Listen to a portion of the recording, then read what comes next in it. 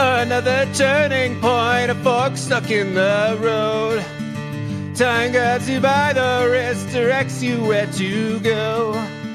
So make the best of this test and don't ask why.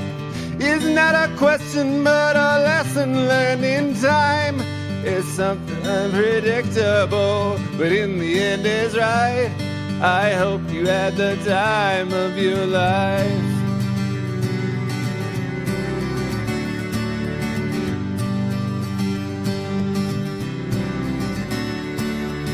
So take the photographs and still frames in your mind. Hang it on a shelf in good health and good time. Tattoos and memories and dead skin on trial. For what it's worth, it was worth all the while. It's something unpredictable, but in the end is right. I hope you had the time of your life.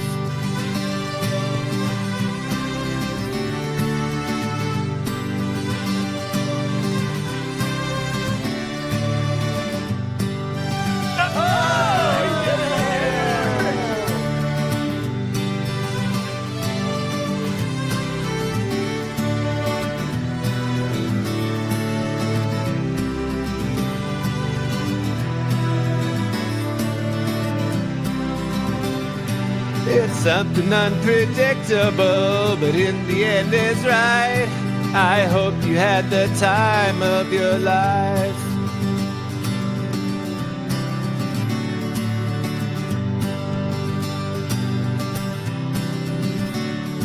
It's something unpredictable, but in the end is right. Goodbye, MeatEater Radio Live.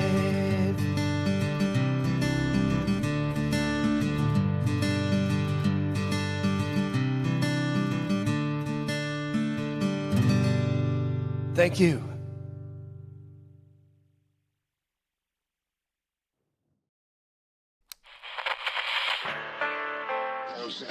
Smell us now, lady. Thanks, Randall. It's great to be here with you. MeatEater podcast.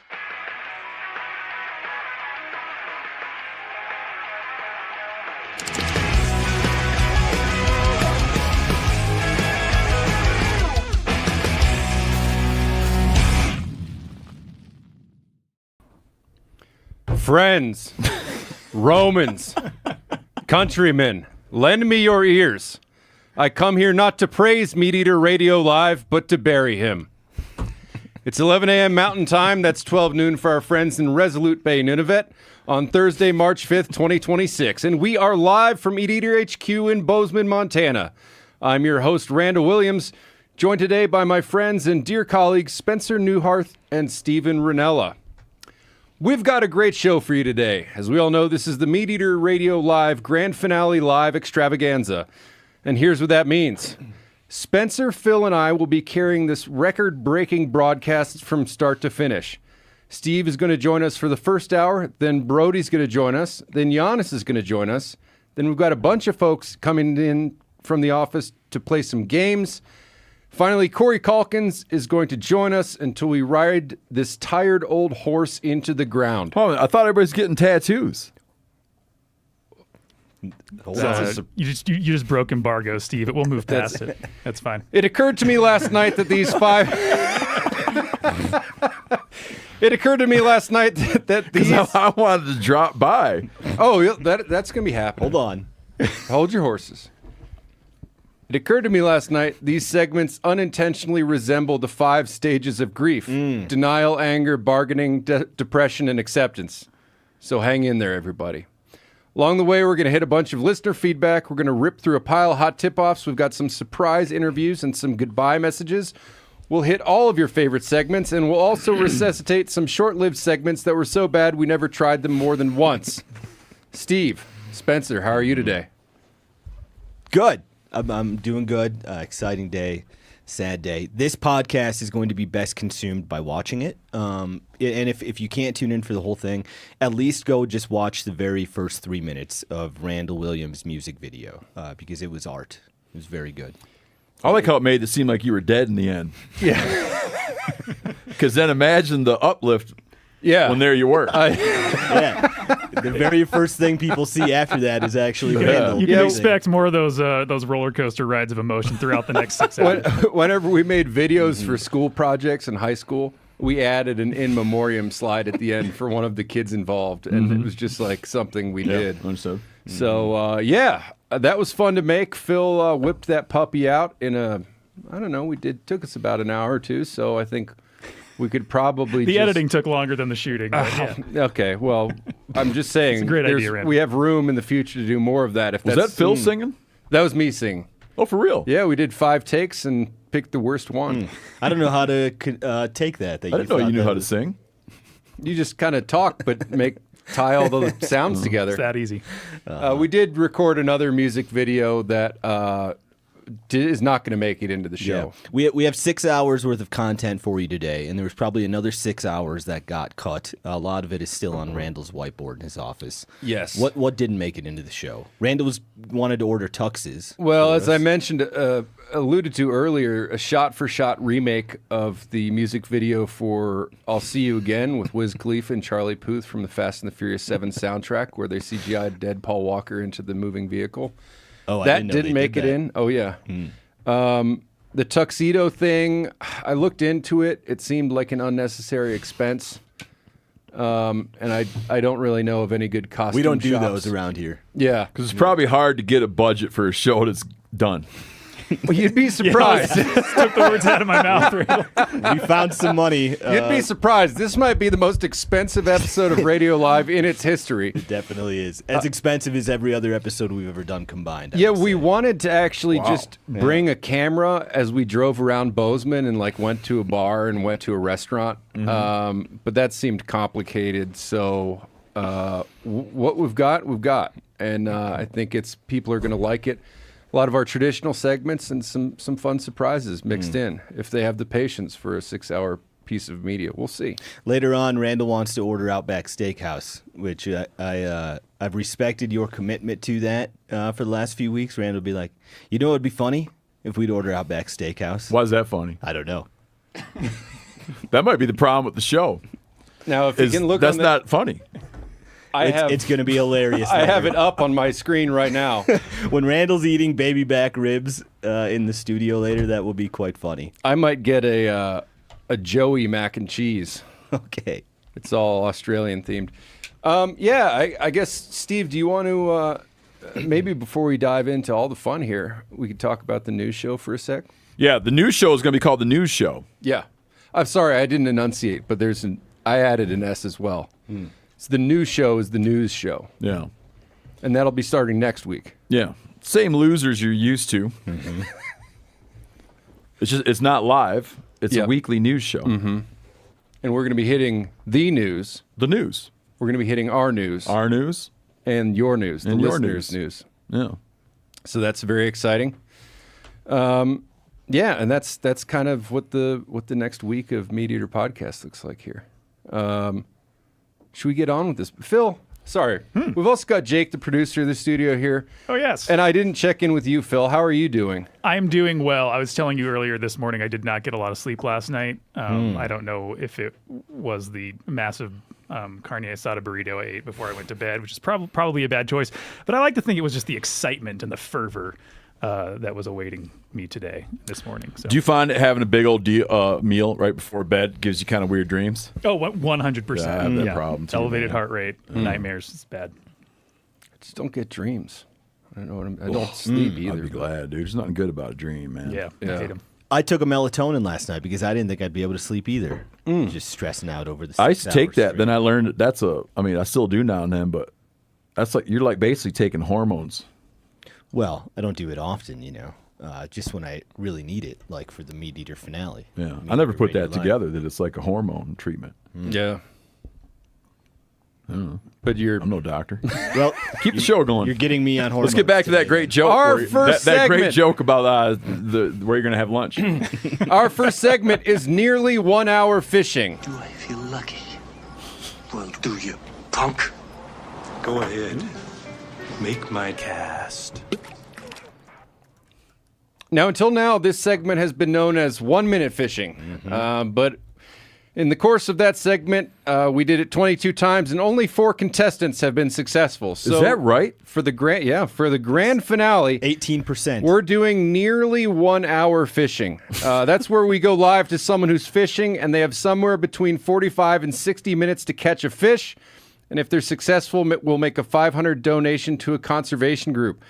This week, our angler is Pat Durkin, who's near Osseo, Wisconsin, and he's fishing for a donation to Walleyes for Tomorrow, based in Fond du Lac, Wisconsin. He is the only two-time... Oh, he's on the hard water. He's the only two-time 1 minute fishing champion. It's an honor to have him with us. Pat accounts for half of all the victories in the history of this segment. Pat, welcome to the show. Hey guys, thanks for having me. Looks like you've got quite a crew there with you. Yeah, let me introduce our crew here. This is my grandson Eddie. Eddie, look at the camera. Steve is Eddie's hero. What's My up, brother Eddie? Arthur. My good friend Dom Flock, our resident guide and all-around good fishing expert. Excellent. And it You looks got like- quite a stack of meat laying there on the ice, man. Oh, we've had a good morning so far. Okay, I got a quick trivia question for you guys, if you don't mind. Ooh. What happened 190 years ago tomorrow morning? Give me a minute. 109 That's years. bad. That's some tough math right there, It's dude. too many years. What happened, Pat? 1836. Oh. Oh. Tomorrow morning? March 6th, 1836. Carry the one. I'm at a loss, Pat. What is it? Here's a great quote for Oh, you. can I? Oh! When was the Alamo? I don't know. You're right, Steve. Oh, wow. $500. That's great. That's not how it works. Now, Pat, can you tell us what you're fishing with here, if you don't mind giving away a trade secret? We're fishing mainly with waxworms, also jigs. That crappies have been hitting about a 1 inch long ice fishing jig. And who's that guy? Who's that guy behind you there? This is Dom Flock. Dom, you want to say a few words? He's the mastermind of the excursion here. Right. I don't know how well you guys can see this, but we're using these Widowmaker slab spoon seekers, Yep. just tipped with a little plastic on. I don't know if you guys can you see that good. Oh, yeah. Got it. Yep. Orange and yellow drops. And you're a fishing guide or you're just an enthusiast? I'm the guy with the picker boat motor, the boat with the saw blade on it. Oh, yeah. Oh, awesome. Hey, Pat, have that little kid take a couple of those slabs there on the ice and hold them up to the camera. I can't quite tell what I'm looking at. Oh, show Steve your bluegill too. Yeah, grab a couple of them big slabs and put them in front of the camera. Put your finger right in there. Push it in hard. They've Oh, got man. bluegill, crappie, and bass, it looks like. Yeah, it looks on like a the little ice. mixed bag there. Don't embarrass us. Don't Oh, wow. I did caught a 10-inch bluegill earlier. You Very see nice. Has there Excellent. been any catch and release today, Pat? Not at all. Okay. Except That's the little ones. just for small ones that are not worth trouble of cleaning. Sure. Now, is everybody going to be cleaning fish later, or Well- is that reserved for the adults in the operation? I think that kid just licked his finger. Eddie likes to watch. He's not quite skilled with a knife yet. Gotcha. Well, Pat, to kick off our nearly 1 hour fishing here, we're going to do a traditional 1 minute fishing segment and Okay. see if you guys can get lucky in 60 seconds, as is tradition. And then after that, we'll kick it back to you whenever you guys pull in a fish up until the end of our hour here. So if you guys are ready, why don't Okay. you get positioned over your holes there and give it a whirl.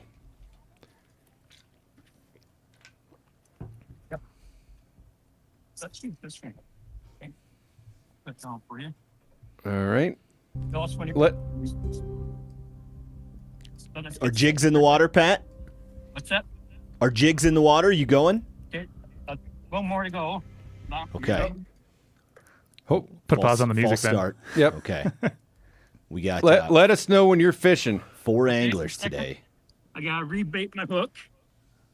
You think he'd have been ready?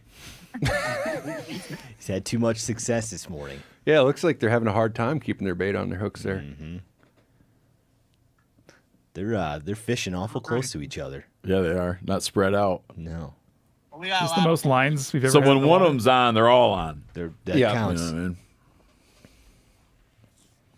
It's just the most lines we've ever had in the water for 1 minute fishing. Yeah. I think it is.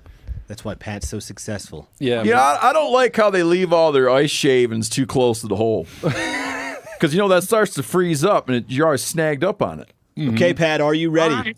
Start the clock. Start okay. the clock, Phil. Started Here the we go. clock. He's got 1 minute. Oh, He's done it twice before. so exciting. Can he three-peat? And a bite. Surprised they still have that much good ice there. Looks like a Yeah, we're in the north. nice controlled jig. Oh, Oh! he's on. Oh! That's on. Oh, no! Seconds in. Oh, Done it my again. Not a goodness keeper, gracious. though. 3. The only 2-time and now the only 3-time Wow. champion of 1 minute fishing, Mr. Pat Durkin. Good Unbelievable. Lord, what a work. angler. Guys, My goodness He's gracious. fast, too. Wow. Yeah. He's a fast runner. American hero, 1 minute fishing legend. He's done it again. He's a firebrand, A firebrand. if you read his writing. There's people that want to kill Pat Durkin. Not in this room. Not in this Not room. in this room. We celebrate the man and his legacy. Pat, Pat, can you give us a look at that fish that you just pulled in? What was that? A little bluegill? low bluegill. Oh. Fantastic work. That little bluegill has earned $500 as a donation to Walleyes for Tomorrow. Congratulations, Pat. Oh, Well done, Pat. And like we said, we will check back in with you and see how the day is progressing here for the next 49 minutes. So We'll be here. give that's us a that's shout. back when they made real Americans right there. Oh when man! Durkin was born. Congratulations to the whole Durkin clan. What a day! The whole state of Thanks for having Wisconsin. us. Yeah. Yes. Pat, he reps them We'll be well. around. We'll talk to you in a bit, Pat. Thank you. God, hot rod, dude. My goodness. Well, that bodes well for today's What a way to today's end the episode. show. My God, tremendously exciting. Our next segment is Indefensible Laws. Jeez. Oh, this is mine? Hunter, let me light your candle, 'cause these shoes are so hard to handle now. Yes, they are.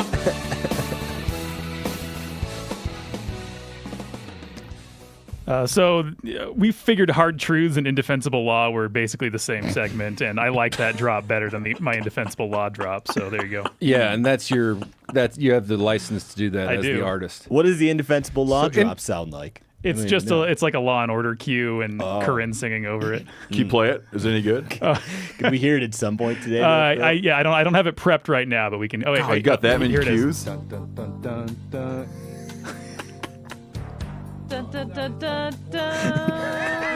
Oh, man. Yeah, that is weak. Usually I trust your judgment, Phil, but that was better. Oh, you think so? I'd like to. I'm offended. Corinne coming in there. Okay. Yeah. Well, indefensible laws where we come up with ideas that we want to be laws. They may or may not be defensible. And Steve, I believe, would you like to lead us off with your indefensible law? Is it my turn? Yeah. Yeah, I have a graphic. Yeah. Give me 30 seconds on that graphic, Steve. Oh, if you want to intro it. Okay. What I think, as a society, culturally, Yes. we spend a lot of time honoring places where people died. Oh. Roadside, signs. Yeah. Like I went to where they shot Kennedy, for instance. Right. Right?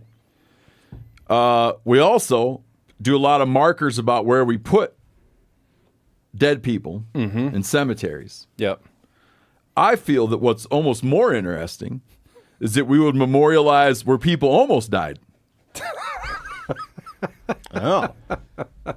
So, for instance, last summer, my friend Pooter almost died in a bizarre water line Yeah. accident. I mean, picture the most tightly wound coil of hard pipe, Yeah. Okay. thick wall, 3-inch poly pipe that's been wound tight since the beginning of time. This is up at the fish shack. Yeah. Yeah. And then all of a sudden, that wind comes loose. And because of it's a weird deal, but this happened to be, this is where the indefensible part comes in. Oh. This was on Tongass National Forest. Why we had this pipe there is because of the route the pipe had to take to get to our place. Gotcha. So I feel that I want to erect. I mean, it flattened him out. And knocked him out. And would these replace traditional like site of death markers, or is it just additive? It just would be that someone's wandering through the woods and they would come across this. That would be good. And they would see that here almost lies Pooter. Of course.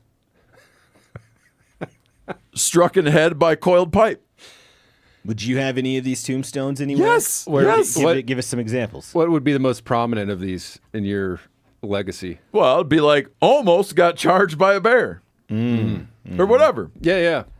Do you know what I'm saying? Yeah. Like, you can go where Custer died, Right. but you can't go where he almost died. Probably the same place. No, it'd be all over the place. It'd be like Civil War And battlefields. these might be more colorful stories. Like They're not as sad. Yeah, you don't. Because these are stories of hope. They're Yeah. stories of hope. Yeah. Well, why didn't he die? I don't know. It didn't hit him hard enough. In the case of Pooter. I'll admit, you texted Knocked his hat off. You texted this image to Phil and me this morning, and I had no clue what your law would be until you got to the end of your sentence. This is not what I was expecting. But I like it. Yeah, I'm on board. I like it. Do you feel that as a society we focus on the negative? And maybe we over memorialize the negative and under memorialize the real close calls? You remember the series we did, Close Calls? Okay, Close Calls was something bad almost happened. Yeah. Very popular series. Yeah. Blood Trails is that it did happen. My only reservation with this is that at bad intersections, they'd just be covered in these things. No. That's not adventurous enough. This is a woodsy kind of thing. Okay. I'm bringing this to this show. Listen, sure. I thought I was at MeatEater Radio Live. I'm not down at the Highway Commission. Yep, that's fair. That's fair. Who's funding? I'm not at like a town hall meeting. Who's funding these tombstones? Just wherever it happens. It'll come out of your guys' budget. Okay. Yeah. Well, $0 budget after today. Well, that's where the budget's actually going. Sure. Is to fund these tombstones. Sure.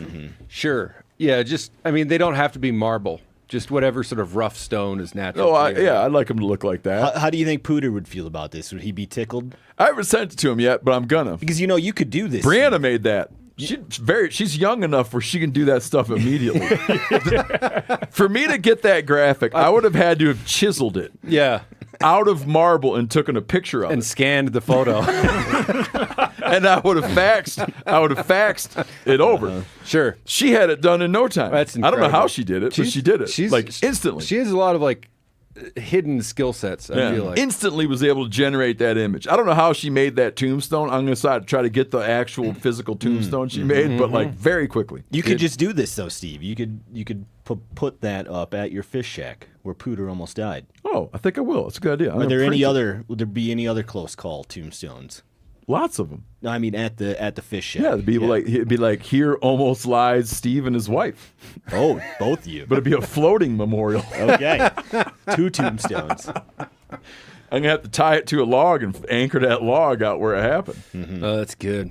Well, Spencer, do you have what's your indefensible law here? It's not much of a law. I was thinking about the best run business in America that I could think of. Does anything come to mind if I were to say that to you? Costco? No. MeatEater? No. Well, yeah, we're number 1. Number 2, though, I think would be Chick-fil-A. They're always efficient, always consistent, always great closed service. on Sundays. Closed on Sundays. Yeah, and I like that. I don't care about the whole. I'm not a blue law kind of guy. Yeah. But I like it that everybody would say you can't have a restaurant that's closed on Sunday, and they're like, yeah, in a nice way. Yeah. I've never lived. They gave the finger in a nice way. I've never lived in the same place as a Chick-fil-A, so I would get it 2 times a year when I'm traveling. Sure. But it's always just so well run. So what I want to do is... Can I throw in something in, though? What do you got? Me and Yanni, this is years ago. Everybody's all Chick-fil-A this, Chick-fil-A that. We're always hearing all about it. Give me an example of what they're saying about it. Oh, The what a chicken big nuggets deal. are good. Oh, it's so good. Okay. It's this and that. Listen, Waffle fries. Let me Yep. just... Nothing but respect. Sure. That when you go into Chick-fil-A, the people that work there, they seem like they could get a job at the bank. They do. I'm going, yeah. But I went there with Yanni. First time we ever stepped foot in one. What location? We got our sandwiches. I don't remember. We landed in airplanes and went and got some. We got our sandwiches. And to be honest with you, when it came down to the actual experience of eating the sandwich, I was like, dude, I've had a sandwich like this 1,000 places.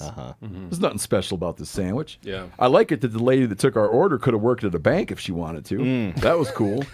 My experience is that every time I've been to one, they're just perfectly run. So I would like to give them a wildlife agency to run just to see how they do. And we could start off with a small one, like the Delaware Division of Fish and Wildlife. That one's not very important. No, because they'd make it that you can't fish on Sunday. Yeah, but it would be okay because they're so successful that everyone would be tagged out on Saturday. That's how good Chick-fil-A is at their job. So if we just give them a game department. This is the dumbest indefensible law I've ever heard. Well, can you change it?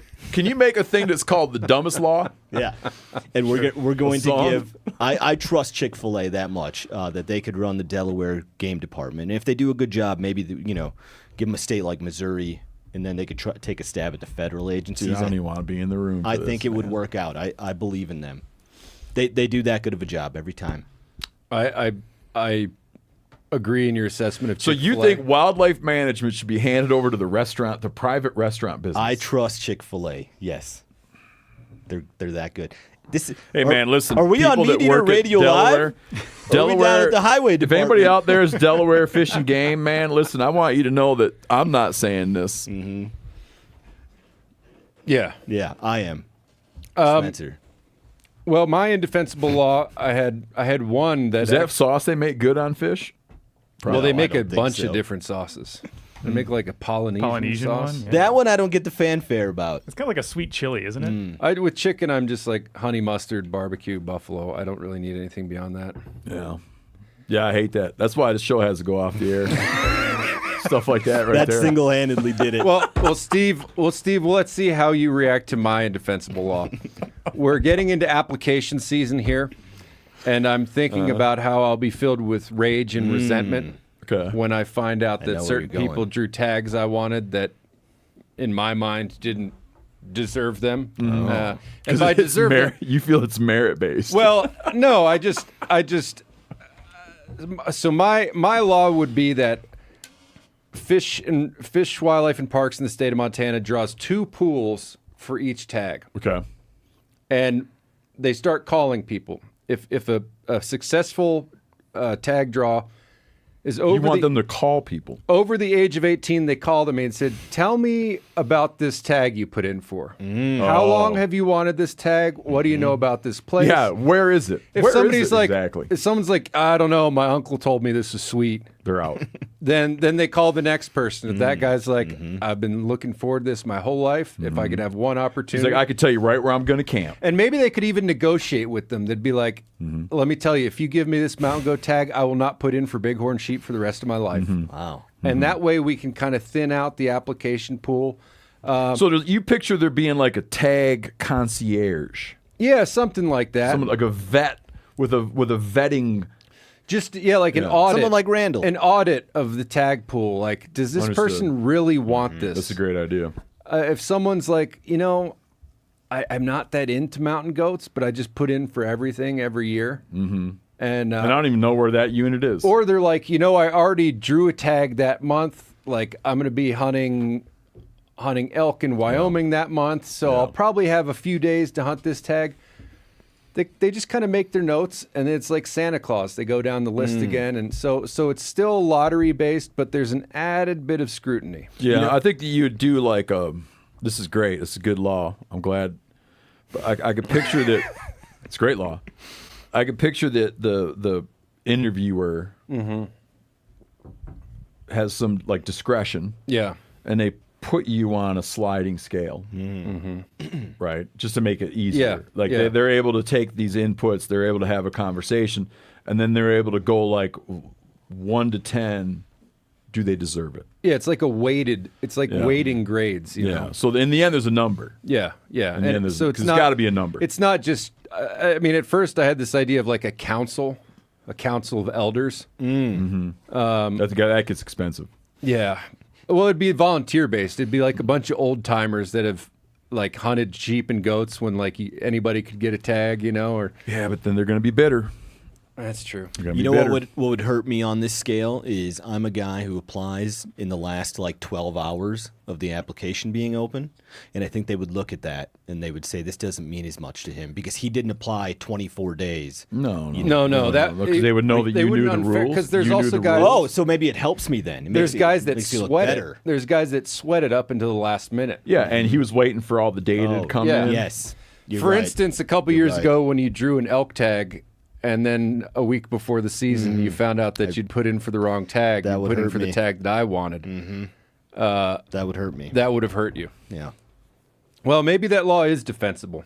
Randall also doesn't like if someone posts a reminder on Instagram about like That's true. You have 24 hours to apply for the bighorn sheep tags. I think that would have been. I think that might have been an indefensible law in the past. Do you have time for a quick story? Sure. Of course. We got Show 6 hours. Yeah, we've got plenty of time. Please, please tell a long story. Well, I'll tell Shorty. Okay. When I was in, I can't remember what grade. When I was in whatever grade you're in, right before you start getting to be able to vote, the teacher. Oh, Have I told you this story? yeah. Go on though. That's a good story. I probably tell this story all the time. His Yeah. name was Al DeYoung. And the teacher was basically said, because he was supposed to encourage people to go register to vote and help them get registered to vote. What did he teach? I can't remember. Government or whatever, something like that. Civics. Anyways, I just remember him saying, why would I want to dilute my vote with you people's vote? Yeah.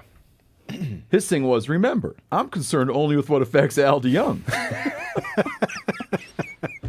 So he was like, there's no way I would try to get all you people down there voting too, because that makes my vote worth less. That's And fair. I don't trust you. They're realist. A cold, clear-eyed realist.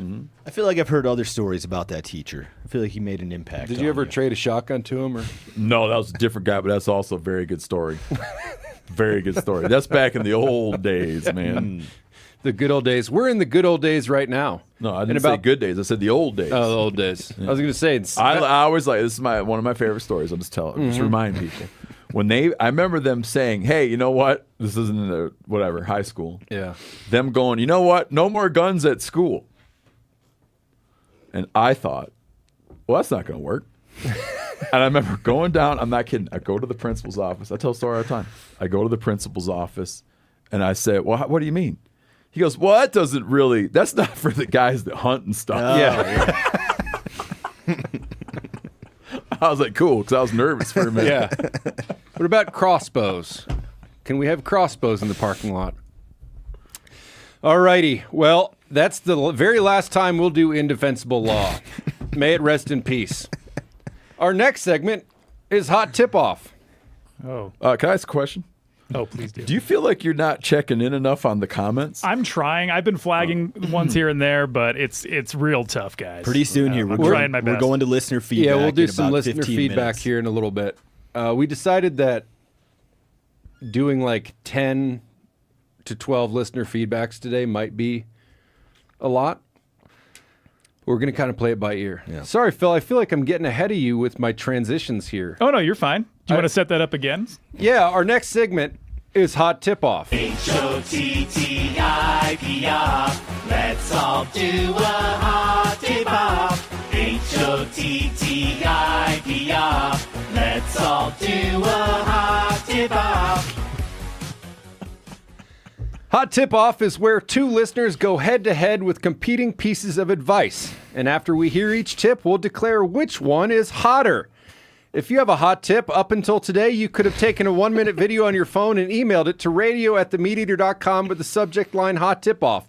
But it's too late because this is the last episode. Well, I don't know, because I think that this could have a home in the news show. Your news. Yeah. This. Yeah, yeah. Okay. All right. Yeah. So Like a maybe. lot of this, I think, Sure. could have a home. Okay. Sure. Well- stand by. Stand by here. Watching Durkin catch fish, I mean, that's a whole episode.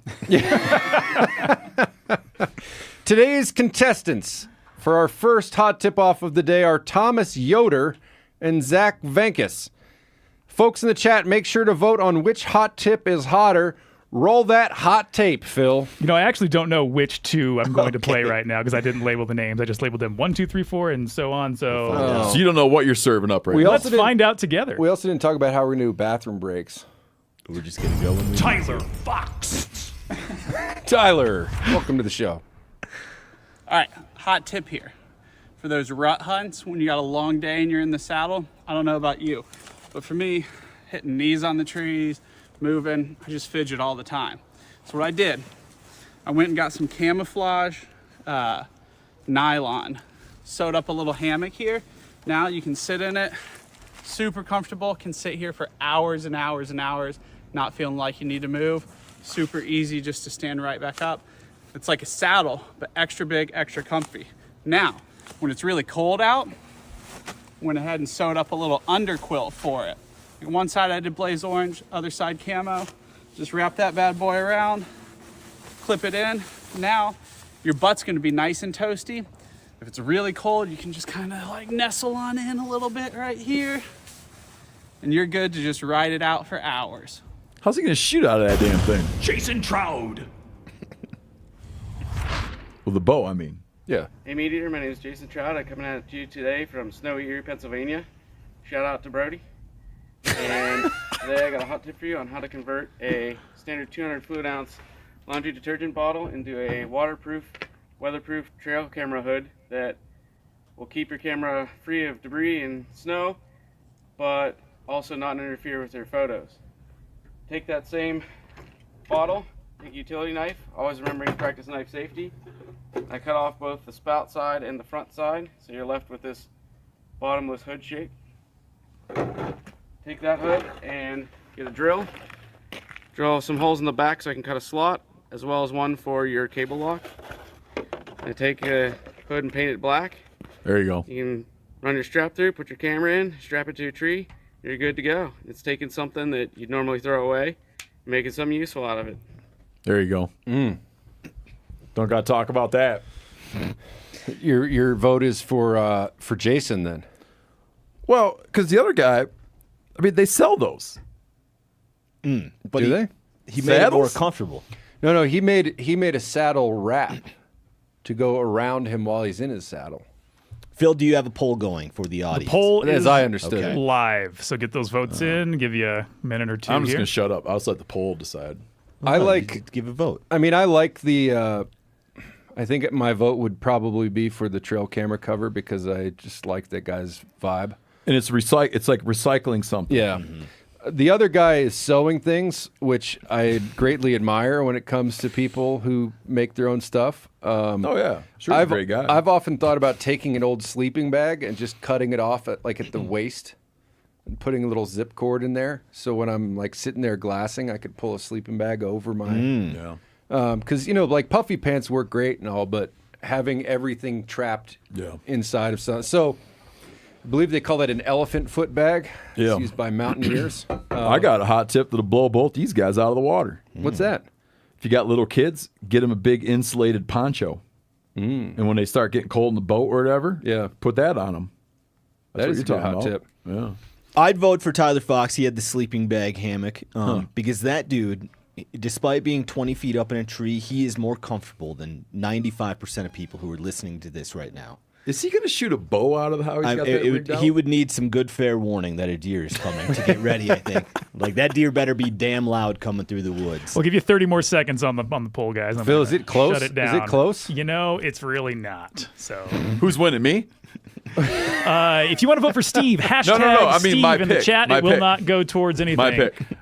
We can just find out now because it's not gonna tighten up here. It's been pretty consistent. The winner with 74% of the vote was Jason with the trail cam hood. Because you don't want a bunch of wet snow laid over the thing.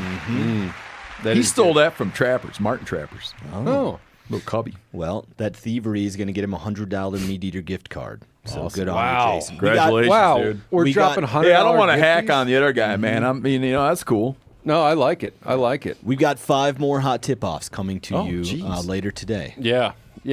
And we might not get to the last one until 4:55, but we'll get there. Phil, at this point, we have a few messages from the crew. Why don't you play? Want to play Clay's message here? Yeah, let's do it. Clay had a message for Radio Live. Radio Live. I mean, I'm sad to see you go, but we were never that close. I mean, I just feel like you gave a lot of attention to the guys up in Bozeman, and me and Brent and Bear. You know, we just didn't get to know you that well. It's not really your fault. It's just kind of the way things worked out. But that also means we just were never that close. I mean, I watched it. I enjoyed it from afar, but it was kind of like watching somebody else eat a ribeye steak, you know. And for that, you know, we'll see you later. We'll see you down the road.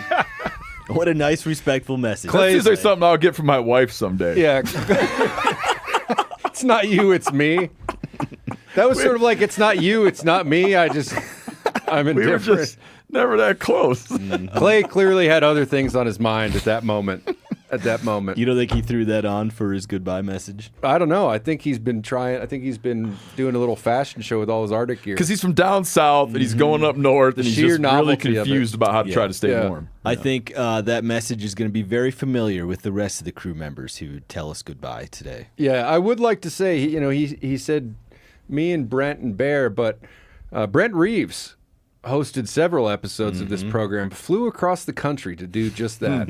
So when earlier when we said this might be the most expensive episode. Oh, you're right. I would have to count Brett's airfare and hotel for that. But yeah, let's see what Tony has to say here, Phil. MeatEater Radio Live crew. Just sending you a little note for your sign-off episode here, the last one. It's pretty sad. You know, I think I speak for a lot of people when I say I really liked the way that you usually had some hosts in studio to do this that weren't totally dependent on just who happened to be available in the Bozeman office. I like that. I really like how there was, you know, sometimes guests, but mostly just not, I guess, or maybe some call-in stuff was really informative, and that's what I like about podcasts.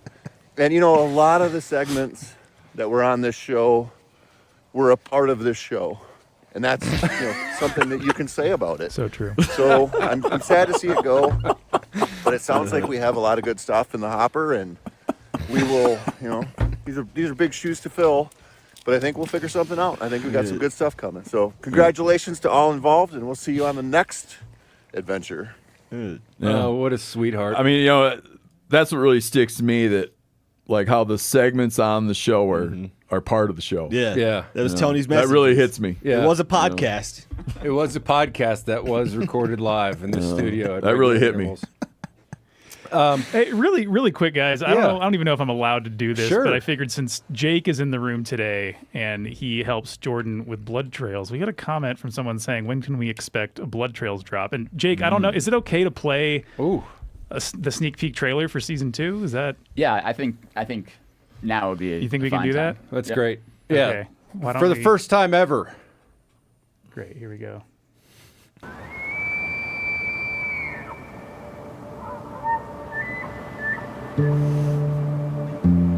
For years, it echoed through truck speakers and tree stands across America. A live campfire-style show about conservation, wild game, and the occasional awkward commenter. Welcome, everybody, to MeatEater Radio Live. We've had a very active chat. But then, silence.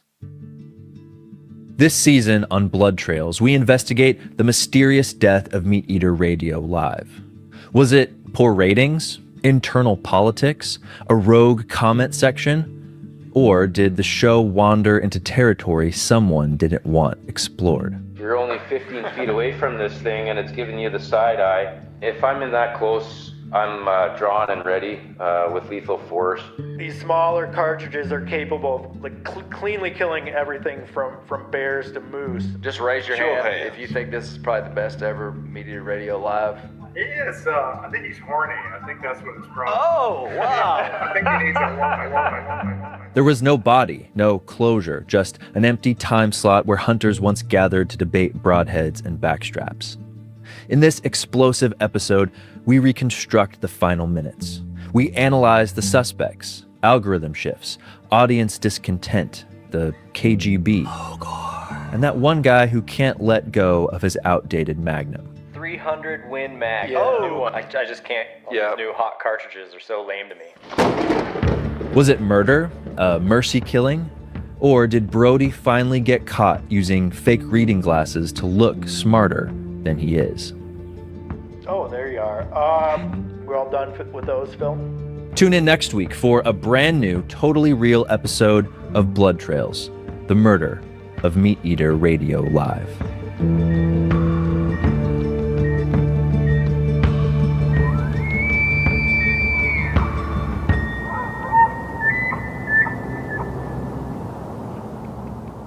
Oh, that's chilling. Oh, man. That is chilling.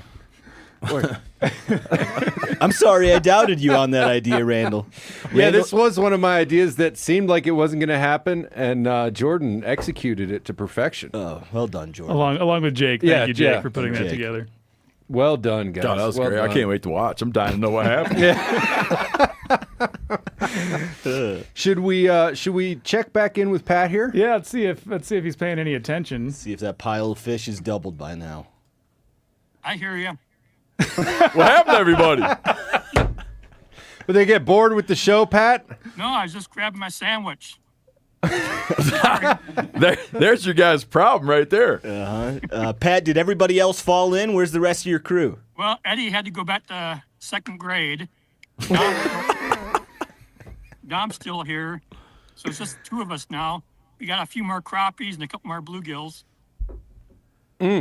Incredible. Yeah. What did his absence note say from school? That he had to go be on a live podcast? This gets very complicated, Spencer, because his little sister is in kindergarten and got to go snowboarding out west the last 3 days. So to keep him calm, they told him earlier this week that he gets to go on MeatEater Radio Live with me. Wow. And that meant a lot to him. You could tell he was really excited all week about this. Okay. So you guys made his day. It's a good time to be a Durkin grandchild then. They're just doing all kinds of stuff around the country. It's a lot of fun and keep those kids. I made last weekend I made Eddie a wing bone call for turkey season, so we're getting ready for that too. Pat, how many fish would you say you've caught since we last checked in with you? Only about, I'd say 4 or 5. It's slowed down. Well, according to the rules of nearly 1 hour fishing, we're going to add $1 to the pot for every fish that you've caught. So we'll be donating either $504 or $505 to Walleyes for Tomorrow. Oh, my goodness. That's great. Unbelievable. Unbelievable. Are you going to be out there all day, Pat? No, we'll probably shut down pretty soon because I got to go home and clean fish. Oh, you're living the dream. Yep. No complaints here.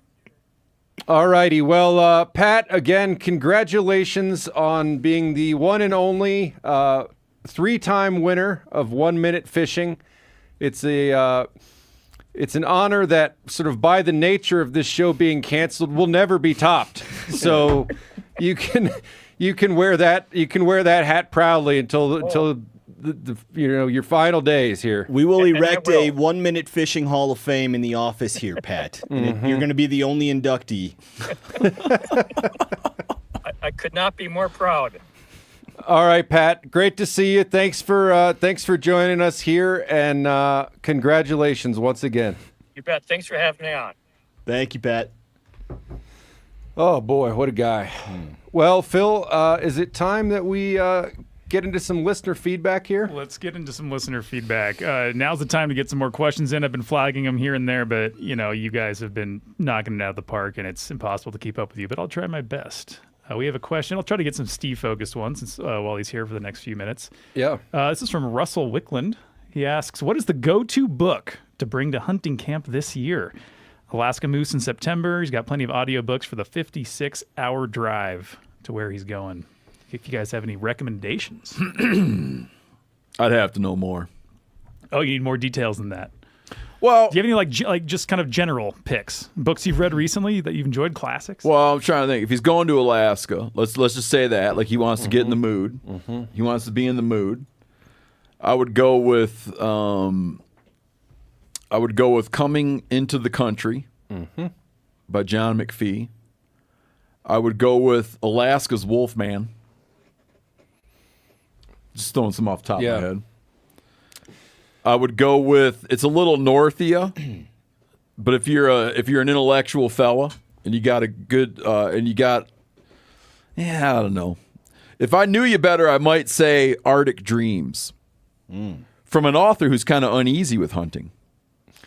Yeah, and that's one that would be good for a hunting camp where you're doing a lot of sitting and waiting. A lot of sitting and waiting. If you're doing a ridgetop moose hunt. Yeah, if you're ridgetop hunting where you get in a contemplative mood, Arctic Dreams. But I think Coming Into the Country is just a phenomenal Alaska book. But it's such a rich category. I mean, there's a bazillion great Alaska books, man. There's also just like classic Jack London stuff. I mean, that's whatever.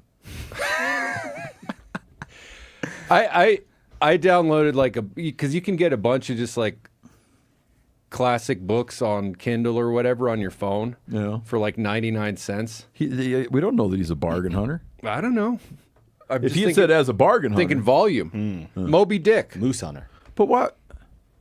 Now you're just naming books. Moby Dick works metaphorically for a moose hunt. It's a man on a quest. I got it. I think I've read 8 books this year, and I track them in an app called Goodreads. And there's one book out of those 8 that I've given 5 stars, and that was Travels with Charlie in Search of America by John Steinbeck. And that particularly, I think, works if you're driving 56 hours. That sounds like you're going across most of the continent, which is what John Steinbeck does in Travels with Charlie. He drives around the whole country and stops. Oh, no. Read his thing more carefully. What? For the 56-hour drive. Yeah, he's got plenty. Understood. But he's looking for like what to read when he's there. Travels with Charlie in Search of America. I maintain so he can that reflect answer. on his drive after you've gone through a whole bunch of states. But you're just naming books. You're not even like cherry picking for the experience. If he said just name some books, I would have done that. A long road trip, 56 hours. He doesn't need them for the road trip. I understand, but he's driving 56 hours. So he's going to see the whole country, and then he's going to read a book about when John Steinbeck saw the whole country. Oh, I got you. Very good book. Dostoevsky, Crime and Punishment. There you go. Shaddy the Kid asks, and I think Shaddy's in the chat a lot. Oh, yeah. He's a loyal This is a listener. Steve question for sure. Yeah, I've been trying to catch a coyote with a dirt hole set with a little meat and gland and urine lure, but you stress that with a period. I keep catching grinners instead. Should I not use meat? How can I keep possums out? Yeah, I think if you're using like a tainted meat, that's going to draw grinners. I've kind of, as I've matured, gotten older and wiser, I've come to have much more faith in very, very subtle sets placed in very specific places. Like, instead of trying to draw them into some loud, crazy situation that they never encountered, putting it right where they want to be, right on the ditch road or right on the trail they want to run. If it's a tilled field, right down the groove they want to run. If they're running a 2-track, it's like you're right in there, and just minimum attractants. Just going like subtle. It's hard because in your head you're thinking that you're just going to have fresh dirt thrown out. You're going to have 18 smells going on. It's going to have visual appeal. It's going to smell like something rotten, and that's all great, man. But it's like you're catching you. You're making a set that you think. You're making a set that you think would look appealing. Subtlety. An analogous situation from my own past is when we were like growing up and wanting to catch catfish, we'd have our parents drive us to Meijer and go buy like stink baits that you stuff in tubes and all this other shit that looks good that you see on TV. It's like as soon as we switched to just a worm and a hook, catch 10 times more fish. But it was like if we want to catch big fish, we need all this stuff that seems good to us. And we were just getting sold on, false bill of goods, right? I'll one up you. Not one up you, but I'll stack that on you. Over the years on halibut. Mm-hmm. To eventually realize, after trying to put giant baits and squirt stuff and this and that, 2 different baits, a small flutter jig. But you're like, it's just hard to have faith. Anyways, that'll keep the grinners down. Do you ever struggle with too many possums in your coyote traps? Only back in but we don't have them here. But in Michigan, grinners, trapping red fox, grinners was a real problem, was a real issue, But during the mini fur boom I was talking recently with Stu Miller. During the mini fur boom of 2011 to 2014, Stu Miller said he was paying for his gas with grinners during the mini boom. Interesting. Mm-hmm. Grinners for gas. Next question. Who on the MeatEater crew? Yeah, just try flat sets. Great. Would last the longest on the show alone? You guys have any thoughts about this? Whoever's not married. That makes sense. Oh, you think a marriage would be the biggest hurdle? Dude, if I was doing that, I'd have the time of my life, but my wife would be pissed. Yeah. How are you supposed to explain that? What else you got there, Phil? There's another trapping question. Oh. From T. Woods. What's the number one bait you've used for trapping raccoons? Is he talking about coon cuffs? Yeah, I doubt we're going to get any clarification. Brody's out there flipping us off through the window. Can I guess what your answer will be?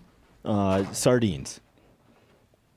Man, like in pocket sets, with lure, any kind of fish in pocket sets with lures. I used to use a lot of smelt heads and stuff. I don't know, just whatever. Coon cuffs, that's a whole different story. Number one bait. Give him an answer though. From number one bait. Depends. You can't give him just next something. question, Phil. These questions have been coming in almost every week, but I don't think Steve's been here for one. It's that time of the year. I think people are excited. This is from Dallas Tynes Lines. Now that it is tag application season, what tags are you hoping for, and what tags are you confident in getting? I'm not reaching for any big tags this year. The one thing I am trying to do, I want to hunt Kansas rifle season in December. But to do that, I need to get a permission. And I've sent out 22 letters so far. I thought it would take me 20 letters to get one yes. Of those 22 letters, I'm at 0 permissions right now. And their tag deadline is in late April. So I'm trying to secure a permission before late April. That's less about the tag application. I know I will draw because I have the points, but I just don't have the spot to hunt yet. So that's like the big thing I'm working towards right now. Are you going to have to do a cannonball run door knocking trip? I don't know if I got that drive in me just for this year. I'll figure out something else, and then I'd 2027 now is when I'm going to do it. And you don't want a permission from someone that the people know. Do you have a permission for me? I'm just asking. Yes, if Steve has a permission. So part of the thing is you like to get it. Oh, I mean it gives me butterflies in my stomach if I get a permission. It's as satisfying. Yeah. So you don't want someone to just hand you a permission. If you want to hand me a permission, I'll take a hand-given permission. Yeah, I feel like I've earned it now. I've sent out my 22 letters. I scouted these landowners. I creeped their Facebook. I'm like, oh, they don't hunt. Their grandchildren don't hunt. I can secure permission, but it has not worked out. You're kind of spying. So if you received one of these letters from Spencer, you're feeling very uncomfortable Return right now. to sender right there, it's man. It's even weirder than you thought. It's also a compliment because I think you got big, giant whitetail bucks on your property. Creep. The other thing is, though, I don't target. It's very easy to get sucked in and be like, okay, this is a 10 out of 10 place. That's where I want to hunt. I'm not looking for 10 out of 10s. I like to look for a 7 out of 10. You don't want a 10 out of 10. Steve, I will take a 10 out of 10, but I can't target. I would be wasting my time by writing a letter to someone who has a 10 out of 10 property because someone already hunts there. A 7 out of 10, though, I think I can sneak into. I understand. That's So I'm done, huh? I leave? Well, we can answer a few more questions. If you want, well, Steve, here. Do you have any tags you're hoping for this year? Always. Just doesn't want to share. No, I don't mind sharing. Yeah. Always. That's fair. You going to share? All of them. Phil, do you have any other Steve-specific questions to get to? None that I have flagged saw- right now. There was a question You've about seen some. Steve and Yanni if they'll ever sport facial hair. Oh, yes. Huh. I think about it now and then. What do you think about You know what would impress people is in my lower back. Yeah. I sometimes will grow a hair. I know about this because my wife will grab them and show them to me. Oh. I'll sometimes grow a hair longer than my middle finger. Whoa. God dang. Out of my lower back, but he'll be all alone. What do you make of that? Well, it's a tree, it's like a tree that doesn't have any competition from any other trees. Yeah, I right? call it like my ass neck. It's like, and it's funny. Like if you go to, let's say a chunk of plywood's laying out in your yard. Yeah. And you move it, how the plants under there, well, they don't look great. But sometimes you'll see one that was kind of growing himself to death. Yeah. Trying to get to the sunlight. That's like the hairs on my ass neck. So, I don't know. Take that for what you will. Yeah, that's to answer your question about facial hair. The ass neck making its first and last appearance on MeatEater Radio Live. Yeah, that's a good time for Steve to leave. Before the Steve ass leaves, neck debut. I meant to hit this off the top, but I feel like it's fitting that you're here. I'm excited to announce to the world that Virgil Edison Morris arrived this morning. Hell yes. Baby and mother are happy and healthy. Seth says, and I have a text in my phone, I transcribed it here, 7 pounds, 6.5 ounces, 20 inches, like a real good largemouth bass. Okay. So, Perfect. Listen, congratulations to the entire Morris clan. I got more to say on this subject. Yes. I want you to know that I've, me and Seth we're working on our video, our cat video. Yeah. So me and Seth caught a remarkable cat. When we took it to the auction, the cat went for a lot of scratch. We had agreed when we caught the cat, I was just in a good mood and I didn't even know what I was saying. Yeah. I said, when we sell that cat, because we weren't technically working, we were just dinking around. I was like, when we sell that cat, we're going to put it into Virgil's little bank account. That's high nice. on the hog now. Yeah. He's going to be going to Harvard. Plenty of diapers. Steve, do you know the song "The Night They Drove Old Dixie Down"? Oh, yeah, of course. I was trying to get Seth to listen to it. He'd never heard it yet because it's about a man named Virgil. Yeah, Virgil Kane is my name. That's right. The Granville train. Love that song. Can I read something? Please.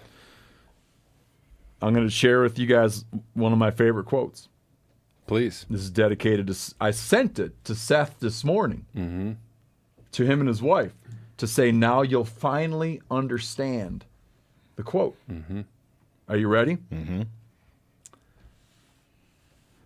In describing seeing his children newly born, he wrote, far from being young as a human being can be, they seemed immensely old, their foreheads and features streamlined by time, as archaic and smooth as the heads of pharaohs in Egyptian sculpture, as if they had traveled an immense distance to find their parents. Then, in a second, they became young. A mic drop Beautiful. from Steve. Yeah. Right there, buddy. Yeah. That little baby comes out. He seems like a crazy little alien. And then all of a sudden you're like, oh, it's a little baby. There's There's new a life. lapse. There's new life on the outside world. In here, only death. Yep. When you first see that baby, your first thought, it's terrible. Yeah. Your first thought is, oh. And then a couple minutes later, you're like, oh, Yeah. he's so cute. It's little baby Virgil. I'm looking forward to meeting this nice young man. Radio, as Spencer likes to call Yeah. him. Well, I had to level with him and Kelsey this morning over text. Yeah. And inform them that baby doesn't look like either of them. Oh. No one ever tells anybody that. No. Except you. Maybe we should. Yeah, you're right. They say nothing, or they Right. say it looks like you, or they keep. No one ever goes, it doesn't look like you. I've never thought babies looked like anybody. I agree. because I don't walk around seeing someone like, you look like a baby, you know? It's like the inverse. All right, I'm out, right? You're out. Thank you so much, Steve. Thank you, Steve. Ladies and gentlemen, Steven Ranella for the very last time on MeatEater Radio Live. And this show will continue. Oh, yes. We have just really quick, we have a new host shuffling in. Yes. I am going to do a stopover for the podcast version of this episode. The video feed will continue. So this will be YouTube exclusive content. I'm going to step out for a couple of minutes and I'll be right back and we will start our next segment here. Yes. If you guys just want to make hop in there, Brody. Talk about your Brody. day and a quick hey, break Phil, here. Can you put me on the list since I'm in here? Oh, yes. That list. Yep. How long are you going to be gone for, you think, Phil? Just a couple of minutes because I'm still. He hasn't. I don't get that. Are we Phil's- still? Is it still going on? Yeah, it's still going on. We're live in still the a chat. secret We're as live in the well. chat here. Phil's Put got me on the list, Phil. Phil's got to figure something out. Someone says, now that it's just us girls, what do you want to talk about? Well, I think I'd like to begin by just ask Brody, have you been watching? Have you been following along? A little bit. How do you think it's going so far? Quite well. Really? I mean, the conference room upstairs, there's some giggling and laughing going on. Oh, they're watching it in the Sure. conference room? Oh, yeah. You guys are stars. Brody I came don't in know with if you gifts. knew that or not. Well, I'm going to take us on a little... Ooh, it's hot in here. I'll give a Holy preview shit. here. Yeah, it's hot. I'll give a little preview here. We're going to go on an office tour, a live office tour. And so the folks up there watching live Gonna will be have some to be Inception. ready for Well, it you to know, get it's like a inceptioned by lunch this. hour thing, so hopefully they're still there. Yeah. Brody came with gifts, and I don't know if this is a should've brought compliment or not, but he brought 2 Coors Lights. You know what they say about noon, right? Someone said to smile if I like hot dogs. What do they say about noon? I don't Well, know. it's noon. You can start drinking. Yeah. Like if I drank, I would want to be drinking right yeah. now. I just ran out of sure. coffee. So I figured you guys would want to be drinking. Yep. I had my wife drop me off this morning because this seemed like a day where we may have more than 2 or 3 beers. Yeah, and the roads are going to be Well, you know, treacherous out yes. When I was talking to Giannis about the live tour, and Giannis was telling me that when Randall doesn't ask for a beer. Like when you're sitting around and someone's like, "Hey, do you need anything?" Randall's like, 2 beers, please." So I messed up. Yeah, okay. yeah. There's one night on the live tour where I feel like the next day, whenever I saw Giannis with someone, I could just tell that he was saying something about me and about Coors Light. It was just like Coors Light, your brand. it was on the live tour. I like it. It's non-threatening. Yeah. Phil, how are we doing? So we're still waiting to hear back from our guest. Sure. So we'll just have to kind of power through this and move stuff around and Yeah. play it by ear here. slouching in this Yeah. chair, man. So we can actually. I know we were planning on doing something with you around the office, Randall. Do you want to do show and tell? Let's go ahead and do show and tell. That'll be fine. All righty, folks, we're Oh. digging in here. It's the second hour of our wait. live stream. There are 1,000. Who's calling? The guy I'm waiting for. Oh, this so is- I'm gonna step out again. This is a mess. How about What I? a mess. Don't forget to put me on the list, Phil. Okay, put him on the list. Oh my goodness gracious. Should we do show and tell, Phil? No. Let's let Phil handle his. Oh, we'll do show and tell. Let's do We'll it. do show Let's and tell. do He it. says, I- yeah. Is there All a- right. Pretend that there's a drop. Our next segment is Okay. show and tell. Brody, do you want to begin show and tell? Do you want to explain what show and tell is? Well, we don't have need to drop. To do that? It's pretty straightforward. Our next segment is show and tell. Randall, let's start with you. What did you bring to show the classroom today? But we're starting with me. Yeah. I just didn't change the script. I got to be straight with you. Like I was looking around and like I was struggling. So my kid, I took some advice from my kid. Oh, because he probably does show and tell regularly. Well, no, this is the older kid. He told me to bring this because he said he was quite convinced that no other set of skull and antlers were ever on the show that was smaller than this. That doesn't even look like a deer. It's Yeah. so small. That is impressively I've got a small. skull cap that looks like that. And it But he was stoked. He's like, man, I like because he's That- been wanting to kill a spike, and technically that's a spike. yeah, Yeah, that's it's an, a that's cool an little, antlerless deer in Montana. If you're scoring a deer, it has to have one, like, and you had a kicker on it. That cheater would have to be 1 inch to I get think scored. only one of those is scoreable. Yeah, one of them does not hit the 1 inch minimum. This is a very impressive spike. Doesn't even look like a But I figured it's quite appropriate for this particular episode of Radio Live because much like this buck, Radio Live has been just cut down before it even reached its prime. Man, Oh, wow. you know? You're right. Beautiful. That's Poetic. So there you go. correct. Yeah, in Montana, I believe it's 4 inches. 3 or 4 or 5. Anyway, under that, it counts. we as an certainly did antlerless. not know it was a buck when he Yeah. shot it, but he was excited when it. Yeah, he said it was. I have one that I shot and like pulled out the tape measure pretty quickly Yeah. because I did not realize it had If it would have antlers, and been like a thankfully it was 6-inch, under that margin. if it had been like a 6-inch spike or a little forky, like 20 years from now, he'd wouldn't even remember it, but he'll remember Yeah. this one. I don't even know what you'd label that. It's not a button buck. It's not a butt. It's a micro spike. A micro. We call that a nubbins. Micro spike. Like you could. There's antlers sticking out of his head. There you know? are. It wasn't like those button bucks where it's just covered in skin and fur. You know. I had a buddy whose dad had never been hunting, and he went deer hunting as part of like a corporate event like a long time. I think Right. this was like in the 70s, and he shot a deer like that. And everybody at the camp, they all got him done on like those little bowling plaque style skull plate mounts, and he's got like a little plaque Yep. like this with these 2 little antlers sticking out. Yep. With this buck, it's like the pedicle doesn't even start or end before No, it's you have weird. antlers. Yeah, it's just a straight shot. Yeah. Really quick, you guys. I wasn't rolling on the podcast version, which is fine because I didn't play the drop. So if you just want to do a quick recap of everything you just said. Damn for it, the Phil! last- No, Like, we you shouldn't just do that. lose the Let's just keep energy. it going. Okay, well, We'll For the listeners hit- out there hit who aren't record. watching, I brought in a micro spike for show and tell that my son shot.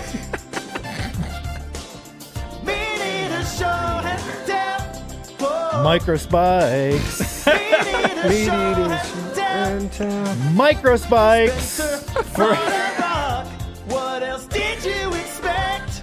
A micro spike. Ladies and gentlemen, for the very last time on MeatEater Radio Live, it's another show and tell, and Brody's got the smallest buck in the world. Spencer, what did you bring for the classroom here? I brought you a replica of the Patterson-Gimlin Bigfoot track in California from 1967. Wow. This is the the most famous footage of Bigfoot that exists. It's like, imagine that grainy footage of a Boulder Creek in Northern California where the Bigfoot kind of looks at the camera and he's got his arms out. And he's walking suspiciously like a human. Like a Bigfoot, yeah. Anyway, I have so many questions. Patterson Gimlin, they were the two filming it. They went and found the track afterwards from where that Bigfoot walked. I think this thing it's like 15 inches long, 7 inches wide. This is one of the absolute dumbest things I've ever purchased. Yeah, I was With going to all say, how mine. much did the gift shop get you? Oh no, for? this was off eBay. Oh, Take a guess. We'll do an early game of The Price is Right as to what that cost. Yeah, who'd you get? You got it from some off eBay. $89. Some big. No, I'm gonna say $499. $499. It was $40 with $20 shipping, so I paid $60, and I'm very happy I did. I regretted it almost immediately when I hit purchase, but then when I got it in the mail, I was like, "This is wonderful. I'm very glad I have this. It looks great in my office. It's made of gypsum cement." It's about as thick as a deck of cards. And yeah, it sits on my bookshelf, and I'm very happy I have a replica of the world's most famous Bigfoot's track. So that's despite like not believing in him. A mold of the original mold. That's right. Someone has the original mold out there, and then they sold that mold to other people to be able to make their own replicas, and I've just got one of probably Do you ever bring it thousands. down to fishing access sites and stomp it through the sand? No, but that's clever now. I should do that. What is the equivalent human shoe size? Oh man, I don't think it exists. Again, 15 inches No, long. I feel like Shaq's foot is twice that size. I bet it's quite. Are you wearing Crocs today, Randall? No, No, Air okay. Force Ones. No, okay. I was gonna have you put that up here. We can do it. Yeah, you got a size 13, so we'll see Yeah, what this a is a Randall size 13. Bigfoot It's not measures that. up. You know what? Yeah, I mean, Pretty I feel like dang a close. 17 or an 18. Sorry, you have my shoe very close to your face. Well, that's fascinating. I always wanted to get just carve out of wood some Bigfoot feet like that, and then when I was guiding, run my jet boat up on a beach walk across the beach, have someone drive the jet boat to the other side and pick me up. So there's just like, after the water comes down during like a high water event, just have a fresh beach with some Bigfoot tracks on it. And never got around to it. That'd be in a remote place where you'd have to talk yourself into someone doing that to trick you. Yeah, it's like, why would anybody spend their time doing this? Yeah. But then again, here we are on hour 2 of MeatEater Radio Live. Randall, what do you have for show and tell? Well, I brought a clavicle from a moose, and it's got a hole in it. Yeah, what could that be from? It's from a 180 grain core lock. I was lucky enough to draw a Shiras moose tag probably, 12 years ago. In what state? In Montana, with one point. And that's the entrance or the exit? That's the entrance. Shot him twice. That one knocked him down, as a high shoulder will do. But the cool thing about that is I had a buddy who's... Oh, my God. Who could that be, Bill? That was Steve. Oh, okay. No idea what he wants. So I had a buddy who was living down in the Bitterroot at the time, and my tag was down there, and I was driving down to hunt, and I was talking to him, and he's like, "Do you have a shoulder blade?"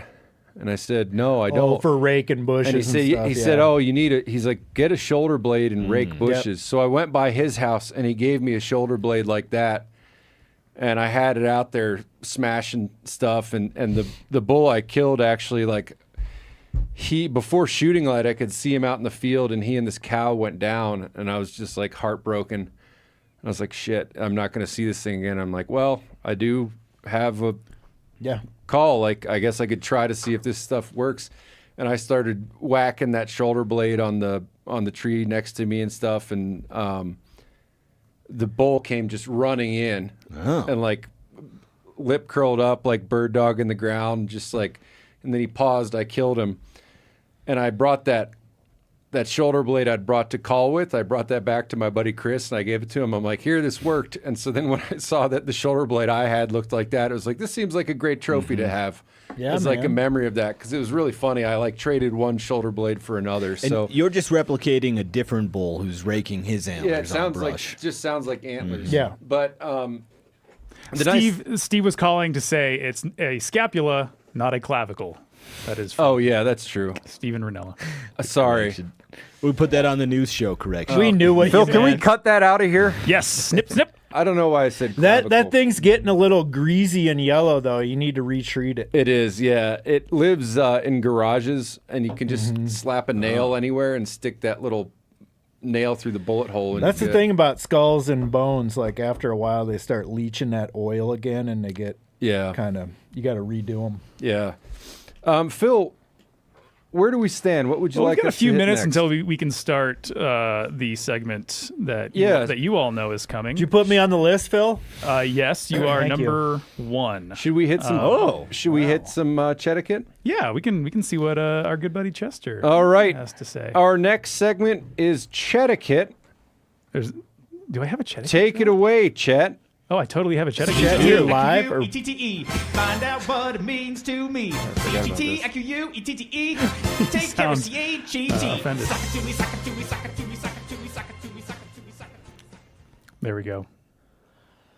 All right, and then as is customary. Buddy Chester Floyd coming at you from Wisconsin. I've got a Etiquette question good for guy. you this week from Justin wrote in. He's from Minneapolis. And he says, 7 years ago, a very generous friend mentored me on my first hunt. Since then, I've hunted whitetails each season on his property and in neighbors in west central Wisconsin. And I've been fortunate and given heartfelt gifts. But I still feel like I can't fully repay their hospitality. With several young kids at home, it's hard to get there more often. How do you keep balance in relationships like that? At worst, I'll make sure their freezers are full when they are no longer hunting as much. Well, Justin, I can relate a little bit and wrote a little song here.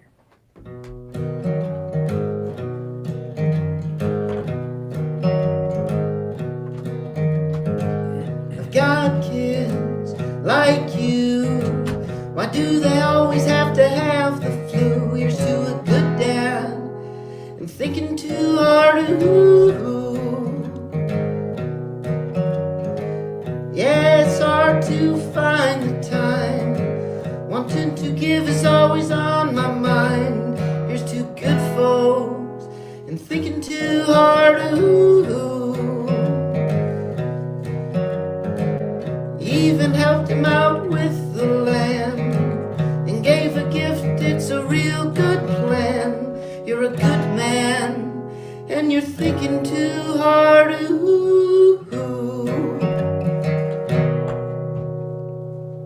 Justin, I picked this one because it's not controversial, it's good etiquette.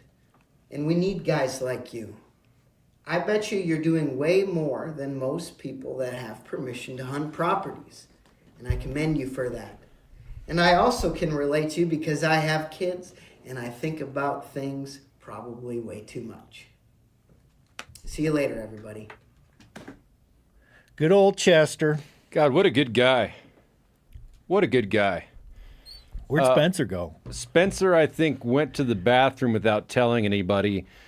Phil and I were talking this morning, and we thought we should actually make it a point to announce when we're going to the bathroom. Well, yeah, you guys are going to have to work out like scheduled breaks if those Coors Lights are going to keep making an appearance. That's a good point. That's a good point.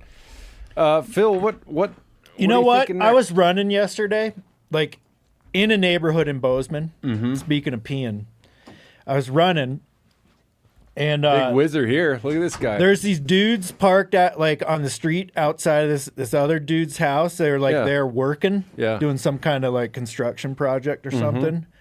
And like in downtown Bozeman, dude like opens his truck door and just starts taking a leak in the street right behind his truck door.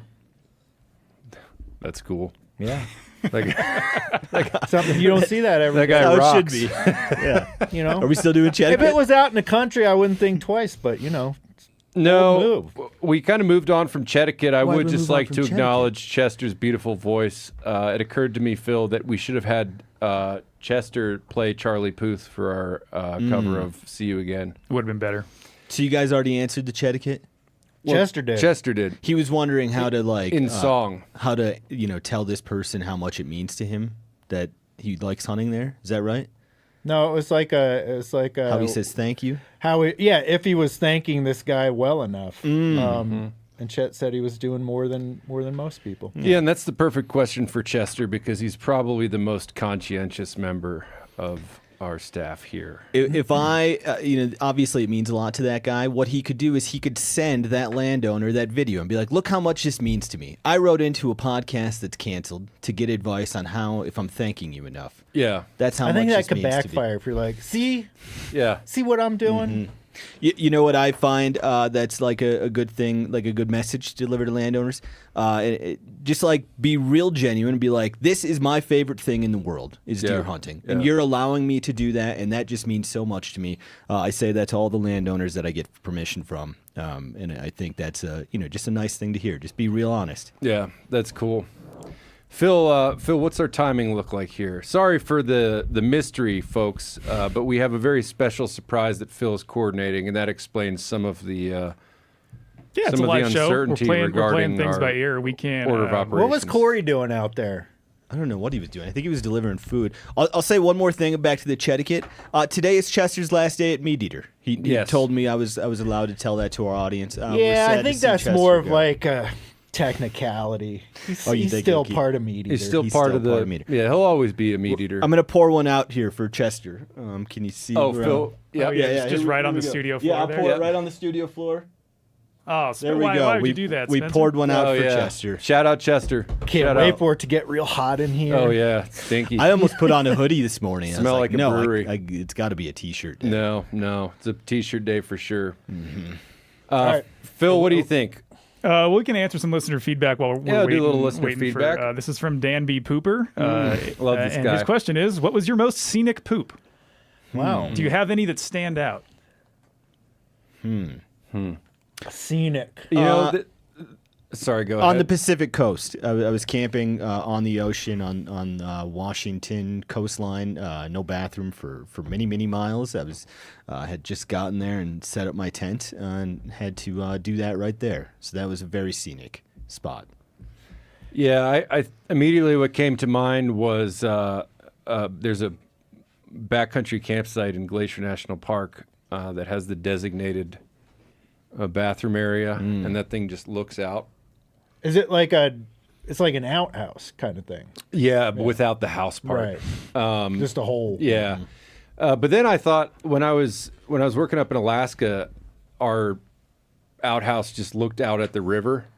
And so whenever I was the only person staying in camp, which was more than you'd think, I would just leave the door open all the time. And you just sit there and watch the river go by. That's pleasant. Yeah, I'd have to say any of my like Alaska moose caribou experiences, like sitting on a ridgetop, dropping a deuce. Yeah. And you're kind of like, looking over your shoulder for a grizzly at the same time. I mean, any BM where you don't have cell service and you can just truly be in the moment. There you go. You know?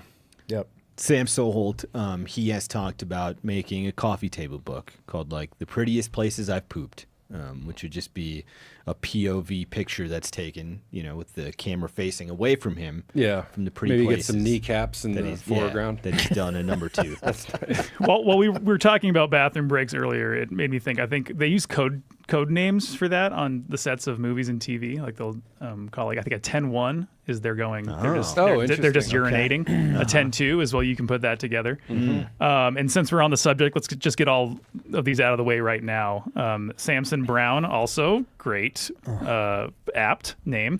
Would suffering violent diarrhea from a Crunchwrap Supreme count as a woodsy death if I were in a tree stand? Yeah, sure. I mean, if getting Taco Bell induced diarrhea counts as a death, then yeah, I mean, I'm a cat. I'm like 10 cats. There'd be a lot of cats. I've got 900 lives. If you were found at the base of your tree stand on the ground, covered in your own excrement, I think Steve, we'd have to twist his arm, but he would put up one of those tombstones there. That Samson Brown almost died here from violent diarrhea. I did have a comment on Steve's thing, like memorials. Yeah. He would also it would have to be more than like headstones. You'd have to develop a buoy for near deaths on the water. That's good. What else we got here, Phil? Fusatal says, no question, just thank you all for the great material. Really going to miss this show. I don't think that's a soft C, Phil.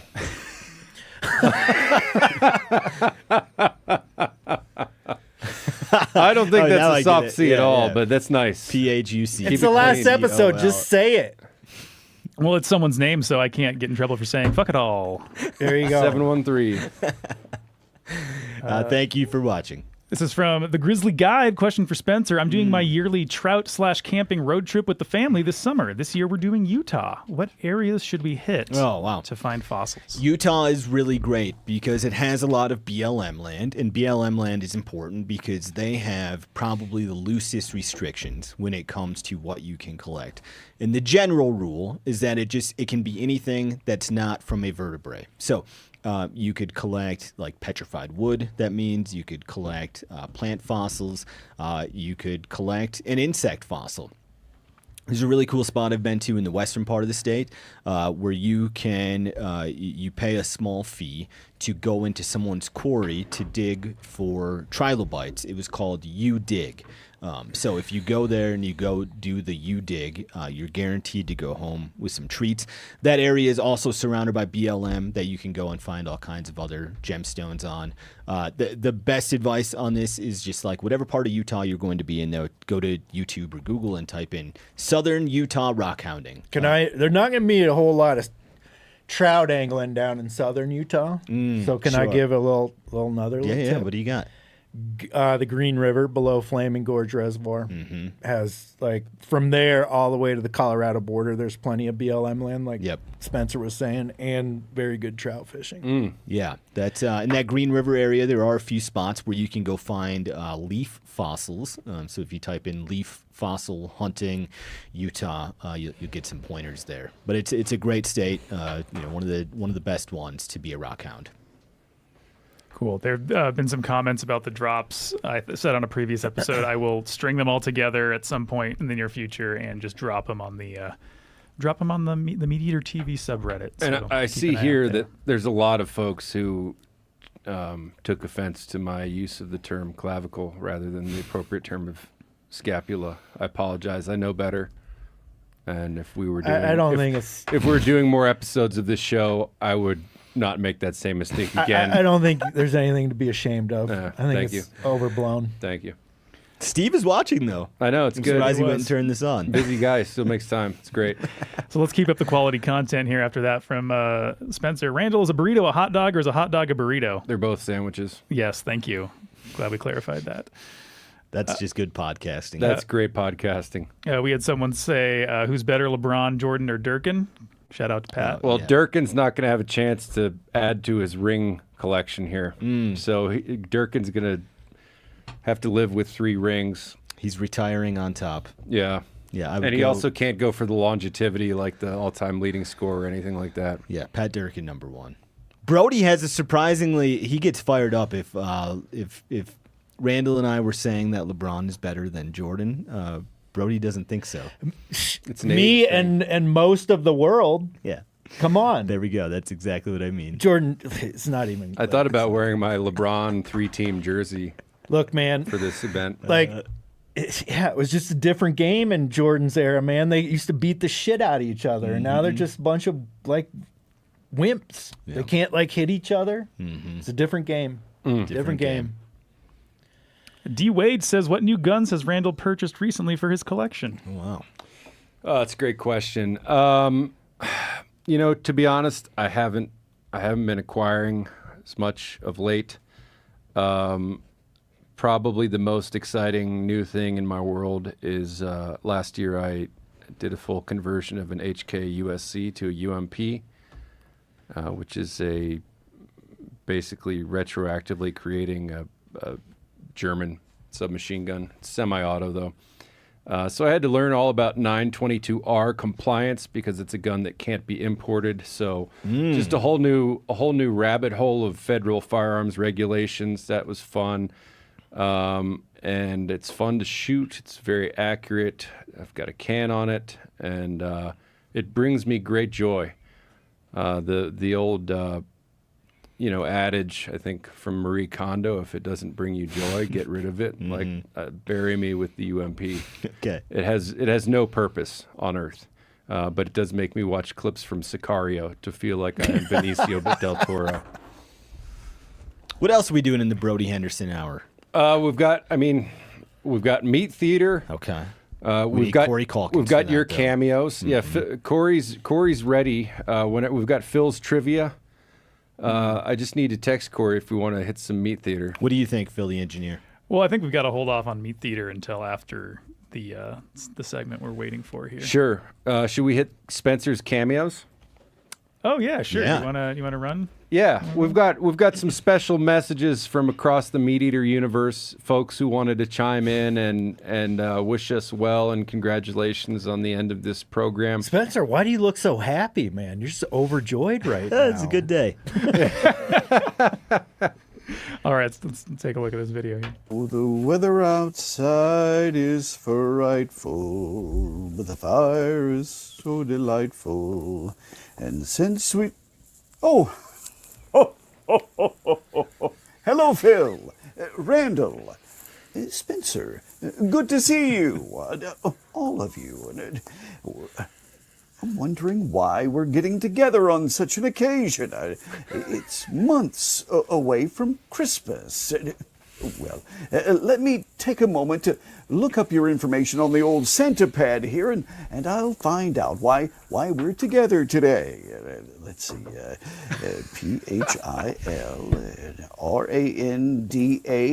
PHILRANDALL and Yep, 2 L's. SPENCER. Phil, Randall, and Spencer. Oh, yes, here we are. Oh, this is not good news.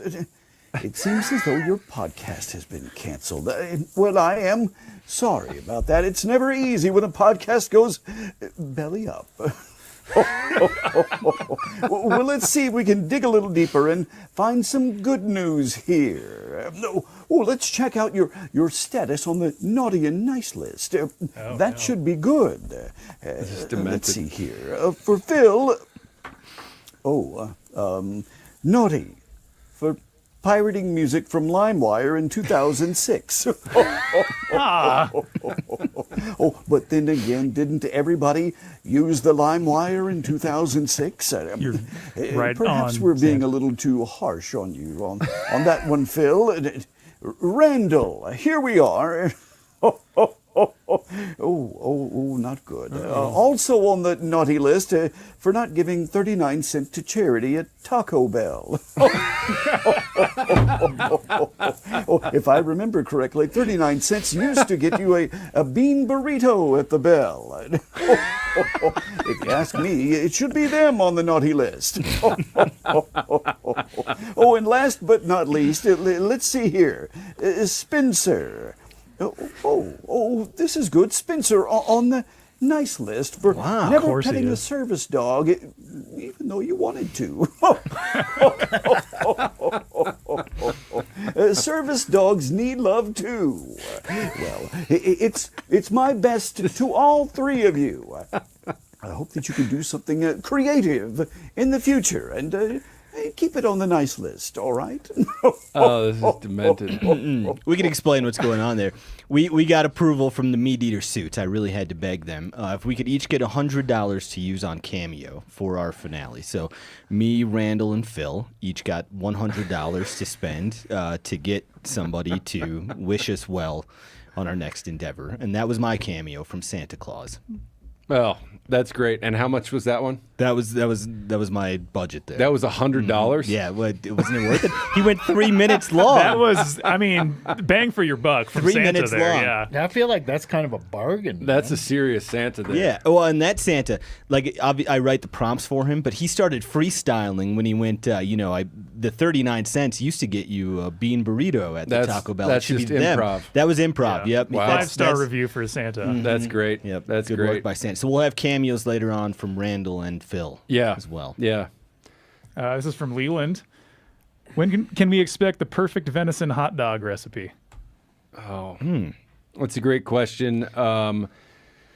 There's a lot of question marks. Things are up in the air about how we tackle that challenge. I will just suggest that one of them potentially involves intercontinental travel. And so we're working on scheduling and budgets for that, so we have potentially access to world-class emulsifying technologies. We do have one venison hot dog recipe on the website. It's from Wade Trung. It's a venison red snapper hot dog, which is famous, in Maryland? Is that where the... Maine? Maine, okay. Northeast. Somewhere in the Northeast. So you can go try the venison red snapper recipe, Wade.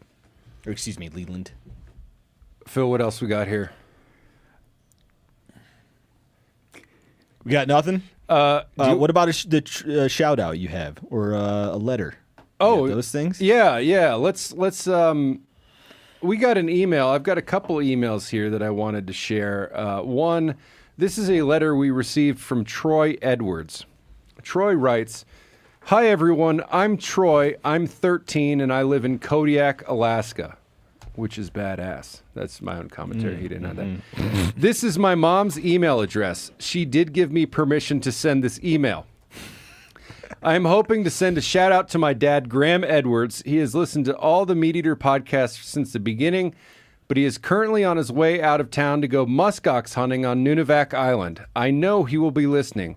I'm sorry I can't log in live to the grand finale, but I'm in 7th grade and I have school." That's a great reason, Troy. We appreciate your support and your sensibilities about your own education.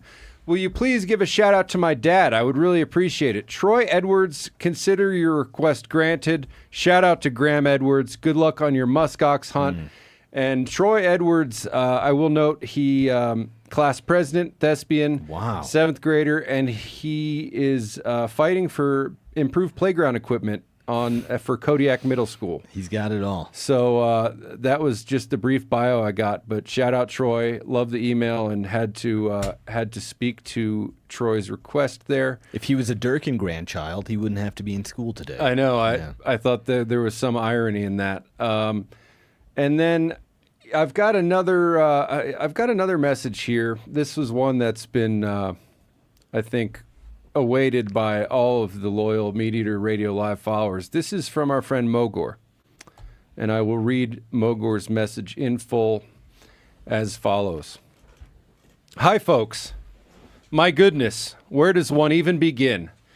Today's show fills me with a swirl of bittersweet emotions.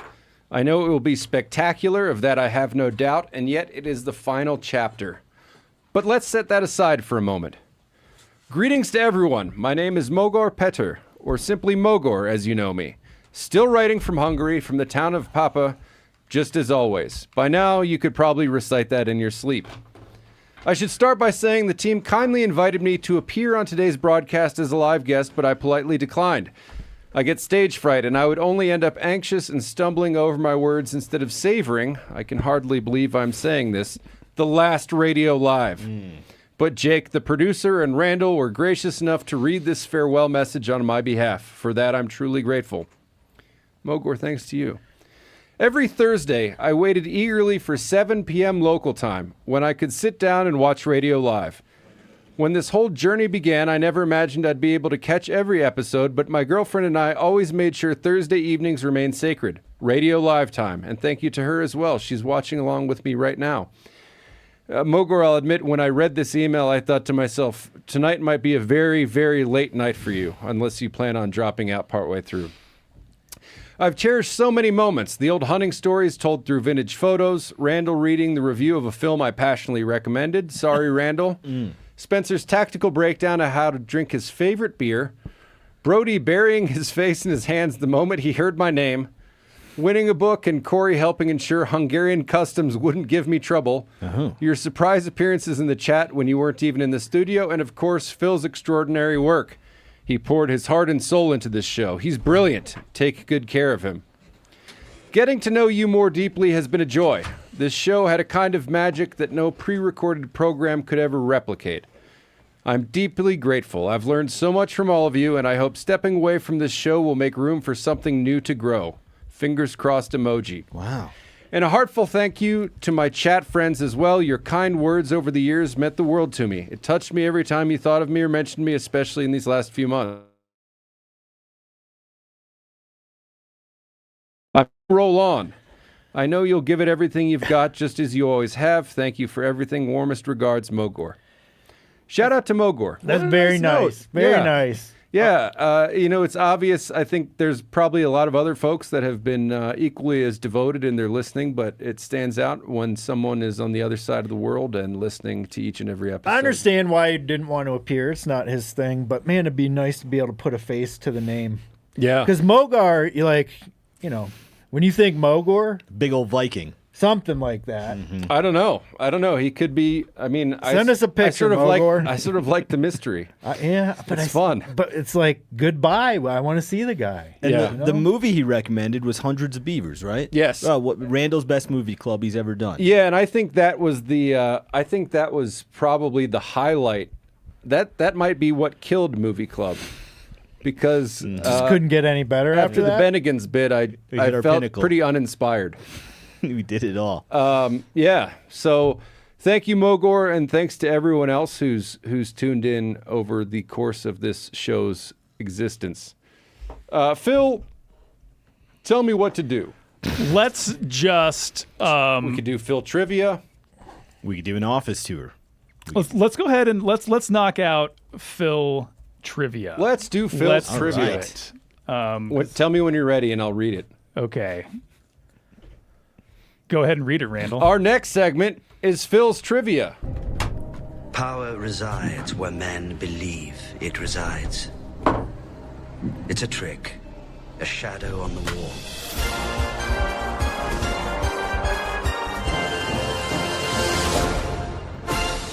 You're in the great game now. And the great Phil's game trivia. is terrifying. God, Randall, shit, ruined everything.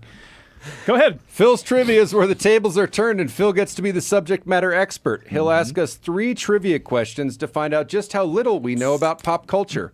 Take it away, Phil. That copy is relatively inaccurate because I actually have 20 questions for you today. I've only got an hour on the show. Phil. This is madness. Yeah, Brody, do you have a hard out at 1? No. Okay. That's great. No, I wasn't planning on leaving. These are all kind of rapid fire questions, though. So the idea is to get through them relatively quickly here. Sure. Fire away, buddy. This is called Phil Trivia or 4, 3, 2, 1. What does that mean? It'll be sort of self-explanatory once I start the show.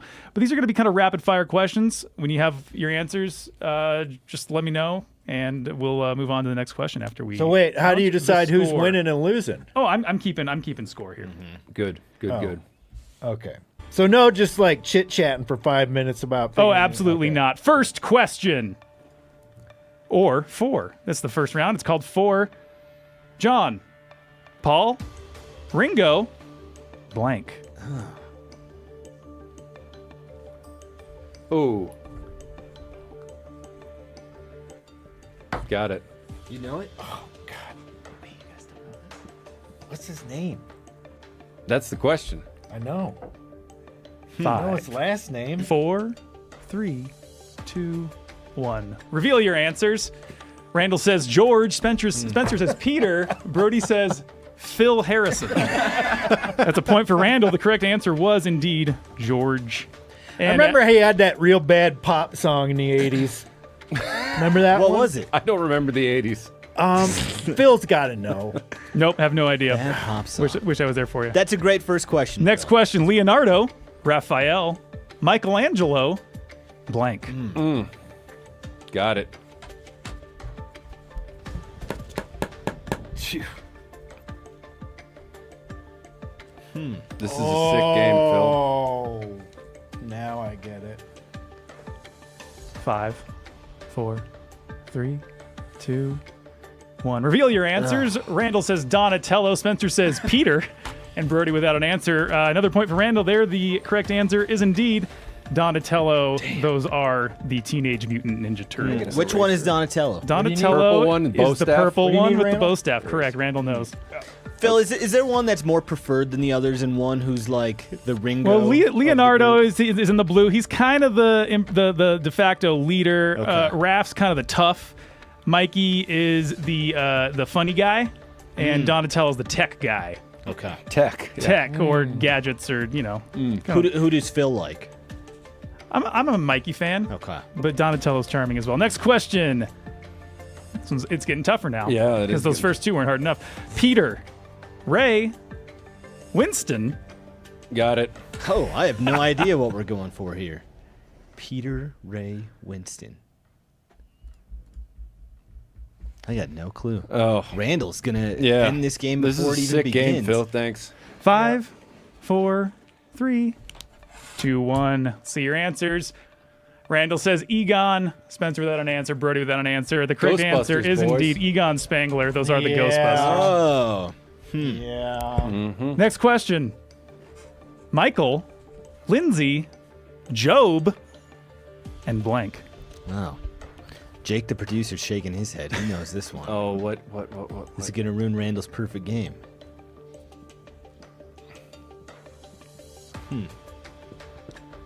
5, 4, 3, 2, 1. Please reveal your answers. Randall says Will Arnett. Spencer and Brody without answers. Will Arnett is the actor who plays Job, but I was looking for Buster Bluth. Played by Tony Hale. Those are the 4 main siblings from Arrested Development. Phil, did you like the reboot of that? It had its moments. I thought some of it was really clever, but it didn't have that magic from the first few seasons. Are you a Scrubs fan, Phil? No, but I know that revival just happened. Okay, I was hoping to get your opinion on that. Next question. Turtle, Vinny, E, and blank. Oh, I know the show. That's it, though. Got it. Please reveal your answers. Is this right? Oh, you're so close. Randall says Donnie. Donnie. Oh. Spencer and Brody without Aquaman answers. is what I say. The correct answer is Johnny Drama. Oh, Johnny, Those are it's the foursome from the HBO show Entourage, Oh, which I, damn. for some reason, watched 6 seasons of, and I wish I could get my time back. You didn't did you like the movie? I didn't see the movie. Phil, you didn't strike me as a fan of that show. Well, I watched it in my freshman year of college. Okay, yeah. Our next round is called 3. A little bit different this time. I think I see where it's going, though. Scary Spice, Ginger Spice, Tiny Spice. One of these things does not belong. Oh. Got it. Go ahead and reveal your answers. Randall says tiny, Spencer says tiny, Brody says scary. The correct answer is tiny because that is not a Spice Girl. Yeah. Baby Spice. Oh, is the name who of are the that other Spice ones? Girl. Oh, you got Sporty Posh, Spice. Sporty, Ginger. Are those all of them? Baby. I think that's I was it. more of a Bewitched guy. Wow. Bewitched. Next question. Yakko. I'm not even gonna pick Smacko up my board anymore. or Dot. Just gonna put my feet up for a while, Phil. We are the Yakko, Smacko, or Dot. One of these things does not belong. Brody, Go they ahead and have- reveal you your gotta answers. pick one, Brody. Huh? Yes, Randall and Brody say Smacko. They have bologna in their sacks. They have bologna in their sacks. What? Smacko is not a member of the Animaniacs. That would be Wacko. Ugh. Can you sing us some of that Wacko. song, And the Phil? Animaniacs. We have bologna in our sacks. I don't remember all the lyrics. Oh. I'm watching the viewer count closely. It's not dropping yet. I know. You guys are doing great Keep out there in going. the audience. No, I think it's you, man. Oh, wow. These are Call of Duty entries. We have Infinite Warfare, Extraction, or Black Ops 7. Wow. One of these things is not an entry in the Call of Duty video game franchise. What was your era, Phil? Did you play? Oh, I Call of started Duty? playing. I was there on for Call of Duty 1, followed it through Modern Warfare and a little bit into Black Ops, but then I fell off hard. I haven't played Call of Duty in a while. Go ahead and reveal your answers. Spencer says Black Ops 7. Brody says Black Ops 7. Randall says Extraction. Extraction. The correct answer is Extraction. That is not a Call of Duty game. I can't believe they have 7 of those. I know, neither can I. Next question. Steven Spielberg films. Your choices are Flight of the Navigator, 1941, or The Sugarland Express. One of these is not a Steven Spielberg film.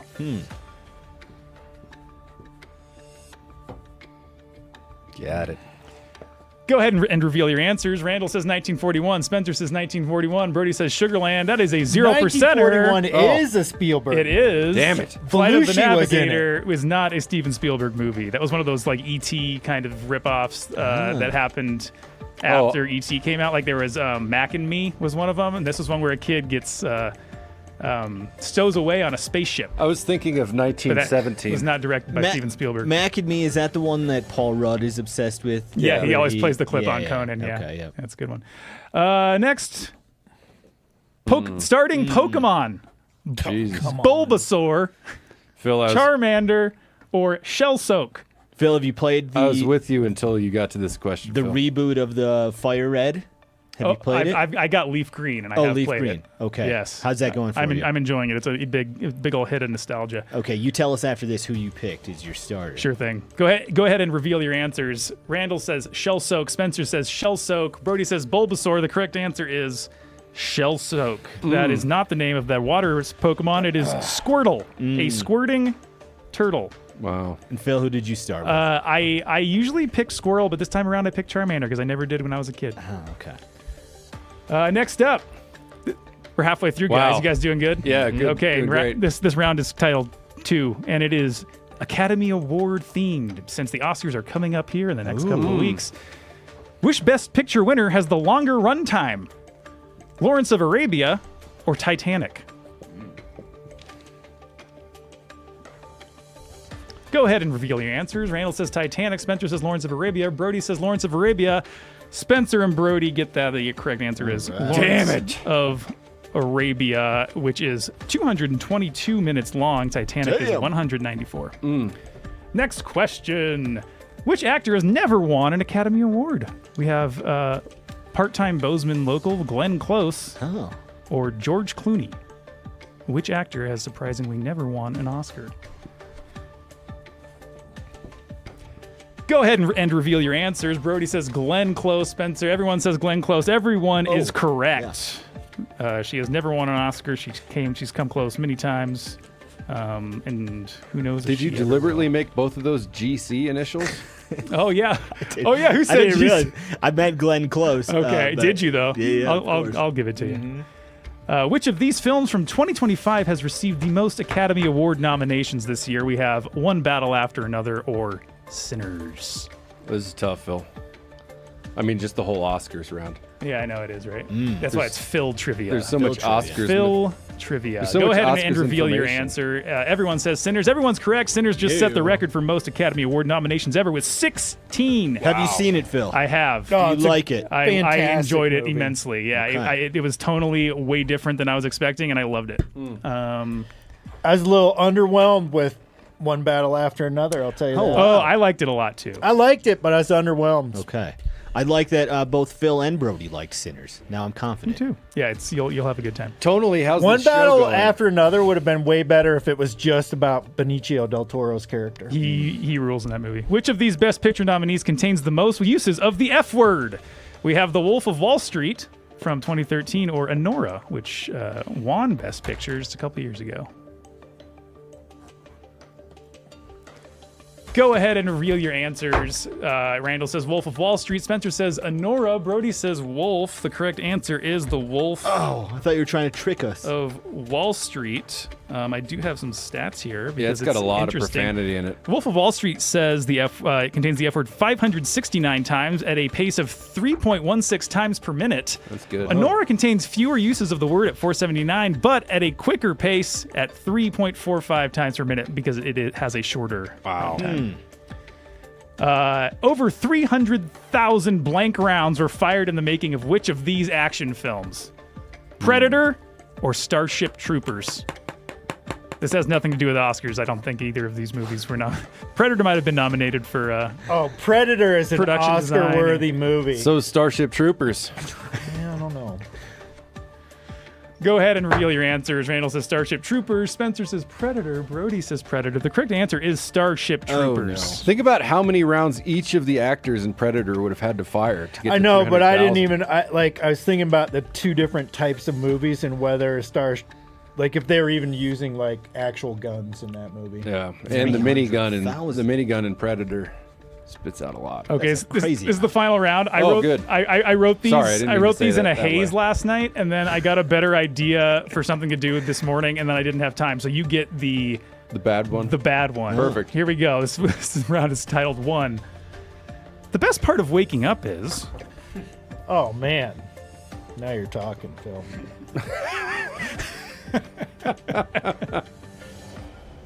Go ahead and reveal your answers. Everyone says Folgers in your cup. Everyone gets a correct answer. All I can think about is the weird commercial where the guy Very weird. is sort of Yeah, romantic with his sister. Yeah. What about the Seinfeld episode? I'm not Crystals. familiar. Brody, you seem like you drink Folgers. When you're here, I seem like I'm a daily Folgers user or something. Question 2. No, Costco When coffee. you are here. Costco coffee. When you're here.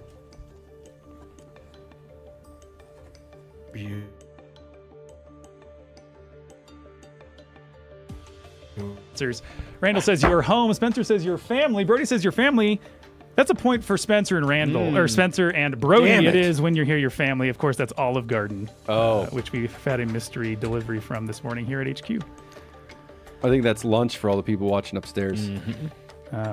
Okay, next question. We're almost done, guys. Thanks for holding on. There are some things money can't buy. For everything else, Oh boy. Oh, that's great.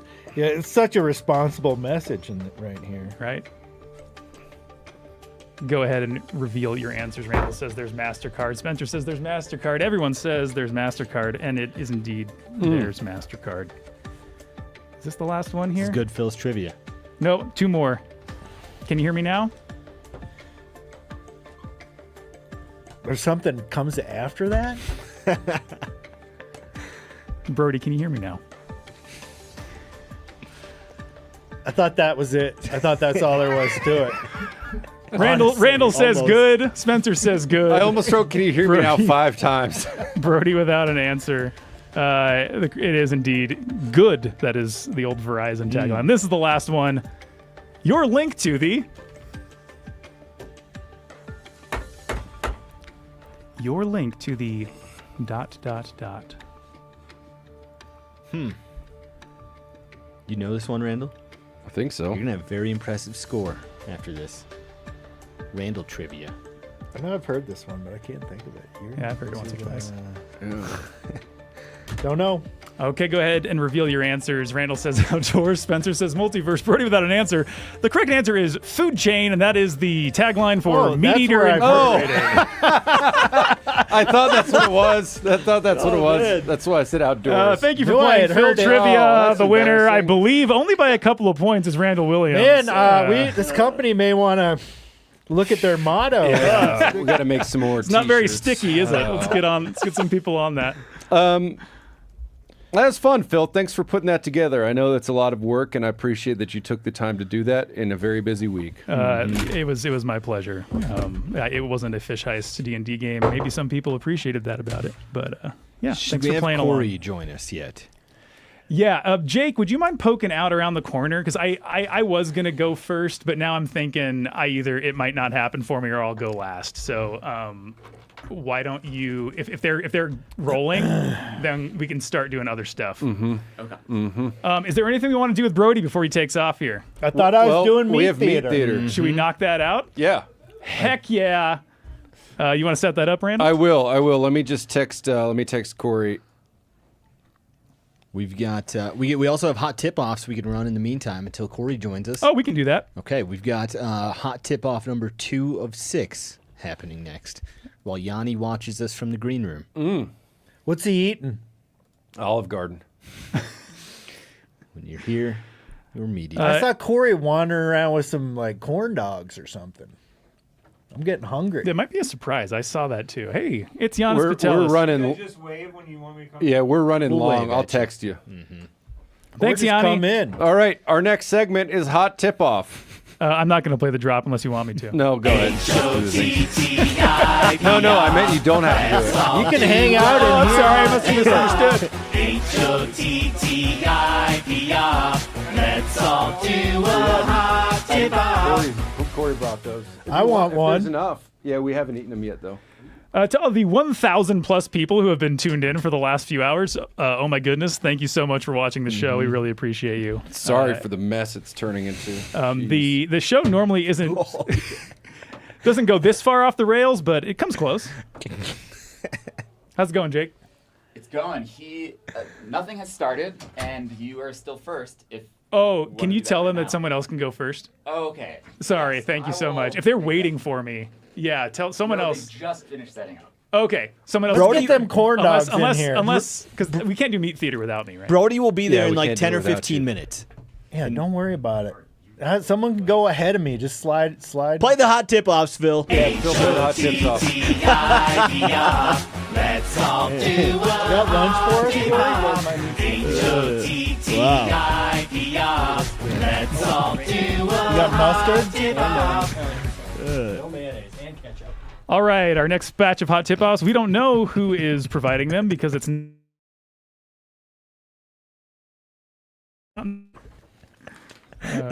or I think our internet's having. There we go. Gang. This is Steven from Minnesota. Here's a hot tip to get a little bit more meat off your squirrel. So this is the rib cage of a squirrel. Typically people throw this part away, but my mom taught me a trick to get a little bit more meat out of your squirrel. So you have the Kudos rib to cage Mom. here. And basically what you do is you grab it and then you pop the ribs out like that. So you could kind of see it popping out right there. And then you just pull that down. And once you pull it down far enough, you could start pulling the ribs off a little bit. And then once you get those ribs exposed, you just take scissors and then you just cut off the bones at the very end. And then you also cut off this bottom part too, because this is That's all pretty. this cartilagey stuff that'll get stuck in your teeth. It's beautiful. So yeah, there's a little bit more meat off your squirrel that you otherwise would have thrown away. And to be honest, it's not much meat, but it's more stuff from your harvest, making the most of it. Ryan Seamster. Hey, MeatEater crew. Ryan Seamster coming at you from Colorado with a hot tip. I heard the other day you guys telling some horror stories about losing some deep freezers full of meat, and I got a solution for you. Go to your favorite online retailer, and for $34.99, buy yourself one of these. It's made by AccuRite. It is a freezer monitor. Comes with 2 probes, about so big. I got one in the deep freezer, one in the freezer inside. You set high and low limits for the temperature, and this thing will scream and yell and fuss at you if it gets outside those limits. It saved my deep freezer 2 or 3 different times thanks to some bad GFI outlets or your kids leave the door open or whatever. It's worth it. Stupid Go kids. buy it. You won't regret it. Appreciate you guys. Oh, and ask Clay if he knows what a shmoo is. If not, take away his Arkansas card. Later.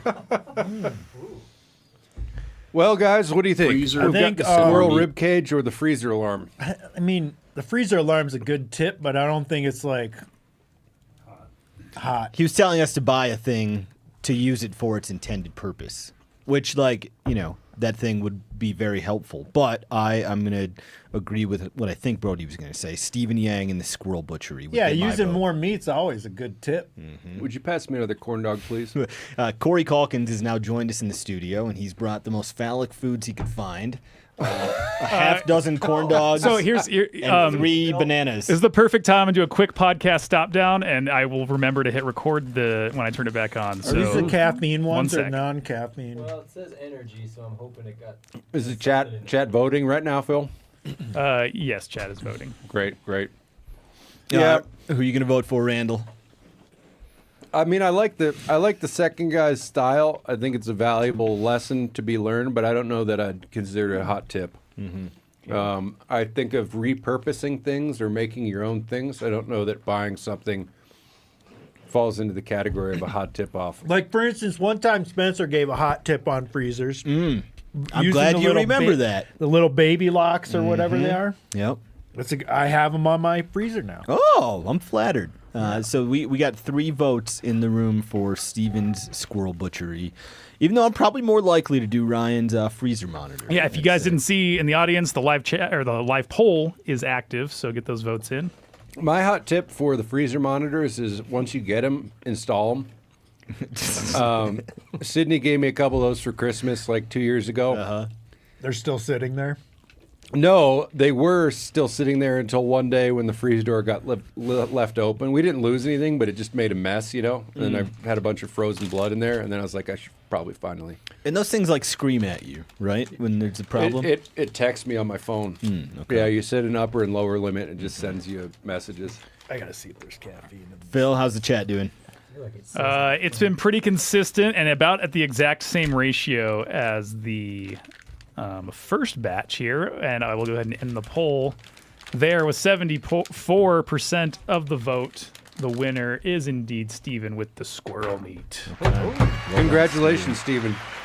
Now, Corey Calkins has brought us some Mountain Dew Baja Blast. Phil, can you give us tasting notes on the varieties that we have here? Oh, sure. Well, Baja Blast is going to be, the varietal that used to be locked behind the doors of Taco Bell, but Pepsi has since opened the floodgates, if you will. And you can buy Baja Blast in stores now. You can buy a diet version, a no sugar version. They might have like other fruit flavors of it too. Yeah, shout out to TNC, had 7 different options. Oh my goodness. Wow, that's huge. That shit is awful. Phil, I have a Cabo Citrus here. Tell me about Cabo I have Citrus. never tried Cabo Citrus. Give You're this gonna one be to Phil. Give that to Phil. That's Phil's Baja Blast. Oh, good. Yeah. I quit drinking soda when I started drinking beer, but this is a special occasion. Oh, okay, good. I could choke down a regular Mountain Dew. There's no way I could finish one of these things. Here, there's one regular. No, right I here. can't. I'm good. I've now swapped Phil with a Voltage Raspberry. What do you think of Voltage Raspberry, Phil? Voltage wasn't in my main lineup growing up. I was a Livewire original and Code Red kid. Code Red. It sounds silly to say this Mountain Dew is too sweet, but Code Red just kind of had like a medicinal sweetness that I came to detest. Yeah, cough syrup.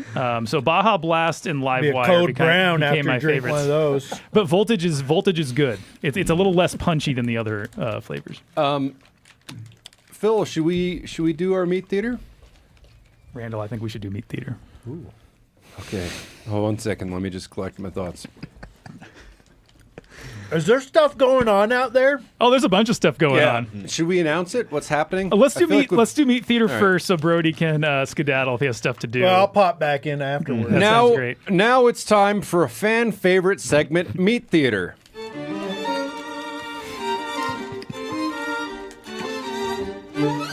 Oh, I love this. I've never gotten to participate in this. Well, you give me a real juicy part. I hate to say it, Spencer, but I didn't write you a part. Oh, no. Meat Theater is where we take outstanding hunting literature and feed it into artificial intelligence and ask the computer to generate a short dramatic script to be performed live by untrained actors. And we welcome to the studio Corey Calkins, child actor to the stars. I realize that the term child actor is often used to refer to a child who's an actor, but Corey plays a really convincing child. He does. I'll take that. Thank you. And this is the reason that I didn't write a part for you, It's because I'm a Spencer. trained actor. This week, we're exploring a true classic of outdoor storytelling, Robert Rourke's The Old Man and the Boy. I'll be playing the old man, Corey will be playing the boy, and Brody will be playing Pete the dog, who's been given a speaking role by the AI in order to fill out our traditional three-part troupe. Yep, best role. Phil is the narrator. Did you have to bold the AI to get the dog Yeah. speaking parts? Yeah, Okay. I usually have to add a third person. Yep. So Phil, whenever you're ready.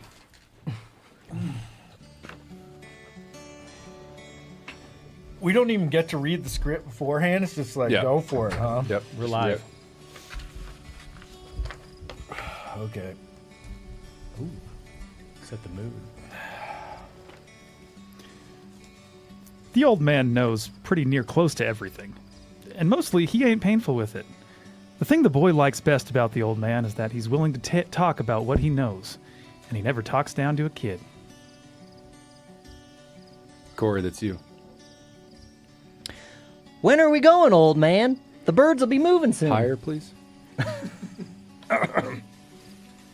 When are we going, old man? The birds will be moving soon. Are we going? Are we going hunting? I smell birds. Oh boy, oh boy, oh boy. Arroo. Hold your horses, boy. Quail don't punch a time clock. And you settle down there, Pete. We'll get there. We're going bird hunting. Sorry, really quick. Corey and Brody, do you mind scooching a little bit closer towards Randall just for the camera? You know, we want to make this look good. Thank you. You bet. That's what I'm talking about. Oh.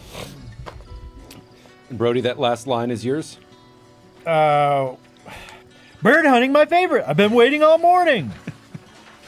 No, we're going to approach a gentleman. And you got to approach a gentleman as a gentleman yourself. That means you too, dog. I'm a gentleman, old man. I'm the most gentlemanly dog I know, old man. It's just a bird. Just a bird, son. This little Bob White is pure class. Every ounce of him. He don't weigh but 5 ounces, and he's smarter than most men I know. You treat him with respect, or you don't hunt him at all. A covey of quail is family. You look after family. How do you look after a bird? Well, you shoot him careful. You don't take too many. You plant him some peas so he's got something to eat. And when you shoot one at a time. Nobody can kill the whole damn covey. I could try. Lord help us. Come on then, let's see what Pete thinks. They walked out to the pea field with Pete, the pointer. The dog whirled around crazy-like, then froze solid, tail up, nose forward, one paw lifted. Got him. Right here. Don't move. Nobody move. I got him. Oh boy, it's birds. Well, look at that. Beautiful. Pete's got him. Damn right I got him. Whole covey. 20 yards, maybe 15. Hold still, boy. Don't you dare walk heavy. Can I shoot? Take my gun. Walk in past Pete gentle now. Don't make him nervous. The birds will come up fast. Just pick one. Just one. You got to kill the first bird before you can shoot the second. That's a rule of thumb. Just one bird, boy. Listen to the old man. Just pick one.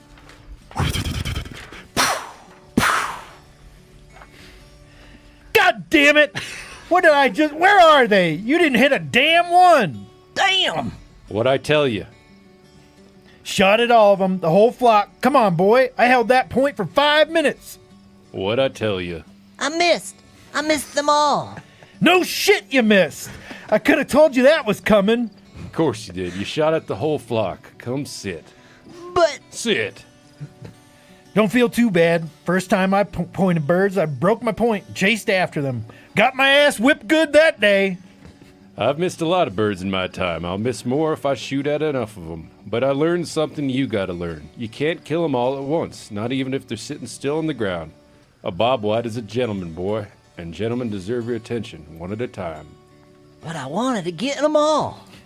Well, shit, we all want that, kid, but that ain't how it works. I know, but wanting don't make it so. That's true of birds and darn near everything else.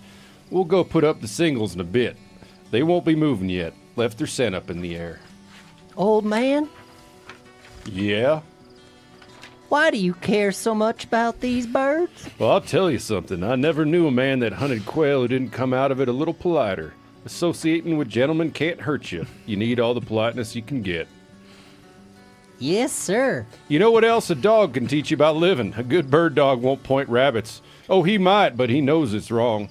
He'll look at you guilty like you stole an apple. He knows. If a dog's got sense enough to know right from wrong, what's your excuse? Yeah, that's right. I saw a rabbit this morning. Fat one, too. But did I chase it?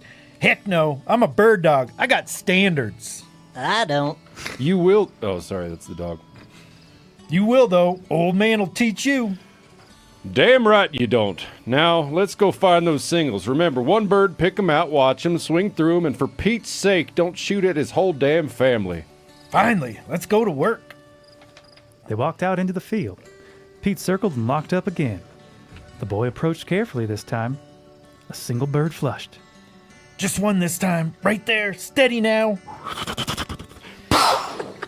Yes! Hotcakes, you got him. I got him. Old man, I got him. Well, I'll be goddamned, you did. Pete, fetch! Got him. Nice shot, boy. Soft mouse. See that? Didn't even ruffle his feathers. I'm a gosh dang professional. Well, look at that. 5 ounces of pure class. He's beautiful. Told you, gentleman bird. Takes a gentleman dog to find him. Oh boy. He is, and you hunted him right, as a gentleman. You're learning, boy. You shoot one bird at a time, and pretty soon you learn to live life one day at a time, one problem at a time. Can't kill the whole covey, can't fix the whole world. But you can do what's in front of you and do it right. Is that what you learned? That and a lot more. Most of it from birds and dogs and fish. Animals are honest. They don't lie or cheat or crowd each other for no reason. And they do what they're supposed to do. People could learn from that. We're simple. We point birds. We fetch birds. We don't shoot at the whole flock. Humans make everything complicated. Teach me more. Long as you keep listening, I'll keep talking. Now let's head back. We got enough birds. Don't want to shoot out the covey. They're family, remember? Oh, I remember. Good, I'm hungry. Let's go home. Yeah, I'm really hungry. And so, the boy learned about quail. But more than that, he learned about respect, about patience, about doing things right, one at a time. The old man taught him with birds and dogs and long walks in the November fields, and the boy never forgot. You know, boy, I had a setter bitch once named Lou. Dumbest damn dog you ever saw, but loyal. Lou, I heard about her. Pointed stumps. Hell of a dog, though. Hell of a dog. Lights fade and crowd goes nuts. Wow. Amazing. That's good. That's good. Corey, thank you. As Randall. always, just a phenomenal performance. So- Corey, so impressive. Beers, energy drinks, Mountain Dews. You guys got it going on, Well, man. getting a weird mixture going here. That's what MeatEater Radio Live is. Beers and Those energy corn dogs are drinks, going meat. cold. I don't want to hog them, though. Well, you best better. Would Did anybody end up double with fist them? Would you pass me one, please? Double fist them. Who got the jalapeno Giannis, one? you coming to sit over here? I got a jalapeno one earlier. When Randall needs me, is now my turn. I think am I done? Oh, Can we do a feedback and then I'm done? What do we got? I think we're gonna do tattoos I regret after. Okay. Whoa. Well, I better go do something then. Like right now? You mean now, Phil? Well, so I think someone else is currently taking up the position, but it's hard to run a show and also keep track of what's going on out there at the same time. But it looks Alex like Jake, is out there. This Alex is a is out terrible there. idea. Hey, Jake, can you nod the terrible phone if you can idea. hear me? Great. Okay, we're going to come to you in about a minute and a half here. Randall, do you want to set up the next segment? Our next segment, is tattoos I regret. So should I stick around or just go get in line? Get out of here. Yeah, can I go pee now? Yeah, you can. Yanni, you come over here. Thank you, Brody. Peace out. I'll be seeing you, Randall. See you, my Yeah. friend. It really seemed like such a good Brody, you can go after Alex. He's in the chair right now. Ladies and gentlemen, Brody Henderson, thank you. Thank you, Brody. We'll always find more beans. I'll see you in a bit, buddy. What does that mean? It's a tattoo I regret. What an amazing sounder, that Phil. One of the best. However, for this last episode of MeatEater Radio Live, we're doing a little twist on the segment. That's right. The segment this week is called Tattoos I Won't Regret. And why what is could that? that mean? Well, let's go live to producer Jake, who's in the vestibule across the hall from the podcast studio, and see what's going on over there. Hey, how's it going over there, guys? You're on, Alex. Doing well. And Alex, who are you sitting down with right there? Baker. That's right. That's our buddy Baker from Black Street Tattoo here in Bozeman, Montana. He's doing some flash tattoos for the MeatEater crew here at headquarters today. We thought we'd do a little twist on the segment. Anyone who wants to get a tattoo can head down there and get inked up by If you work at MeatEater, you have to work at MeatEater. That's right. I mean, I don't know. If you knock on the back door, we might let you in if there's time. And MeatEater's paying for these tattoos, so That's also where our budget went. yeah. Some folks in the office getting free ink today. Mountain Dew, corn dogs, and tattoos. That's right. And Baker, do you want to tell us a little bit about your new shop here in downtown Bozeman? Yeah, just opened right in the middle of Bozeman about 3 weeks ago. It's been going great. It's been super busy. Cool location, really cool shop. So you guys gotta come check it out. Right on. And people can check out your work. I'd say your Instagram handles are probably the best place to do that. Baker with the extra R on the end. Oh. My other handle is I just want something small for all the fine line tattoos. And then Black Street Tat with a 2 at the end. Easy to find. There we Right go. on. Come down. Thank you. Check it out. Alex, what'd you get done? Let's see it, man. Here, can you show it off? Yeah. Whoa. From these, Ooh. I show you. Yeah, you show me what there's going on. That's wild. That looks killer. I thought we were doing like real simple stuff. I don't know anything about tattoos though, so Back in. Cool. Right on. Well, we will check in with you guys a few times throughout the rest of the day. Thanks for your time. See you soon. See you in a bit. Yeah, thanks, guys. Yeah, and so if you've been wondering why this whole broadcast has been so chaotic, and that the past hour has been so just terrible. Why would they wonder that? Isn't that how every one of these This shows has been gone? especially bad. We were trying to line it up so that Phil would get tattooed live, and the timing just wasn't working Timing wasn't out. right. I'll still try to get in there, maybe at the end of the day. Because depending Phil's on in the what's going on. cockpit, too. Phil's got to fly the plane here. It's tough. Yeah. We were going to do a segment that would require not a lot of my attention, and we're still going to get to that segment. Yeah. Randall, I don't know if we want to do that now. The office tour? Yeah. Well, whenever you'd like to do it, Phil. We could also do that when we transition to the big group later on, if you're looking for a different spot. to Let's fit do that. in. Yeah, so stay tuned. Start the We're Yanni gonna hour. Randall's gonna give everyone watching on YouTube live and later a tour of MeatEater HQ. So you'll get to see all the arteries and hallways and where we make all the stuff around here. And ladies and gentlemen, welcome to the studio, Giannis Patelis, the Latvian Eagle. Welcome, the third co-host of the MeatEater Radio Live Grand Finale Live Extravaganza. Giannis, have you been watching along today? I have not. Oh shit! But he was in the studio to witness. Yeah, I did. Yeah, I did have my lunch in here. How would you guess it's going so far? Well, the way you just described it just 30 seconds ago, you seem to think it's not going so well. But I see that you've eaten 3 corn dogs, so that can't be that bad. That's true. Today's not a bad day. I just had. Did you guys tell everybody that they fed us a big pasta meal? Well, I didn't. We weren't aware of that. Oh, you weren't? No. Well, it was on a Slack message yesterday. We've been we're broadcasting. doing something else. I haven't been watching Slack except So for things the related company, to this broadcast. the company bought us. It just said yesterday. What did it say, Pasta. Phil? It said pasta. Pasta bar. And I was like, oh, that sounds kind of weird. And then as I was walking down the hallway smelling it, I go, oh, maybe they just got Olive Garden to cater our lunch. And sure enough, That's on nice. the big screen in our main conference room is MeatEater Radio Live, and there's a big old pasta bar set up. So I just way overate pasta. Okay. Alfredo, lasagna, had a salad, even had half of one of their breadsticks. Then I come down in here, and Corey's got corn dogs. So I had to have a corn dog, which ended up being, I have a problem. Too much? I have a sugar problem. Like I'm eating a regular meal, and in my head, my brain is like, what are you going to have afterwards? You should have something a little sweet afterwards, Dew. you know?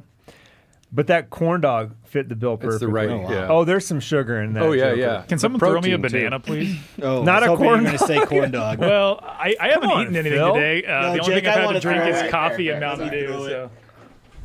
Whoa, great what catch. a catch Great by catch. Phil. Not a great throw by Great me. catch. Yeah, I played left field after I couldn't play catcher anymore because I got horrible eczema from my jockstrap. I love that. That's a perfect reason for Phil Oh, Taylor that's to great. stop playing catcher. That's great.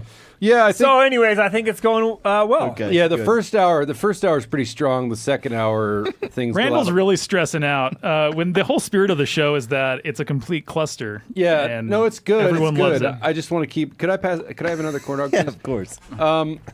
Please. So should we move on to our third hour of programming, Phil? Yeah, I think we Please, should. let's do it. Phil, why don't we kick off the third hour of our broadcast with a special message from the founder of MeatEater, Steven Ranella. Oh, Big supporter of this program. he loves it. Here we go. You know, when I first heard about Radio Live going off the air, For people that are listening, not watching, he's lifting weights. That's why he's grunting. I thought to myself, who the hell's that? So I had to call my assistant. So, who the hell are these Radio Live guys? Oh, it's those idiots you beat on your pathway to becoming the only human to ever win 2 MeatEater Trivia World Championships. Oh, yeah. Well, whatever. Thank you, Steve. Heartwarming. That was great. Wasn't he in here earlier today? He was. Yeah, Yes. yeah. So it's just, I know the bit doesn't really It's work. a little bit of with- kayfabe that's not lining up. No, he's there right now. He's in his hot tub. Some people might have tuned in halfway through though, and they don't realize that. And so maybe yeah. maybe we've just That was destroyed fun. the realism. That it was was. fun. It was good. I think Steve likes to flex that creative muscle. I like how he said when he heard about it. Yeah. Which means that he thought it in his brain that we shouldn't do MeatEater Radio Live anymore. That was when he heard about it. Our next segment. Wait, what is our next segment? MeatEater menu. You're going to find out. If I said,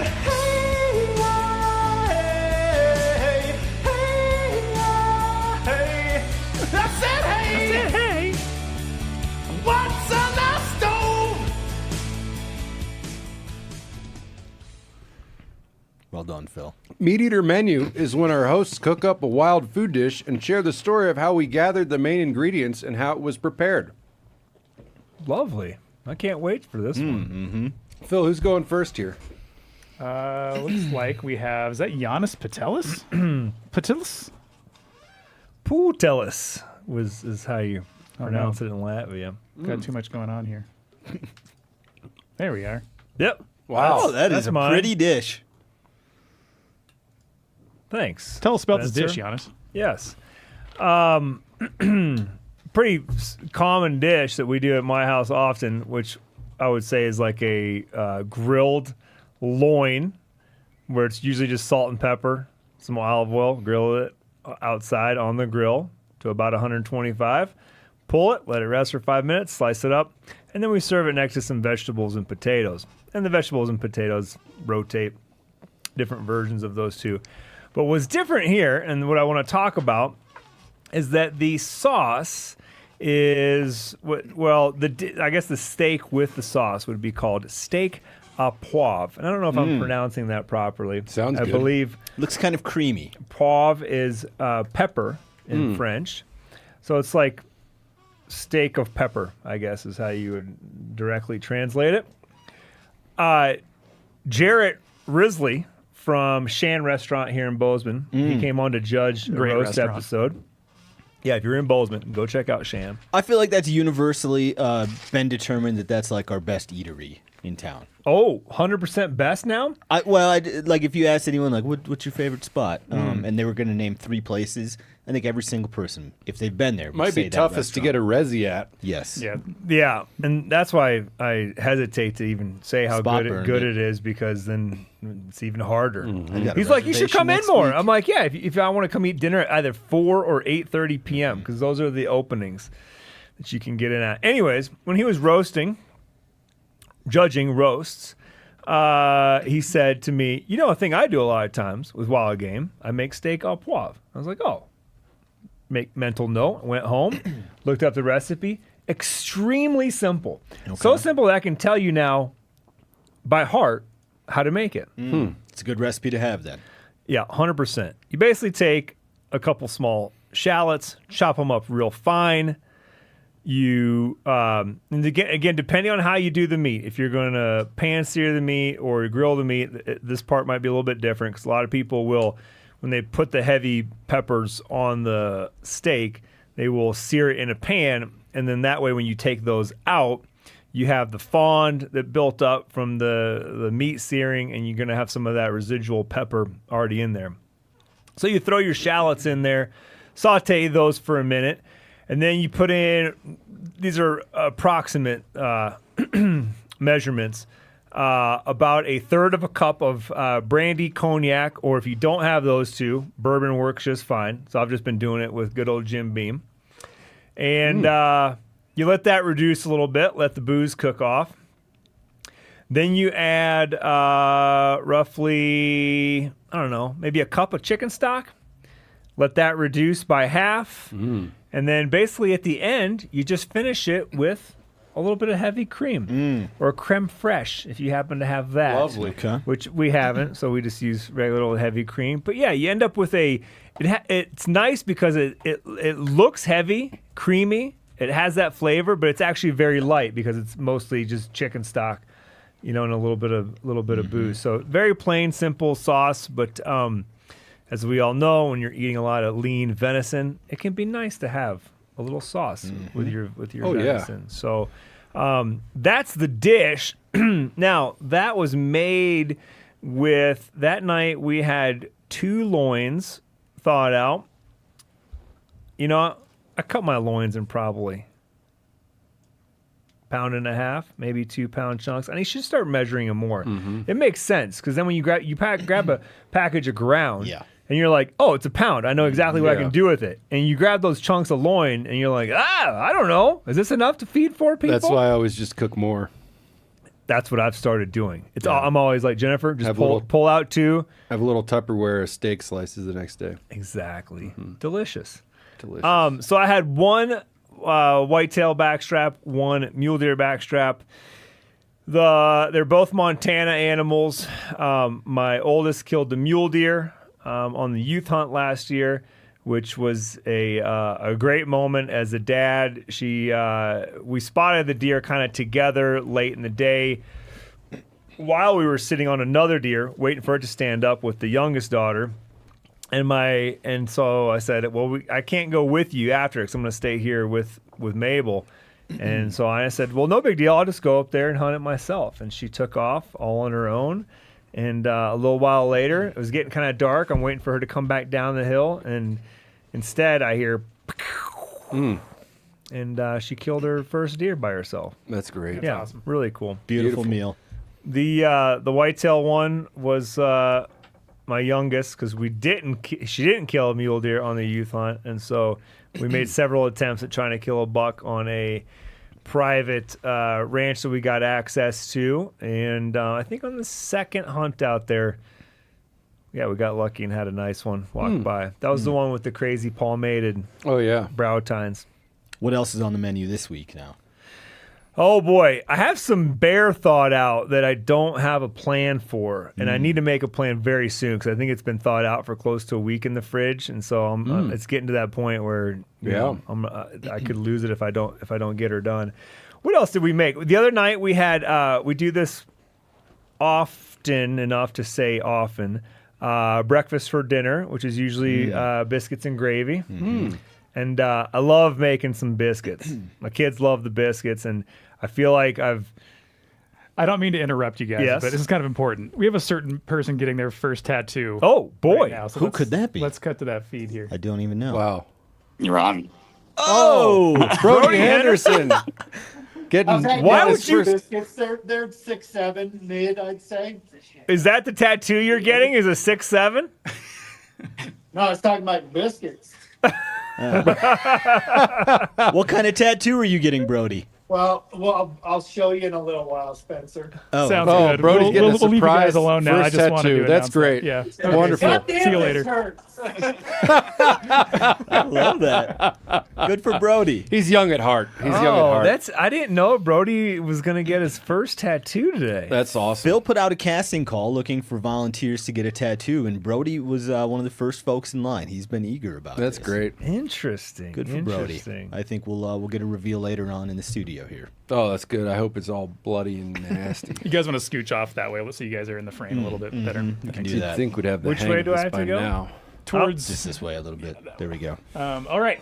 Next dish. After I stick this up, I'm going to step outside for a second. Okay. Sure. Next dish. This one is mine. That is a soup called fagioli. And I learned about this from Stanley Tucci. Stanley Tucci has said that he eats pasta every day. He also Who said, is Stanley Tucci? Oh, how would you just? He's a famous actor. What would be some of his roles? Easy A? Was he in Easy A? I'm gonna pull him up here so I don't sound like a fool. Stanley Tucci. Devil Wears Prada. Stanley Tucci Searching for Italy was a television show. He's famously Italian. Conclave. Oh, loved Conclave. Transformers: Age of Extinction, The Kingsmen, and Hunger Games. I think Conclave is one of the best things I've watched in the last few years. Who did he play in Hunger Games? Kind of one of the eccentric. He is like the broadcaster of the show. He's Caesar the host. Flickerman. You know, on Show Hunger me a Games, picture, how they Randall. have like an E-entertainment sort of show where Yeah. they interview the people. Yeah. That's Stanley Tucci. Oh, okay. He wears Yeah. his Italian on his sleeve. He's very Italian. He said he eats pasta every day. This is his favorite soup ever. It's called fagioli. And so when Stanley Tucci talks about pasta, I listen. It's an Italian soup. It's got a lot of beans, mirepoix, which is celery, onions, carrots, bell pepper, kale, ditalini pasta. I don't know if that's how you pronounce that. Ditalini. Ditalini pasta, marinara, broth, herbs and spices, and then ground meat, which for mine was ground venison. Takes about an hour to make. It's a very tomatoey soup, a very beany soup. I'd like this soup. I would give it like a 7 out of 10, but it's my wife's favorite soup. She would give it a 10 out of 10. How do you spell it? The food. soup. It's Fagioli. Fagioli. Fagioli soup. So And you don't get too gassy from this meal. no, I mean there's a lot of ingredients in there. It's just like when you look at it, you're like, oh, there's beans in here. Yeah. So in my mind, it's like now this is a bean soup, but it's like an Italian bean soup. Again, it's got marinara in it, some tomato paste, broth. There's a lot of different recipes online for this one. It's beautiful. It's just like a unique soup too. I would say that when I eat it, I don't know what to compare it to as far as other soups. It that looks I like a make. comfort food. I would say it's a comfort food. I think Cold I feel like afternoon. Stanley Tucci has said that this was like something his mom made, and so it's very nostalgic soup for him as well. That's And great. We're now getting to the end of soup season here. You know, we probably got a few weeks left, so that means a lot of soups in my house at this point. Yeah, and I wasn't trying to be funny about the gassy thing, and I think I just maybe need to eat more beans. I because wasn't laughing about it like you're trying to tell a joke. I was just thinking it's funny that like your mind is like, that looks good. Would I fart if I ate it? Well, you and I went to lunch yesterday, and I think my burrito had some beans in it. Oh. And I mean, I had to go to archery league and had to be sort of coy and tactical about when I was going to rip all my farts as I was walking to go get my arrows because it just it hit me so hard. Luckily they weren't super stinky, but man, was I gassy. I mean, I don't know. We live in different worlds, Giannis. I just assume that I'm going to be farting all day, every day. I see. I don't really have like a rule of thumb for what I need to avoid or when I need to avoid it. Somebody says that Olive Garden has it. I did not know that. At first I thought it was might be spelled Fazoli, like the chain Italian place Fazoli, and I was thinking, I know what Fazoli means, but it's with a G. Fazoli. So that we'll make that probably one or two more times during soup season. Looks delicious. In my house. As far as the critter that came off of, I don't know. When I look at a brick of ground meat, I couldn't tell you where those come from. I imagine if you were to take a DNA sample, you'd find 2 or 3 different deer that came off of in my freezer. It's probably a whitetail from Idaho that I killed 2 falls ago. Would be my guess. Love that. Randall, before we get to your dish, Handyman Uno has a question for Giannis. Did you ever pick from the fan submissions for roast? The suspense is killing me. I would guess Handyman Uno submitted something. Maybe. I don't. Well, or you can see that. What's that little mark on the left say? Steven something? I don't know. Steven Hands, I bet. I don't know. Anyways, I've narrowed it down. I'm planning on early next week reaching out to some folks and conducting short interviews to continue the process of the casting call. That's exciting. Someone else in the chat says that fagioli is like a cross between chili and minestrone, that's the best way I think you could describe it. That person knows what they're talking about. That's great. I love it when people can just explain things like, I always think it's very clever when I explain that Cincinnati style chili is like a Mediterranean bolognese, when you can make an analogy. Mm-hmm. It's like a Mediterranean bolognese. Because people are like, oh, is it chili? I'm like, it's more like a bolognese. It's more like a very savory, almost Middle Eastern spice profile bolognese. It's like if somebody from Cincinnati Soupy bolognese. wanted to make a unique chili. Yeah. That's what that person from Cincinnati would come up with. Yeah. Yeah. Exactly. kind Fill of a my dish, monster. please, before my culture is further insulted by these gentlemen. So I was going to make a dish on the other day that is something that we like to do where we'll grill some steaks and grill a bunch of veggies and then whatever the white soft cheese. Raclette? No. Ricotta. Like ricotta, like a ricotta veggies. Mm-hmm. And then I was grilling this stuff and I had all the veggies in a basket. And I flipped the basket and all the veggies spilled out on the ground. Oh. Well, not all of them, but a lot of them. And so then I had to save those for Sydney's lunch because she packs them for lunch. And she wasn't going to eat this for dinner because she wasn't feeling well. So I was like, I don't have any veggies. I'll just eat this steak. So I had grand ambitions of doing this is what we like to do with steak. But it was nice grilling weather. Stood outside on the grill for a while, but I forgot the trick with the basket that you actually have to hold it. The little slider that locks it closed can get away from you. So just one of those things where at the beginning of grilling season, you're remembering all the little tricks and everything. And yeah, I spilled all my veggies. So I just ate this. It's a big chunk of bison steak that I found in the freezer. Left over from Sydney's bison from... That bison been eating pretty good? Oh, phenomenal. Perfectly cooked. Phenomenal. Yeah, I was very pleased with that. So yeah, it's not like a carnivore diet thing. It's just I spilled the other stuff. Did the dogs enjoy that? Yeah, Dolly ate a bunch of mushrooms and what else we had in there, some squash and some things like that. And then you were just going to take that on and kind of melt the ricotta or sprinkle it on there? Or No, just a little, I don't even think I'm using the right cheese. It's just like a dollop and you can kind of sauce your veggie in it. Okay. I mean, it could be goat cheese, maybe, if not ricotta. No. God, this is embarrassing. I mean, ricotta comes in a tub. Yeah, it's not. Burrata.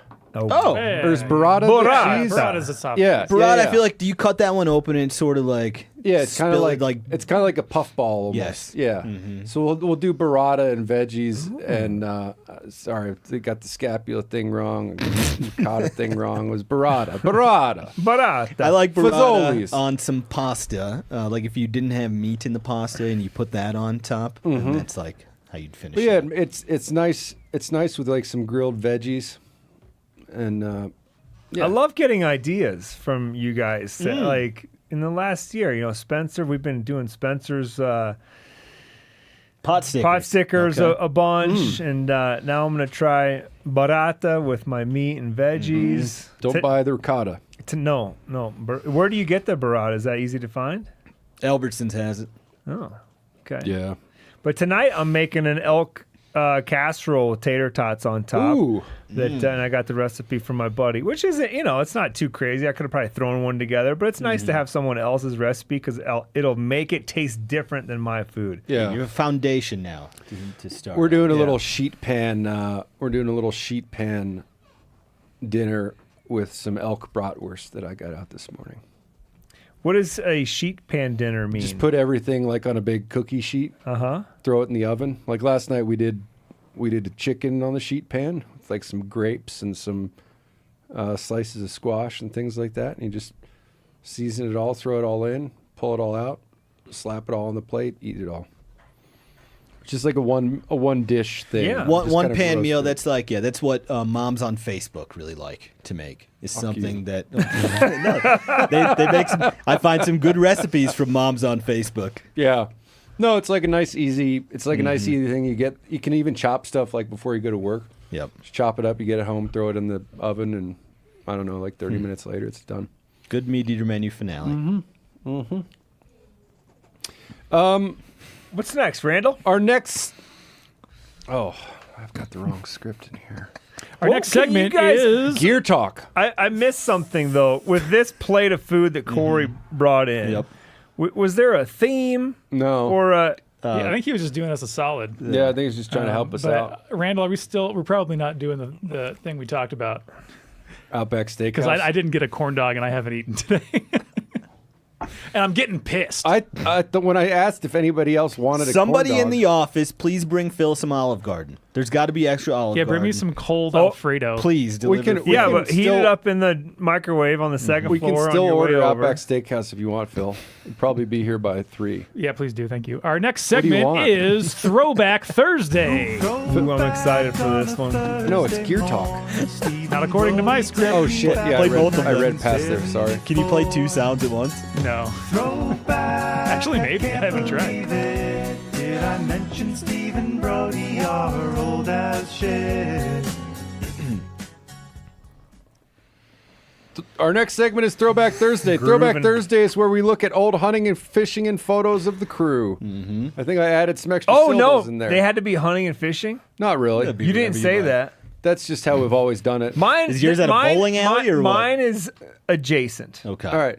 Yours counts. that'll I think pass. our first one is going to be Spence. Oh, hold on. Nope. Let's take a break. okay. Brody's coming in. Oh my God. It's not just any tattoo. Wow. Oh. That's a lot. What does that say, Brody? Come over here. You'll be on camera. What does that thing say? Where? Like right here between us. That says, I don't know, it's Latin.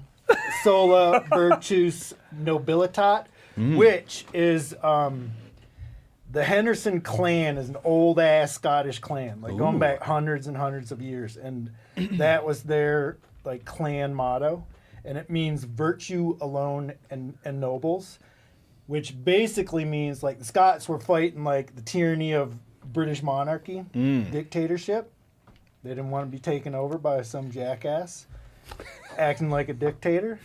So it basically means like your name, your title, your rank, none of that means shit. It's like what you do is what makes you a noble. And I think it's kind of appropriate for the times we're living That's in. a great Beautiful. first tattoo. There you go. Well done. Congratulations, Brody. Congratulations. Did you feel brave getting that tattoo, Brody? No. No, I was okay. kind of trying to figure out how to explain it to my wife. Oh, she doesn't know. That's how I got my first tattoo as well. Now, Brody, you know that thing's permanent, right? Yeah. You guys think tattoos are good behavior? They're not good behavior.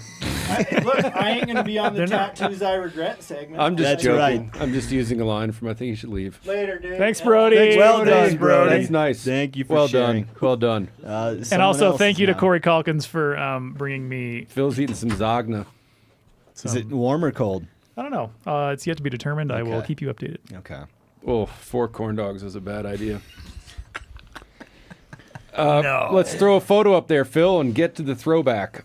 Oh, okay. This is me. This picture was from August 2014. My buddy Dan on the left, me in the center, my buddy Jake on the right. His dog Bruce. It's really cold. That's a hell of a dog name. Bruce was in his first, I think, season of hunting at that time. This picture, it was taken on a Friday, and this was during South Dakota's August goose season, which was fairly new at that point. It was maybe like that was the first year or one of the first years in this county where they had the August goose season. So you're like swatting mosquitoes out there as you try to kill Canada geese. We got 15 of them that day. That was the 3-man limit. Here's the story, though, that I want to tell behind this picture. My hometown bar had twofers on Thursday nights, and twofers is where you buy a drink, you get one free. And so if we were ever like waffling on going to twofers, you just twist the other guy's arm and be like, you're losing money by not going to twofers, and that always worked. So we didn't miss very many twofers. So we went to twofers the day before this hunt, and that morning. I could barely sit up in my ground blind. I was like really struggling, and I was like, man, this is one of the worst hangovers I've ever had. And I didn't think I had drank that much the night before, but sometimes twofers sneaks up on you, so it could have been deceiving. So Thursday night was twofers. Friday morning was the goose hunt, the picture you're seeing here with Dan and Jake. Saturday, I go to work. I worked at a federal fish hatchery at this time. And on the weekends, just one person would work. And I was working that weekend. And I was still like not feeling good. And I'm like, man, this hangover, it's now gone from one of the worst to just the worst I have ever had in my life. And I was laying on the floor of my office at work after doing the fish chores that morning. And I was in a lot of pain. And I start Googling what's going on. And I realized that my appendix needs to come out. And it was, in fact, not a hangover that I was battling. I just had like all the textbook symptoms. That's great. So I drive to Convenient Care to get this taken care of. And I go into Convenient Care and I tell them, I say, my appendix needs to come out. I'm quite sure of it. And they're like, okay, we need to take our own test, though, just to make sure that's what it is before we go cutting you open. And so they take, some images of my inside. And the doctor comes in the room and he says, if you don't mind, before we give you the diagnosis, we have some students with us today who are shadowing us, this week here at work. Do you mind if they come in and hear how, what we tell you? I'm like, yep, that's no problem. I was in college at this time, so in walks 3 of my peers from the college where I go to school. And I was a biology major. They were all biology majors. I didn't know their names, but we were familiar with each other. I knew who they were. And so they all have notepads out that they're writing down on. And the doctor says, so we looked at your images, and we determined that you're severely constipated. That's what's going on. You don't need your appendix out. And so I was just like mortified. Most embarrassing moment of my life. I have this doctor telling me that I'm constipated. It's not my appendix. And meanwhile, it's 3 of my classmates who were like taking very earnest notes on their clipboard, probably writing down, this guy can't poop. Or something like that. So it was a really awful experience. I go to Walmart after that, load up on all of the laxatives, go home, and I still can't solve the problem. Sunday morning comes around, and I'm just in like really, really bad pain at this point. And I drive to the ER, and I walk into the ER, and I'm like, hey, I need an enema because I feel like I'm about to die here. And they're like, okay, but we got to do our own test first just to make sure that's what's going on. So they go and they take some tests, and the doctor comes in the room and he's like, hey, your appendix is about to rupture, actually. So it was just like absolutely terrible. I took all the laxatives. It just like destroyed my insides. That was not the problem. I was correct. It was my appendix. It wasn't a hangover. I wasn't constipated. And they put me into surgery right away. And now I don't have an appendix anymore. Trust your intuition and the internet, folks. And it all started on that goose hunt where I could barely sit up. That was when my appendix was like, all right, well, it's time great. to go. That's a great story, Spencer. Thank I you. feel like I'm surprised you have, in the 6 years, the 7 that I've known you, I've never heard Well, he's that. still embarrassed about the constipated thing. I mean, he doesn't it want was- anybody to imagine The him worst being part is constipated. those girls never got the update. I didn't get to like find them the next Oh, I day. would've and be walked like, into Hold on, did you say that? I think you just said peers. You didn't say that they were girls. It was 3 women. Yeah, I would have Yep. just walked into class the next day in like a white T-shirt with just a bunch of blood coming out of the sutures from your appendix thing, and be like, "Oh, Doc was wrong." Yep. So that was the goose hunt appendix story. Beautiful. You guys had a bunch of 5-gallon buckets out on that goose hunt. Mm-hmm. What for? I don't think we were using them on the hunt. They were just in the back of someone's truck. And They used it for the picture. Both those guys were farmers, so they were always within arm's reach of a 5-gallon pail. They were just using the pictures. That's right. Okay. Great work, I think we got Spencer. Randall up next. It's my Throwback Thursday. This is my Throwback Thursday. This is the first summer I worked in Alaska. It's like the first week of September or something, and we packed up the whole lodge. What year is this? It's 2006.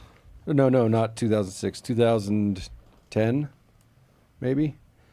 So it was me, my boss, his wife, and 2 dogs in the boat, and we're all going in for the season. So close up the lodge, pull all the boats out of the water, take the one boat that's going to town, we fill it full of shit, and that's like a caribou my boss shot. And I've got to fly out that night. I've got like a midnight flight out of Anchorage, and so we load up the boat. We go to get going down river, and the boat won't get up on step. We're like, oh shit, we got like way too much shit in here. So we go back, we like decide what could just live there for the winter. We went to another lodge and like gave them some stuff for like stuff to put on the plane, And we try to take off again, and we can't get the boat up on step. And eventually I think we went back 3 times and still couldn't really get the boat up on step. And we're like, all right, we just need to go. Like, it was kind of just riding. It was never like actually getting up and down, but it was getting out of the water a little bit. And so we go down this river, and we turn up the Susitna River, which is like the big river flowing down into Cook Inlet. And we just make that turn, and like these are 2 big glacial rivers, like big water. And all of a sudden the boat just stops, and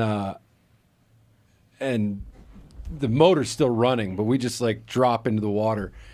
And we lift the motor up, and what we realized was that some of the bolts holding the jet foot on the motor had come loose, and there's a stud that comes down that had sheared off. And so the foot of the jet motor, the thing that like collects all the water, had just totally fallen off the motor.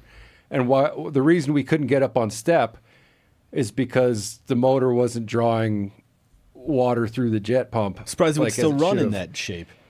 I think it was just like loose and like inefficient, and then it was a catastrophic failure. So we're just stuck in this river. The foot fell off the motor. We can't go anywhere. And we kind of kick and paddle over to a sandbar and eventually get in touch, I think, with the InReach, get in touch with a guy at the landing who comes down in this big barge, like a big, custom-built barge with 2 outboards. And he tows us back to the landing, just like ripping upstream. Long story short, like we go through the drive-through. I think it was a Carl's Jr. in Wasilla, and we show up to the Anchorage airport like 45 minutes before my flight, and I'm still wearing my waders. We like never changed out of what we were wearing. Like the plan was like go and get cleaned up and get. So we're in this old F-150, throw my shit out, take my waders off, roll it all up, and stick it in the bag and fly home. But I'll never forget like getting out of the van at the airport, taking waders off that are still wet, and just being like, "Oh man, I'm tough," you know. Mhm. Like they're probably wondering what the hell we did. But it was one of those things. It was just like I feel like this happens a fair bit where you think there's one problem and you just keep like kicking at that problem. We're like, oh, we just have too much stuff. And at some point we'd taken out enough of it that we should have known that it wasn't the weight of the boat. But we never actually checked the motor out, and almost ended up spending the night on that sandbar. But thankfully we were able to get in touch with someone. You recently said year 22 was when you were most handsome. How old were you in this picture? Yeah, that's probably pretty close. Okay, that's peak probably handsome pretty Randall. close. Mhm. Yeah. Coming out of that summer, that winter was pretty good. What was working for you? You think at that age? Malnutrition. Malnutrition and a lack of access to booze that summer. And also I was like, just like working all day long. Okay. Just like manual labor, carrying shit around, cutting firewood. That was when I was in my prime, you know. And still handsome. You were just more handsome then, you were saying. No, I'm hideous. I'm a monster. Look at me. All right, Giannis, I think Jake's you're up. having a live wire orange Mountain Dew over there. I've never seen that one. Tell us about that, Phil. Well, give us a review Live before Wire was Jake one tells us. of my favorites. That's kind of what I shifted over to when Code Red got a little too much for me. I mean, it's just a very punchy orange soda with a little citrus twist. You know, Jake, the producer, does that agree with your tasting notes? It tastes like a pretty generic orange soda to me. Oh. Yeah. Take it back. Sorry, Bill.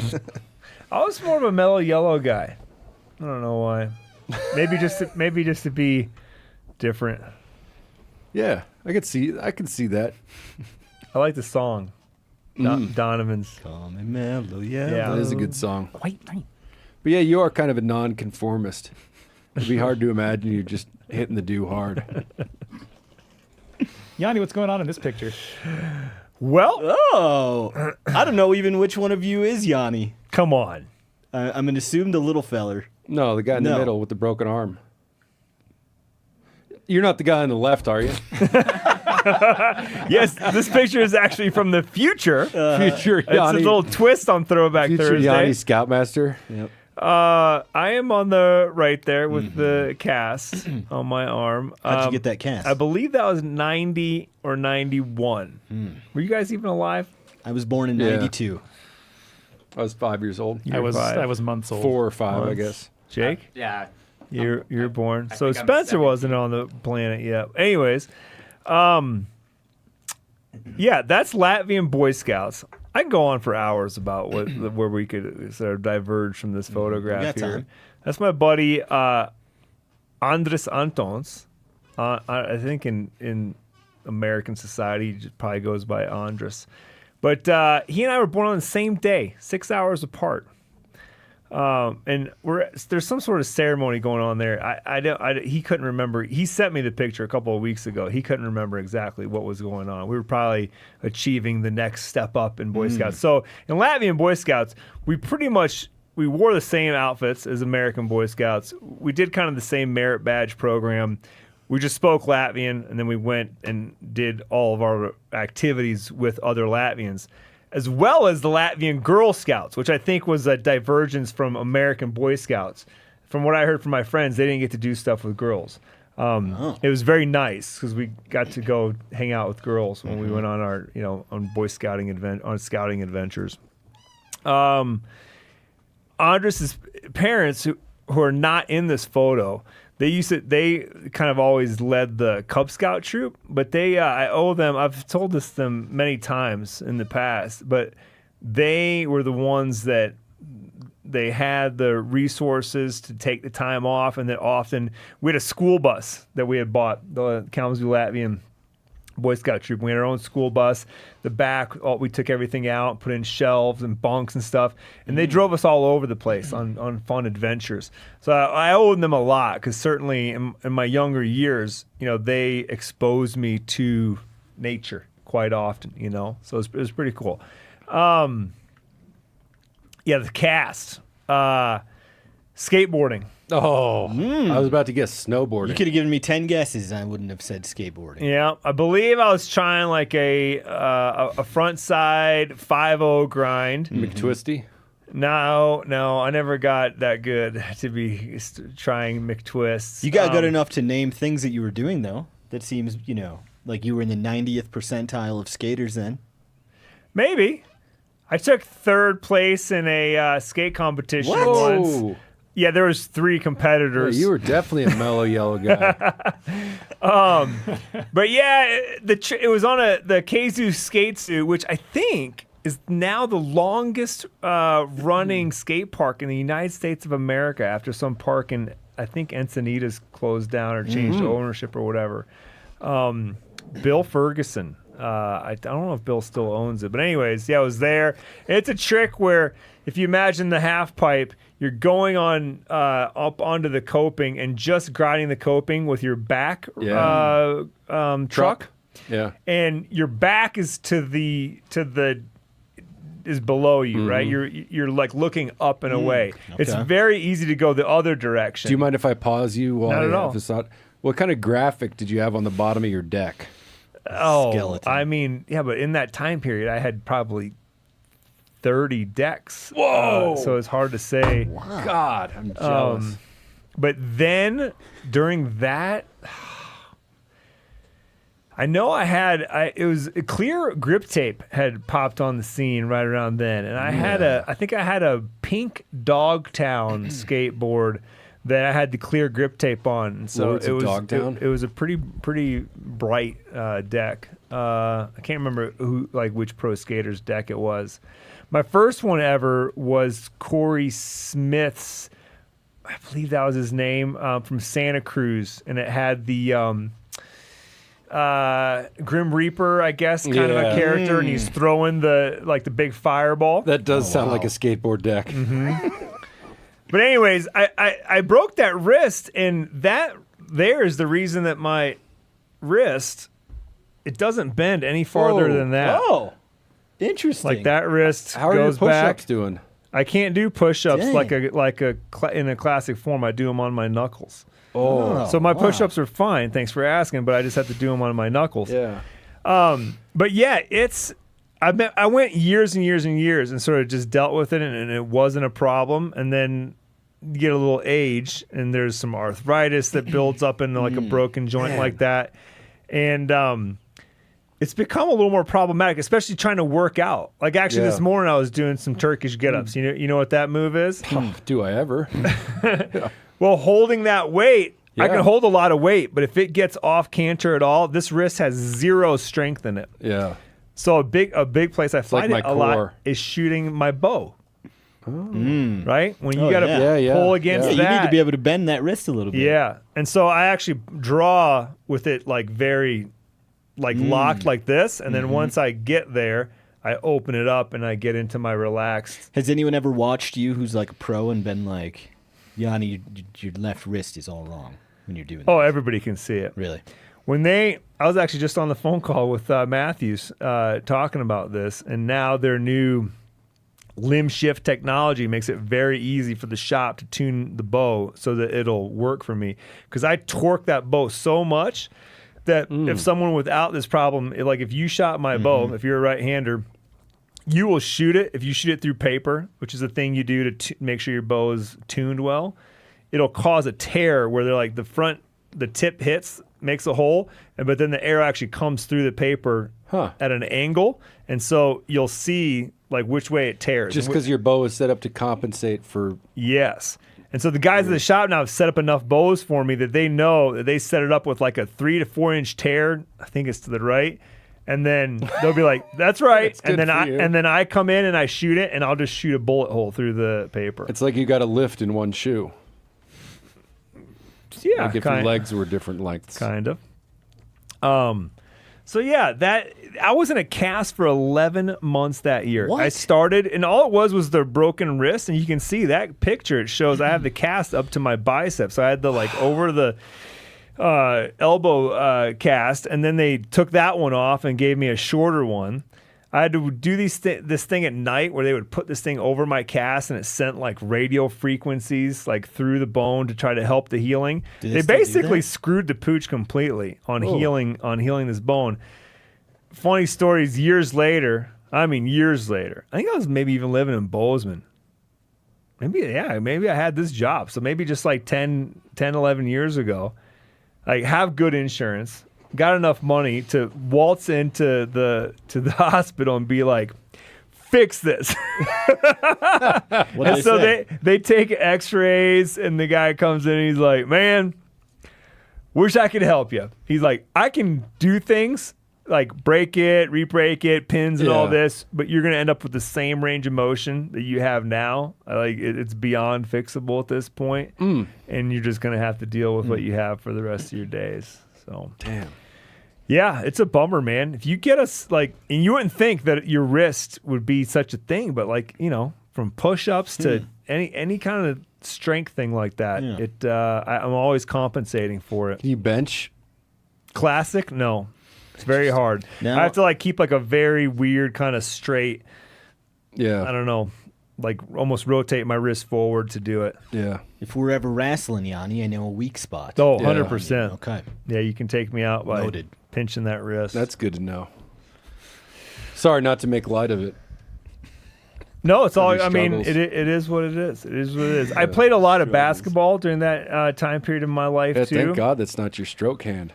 Yeah. But what happened is I would go to the Y every day after school because it was literally across the street from our middle school. Yeah. And it got to the point where they had to make special rules because they didn't I basically learned that cast I could pretty much just push anybody out of the way. and people didn't like it that I was just using my cast as kind of a weapon as I was playing basketball. That's sweet. Did your left-handed layup ever develop? No. Same here. No. I injured my wrist though.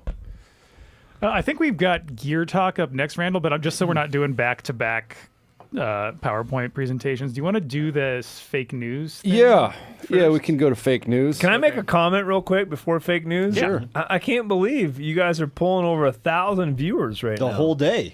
So far. Yeah. It dropped off there for a minute. I started getting worried, but we're back up into healthy territory. Once they found out Yanni's skating cred. I don't know if you saw the comments, Yanni, but there were a lot of folks very genuinely taking today off work. No. Yeah. It's kind of disgusting how many people said they were. Filthy. But we're happy that they're here. Filthy cretins. I wonder if their employers know. Are they really taking PTO? Those to are be people here who with us. They have unlimited PTO. I mean, I'm halfway. I'm halfway hoping that our employers don't know about this. I know that they do, but I feel like they shouldn't. Don't all these people? Let's see. It's early March. Squirrel seasons have to still be open in a lot of states. Shouldn't you folks be out squirrel hunting or not on a Radio Thursday. Live is not on fishing? This is appointment television. Phil, you Thanks to Dalton Morgan, who says he will die before he turns off the stream. Hell yeah, Dalton. It's a challenge. Hell yeah. You ready for this one, Phil? Yeah, do fake news. Our next segment is fake news. You sure about that? It's a MeatEater Radio Live fake out. For the second time ever in the history of MeatEater Radio Live, this is a fan favorite segment, MeatEater Radio Live Fake Out. That's where we've lied to the co-hosts about the planned segment. Instead of doing fake news, we've got a surprise interview with the host of MeatEater Radio Live, Randall Williams, who's coming to us live from MeatEater HQ in Bozeman, Montana. Randall, welcome to the show. Thanks, Randall. It's great to be here with you. Randall, I wonder if you can give folks a little background on MeatEater Radio Live. Yeah, sure, Randall. I'm happy to speak to that. MeatEater Radio Live, as I'm sure your listeners are aware, is a weekly podcast that we live stream every Thursday at 11 a.m. Mountain Time from MeatEater HQ in Bozeman, Montana. The first episode aired August 22nd, 2024, and over the past 19 months, it's proven to be a remarkably flexible and always fresh piece of programming for its devoted listeners. As of this week, however, MeatEater Radio Live is being sunset. Wow, that sounds like a tremendous accomplishment to run a weekly live podcast spanning some 80 episodes. How did you guys handle weeks where you weren't in the office? Sorry to interrupt. Is it possible to interrupt your... No, it's not. Save for Chris. We actually Randall. had to pre-record some of our live episodes. Those pre-records still had the same chaotic, unscripted feel of the live stream, but obviously there are some drawbacks. One of the best parts of the show is our interaction with the live audience, and those pre-records obviously made that impossible. Did you guys ever experiment with recording part of the show ahead of time, but then combine that with the live stream? I can imagine a scenario where you could live stream part of the show and pre-record another element so it had the appearance of a regular live episode, but folks might not notice they were interacting with pre-recorded footage. That's a hell of an idea, Randall. It's actually one we considered, but never figured out how to pull it off until now. Well, now that Radio Live is ending, how are you and the crew handling it? Yeah, I'm doing okay, and Spencer's come to accept it.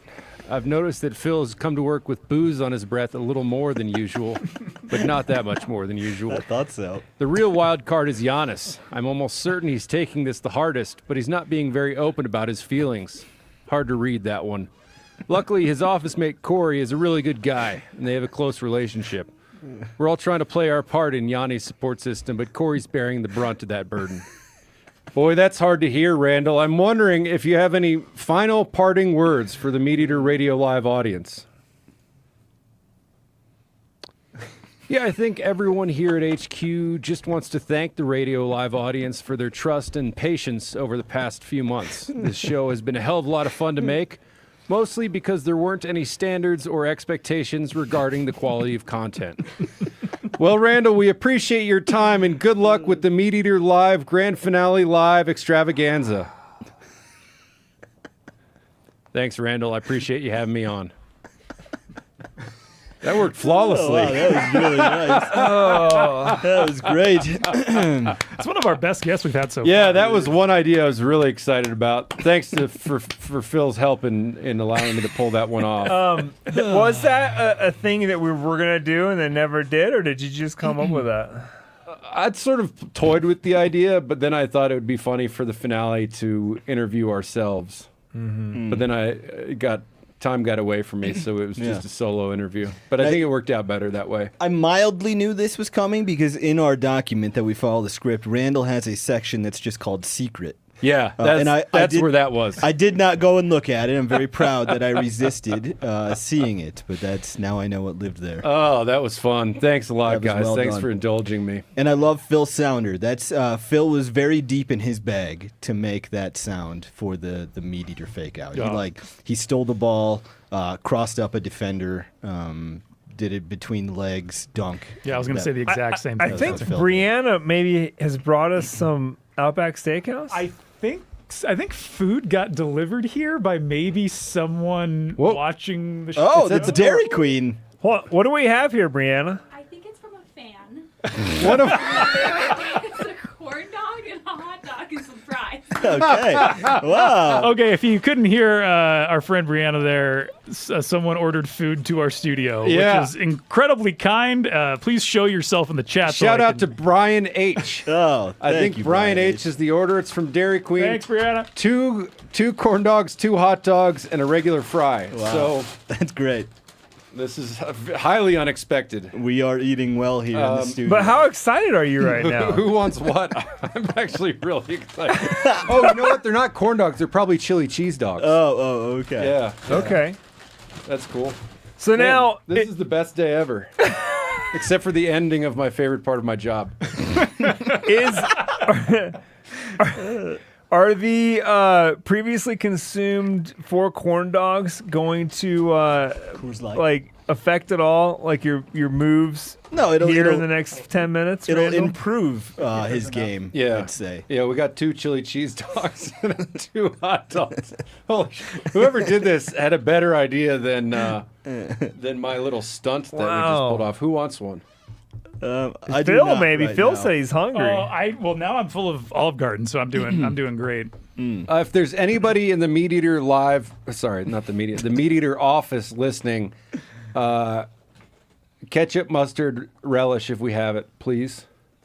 Oh, the commercial kitchen definitely has two of those. Yeah, well, maybe I'll grab some on my tour.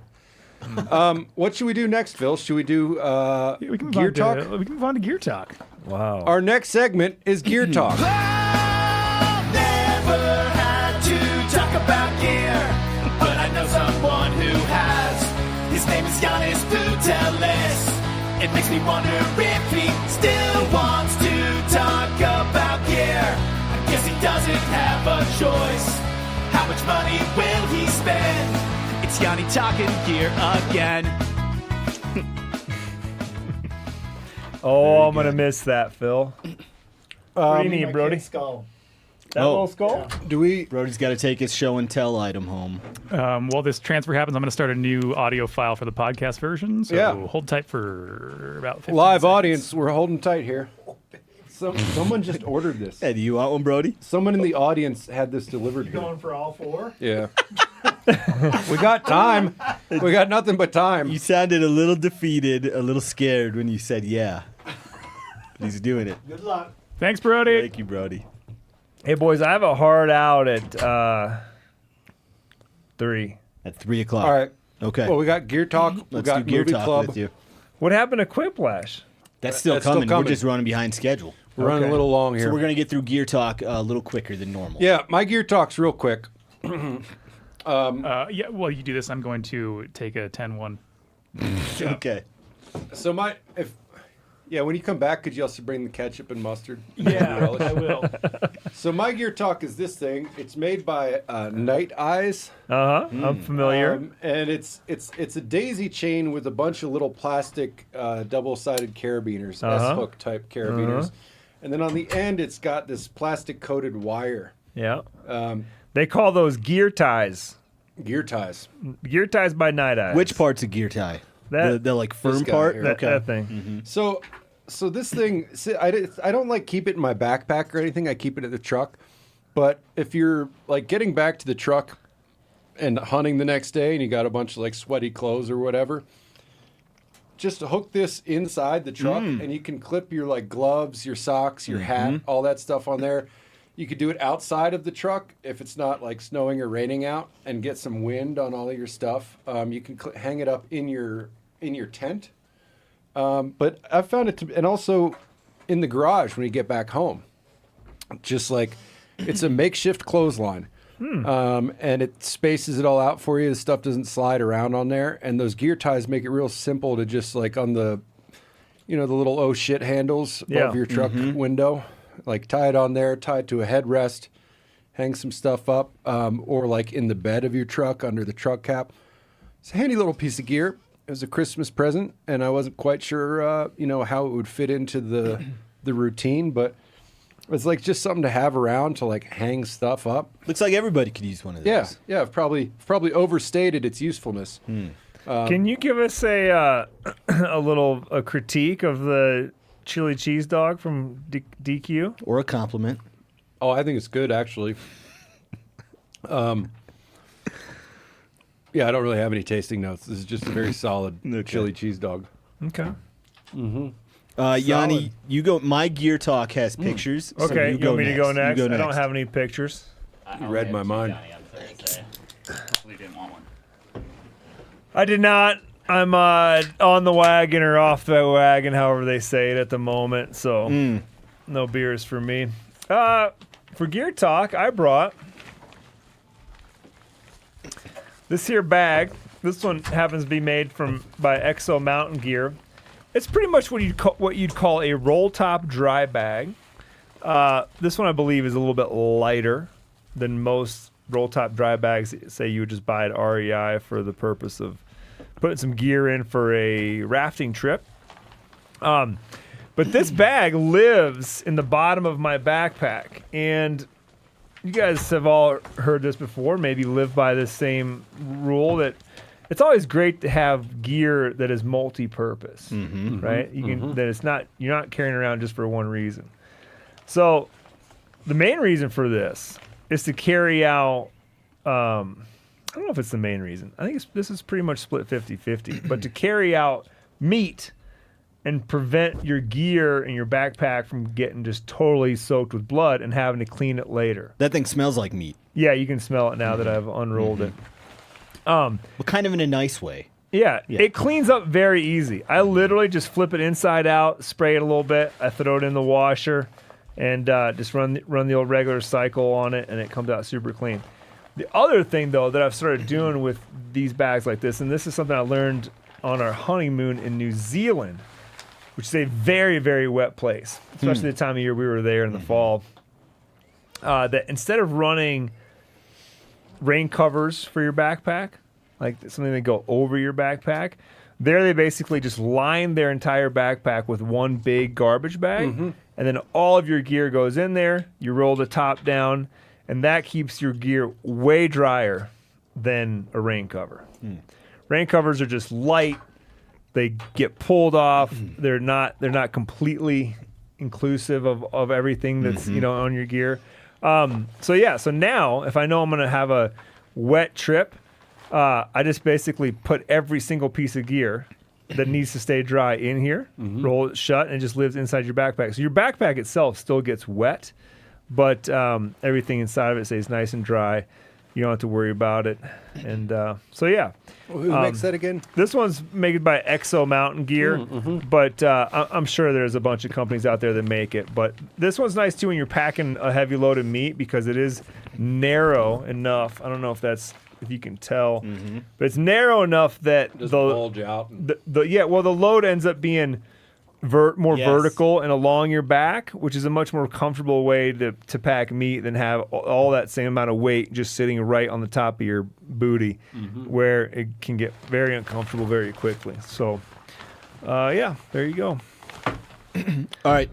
My Gear Talk has a couple photos. I'm back. That Phil is going to pull up. I'm reviewing my rooftop tent. I've owned this rooftop tent for 2 years. It's my second rooftop tent. My second one that I got is the most researched purchase of my life that wasn't a house or pickup. This would be number 3, was my rooftop tent. After all that research, I decided I wanted a Super Pacific. They are made in Portland, and I absolutely love it. I really enjoy this thing. My wife really enjoys it as well. We use it together. We've used it on our own. I think I've probably spent 50 nights inside of it. A lot of different times a year, different parts of the country I've done. Picture was in Montana in November. I stayed in there. I've done California in March. I've done Arizona in May. I've done Minnesota in June. So I've used it a lot of different seasons. Really big fan of it. It's ideal, I think, for someone who is doing either solo trips or a trip with one other person. If you have like 2 teenage kids, as well as you and a spouse, it's not a rooftop tent isn't for you. This is for. Just so we're clear, that was ketchup. That was not a gastric issue there. Call that a 10-3. Rooftop tent would be, again, ideal for someone who's like just got a spouse or maybe a spouse and a dog, because it's like the size of a queen bed up there, but that's literally all of the space that you have in one of those things.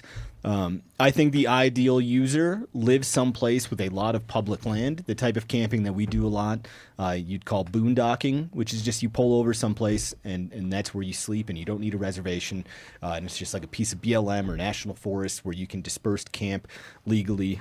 That is how we spend most nights in our rooftop tent. I'm a really big fan. I will own one of these things. Well beyond how long I own this pickup. This rooftop tent is going to go on my next truck, and probably my truck after that. Oh, you think it'll last that long? I sure hope so. Yeah. Yep. I'm a big fan. So I would recommend a rooftop tent to anybody who lives in the West, who enjoys long road trips, where they are doing a boondocking style. Now, I've never heard it called boondocking. What would you call it? Dispersed camping. Dispersed camping. I feel like boondocking RV lingo is specific to like when you're sleeping in the thing that has wheels that got you there. Yeah. Then I think if you're not staying if you're not staying somewhere like in a developed campground or with hookups, RV people call that boondocking. Boondocking. Again, mine is a Super Pacific. I'm a really big fan of it. Oh, sure. Randall's got an alarm going off. What's that alarm mean? I set an alarm for 2:28 p.m. So that means we're 3 hours and 28 minutes into this podcast, which officially makes this the longest podcast in the history of MeatEater. Oh, we did it! Yes. Yeah. Everyone in the chat, you were here. MeatEater episode 105, which aired on September 21st or September 2nd, 2019. That was 3 hours and 28 minutes long. The title that was Managing Bambi, again, episode 105. And we have now killed and buried that as a record in the history of this company. So congratulations. Who was on that? We did it. It sounds like a Heffelfinger episode. Yeah, yeah. So Bambi. I don't remember. I did this like 5 minutes before we started.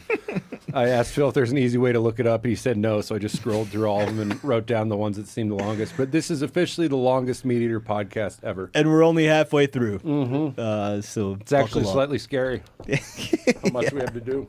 Yeah, that means if this math holds, Randall, you'll have eaten, I would say, a dozen hot dogs by the end of our stream.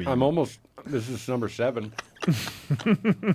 You're doing it. I could talk about the rooftop tent all day. If you have questions about it, reach out to me. I'll try to answer any questions you have, because it is a big purchase and it's something that is going to potentially go to your next vehicle as well. We have somebody in the office who recently got one and they're very disappointed in their purchase. Oh no.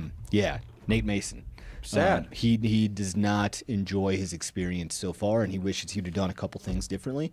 So don't be Nate. Really research this thing.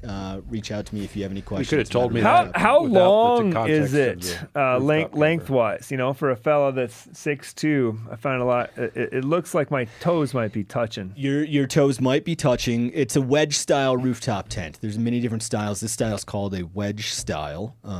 And so your toes, Yanni, you're a big guy, they might be touching the bottom, but Super Pacific has the option to give you an extender inside. It's kind of got a false floor when you're on top of it, or a false ceiling if you're in the bed of your truck. That makes it longer, so you'd be totally fine there. Super Pacific, the most important thing is you're comfortable in there. You're never wet, you're never dry. There are other wedge styles on the market where it's been deemed that that wedge style has a waterfall, it's called, where you'll get condensation at the top and it trickles down, and by the end of your sleep, when you wake up in the morning, you're going to have wet socks. I've never experienced that in the Super Pacific. The online community is in agreement that they don't have that issue either. But there are a few brands on the market. The wedge style is really tricky to engineer, from what I've gathered, and Super Pacific has nailed it. Big fan. Cool. I think we have our crew joining us shortly. They're going to be coming in the room. So if we have a couple feedbacks, Phil, I feel like we should maybe save Movie Club for later. Okay, that's fine. I have to be 100% honest. I have been missing so much of the chat. That's so okay. If we're going to do feedback, that's fine, but I'll just be kind of cherry picking as I see stuff. Sorry to rant. What if we do a hot tip off? And then while we do the hot tip off, the crew will come in and we're going to move on to the next hour. And then, Randall, is it okay if we do Movie Club later? I don't care. Okay, yeah, I'm definitely not going to play the drop. H-O-T-T-I-P-R. Let's all do a hot tip off. Sure. H-O-T-T-I-P-R. Let's all do a hot tip off. Phil, were you ever privy to Lauren Moulton's hot tip off little thing that he did live for us? I remember you guys used to do those, and I think you posted a couple even on YouTube, like back in the day. Yeah. It was before my time, but I'm not super familiar with them now. It was a nice example of some fun vocals. No, I'll have to check it out. Yeah. Are we still live? Yes, Giannis, we're live. Folks are just watching us trade seats. That's right. Oh yeah, I guess that was the plan, wasn't it? Okay, well this third head-to-head of our hot tip-offs today. Once again, we do not know who it is, so let's all be surprised. Jack Shovel. Oh no, that says meat pole. Wait, what's happening? I am Jack Shovel. is great. I have a hot tip for y'all. if you take a Prangle can and you wrap duct tape around it, take a Swiss Army knife or whatever you have and stab a bunch of holes in it, it is perfect for catching crawdads. Look, my little brother has a bunch of them to show you.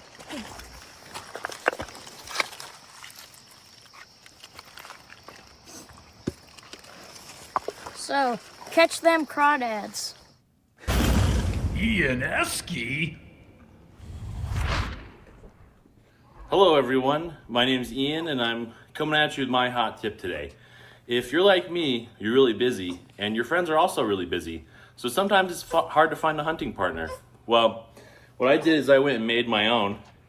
I'm not going to go into the details of how you make one, but there's some books on that you could probably read, but it's definitely a long-term investment. But what you want to do to make it pay off is kind of start them out with some literature.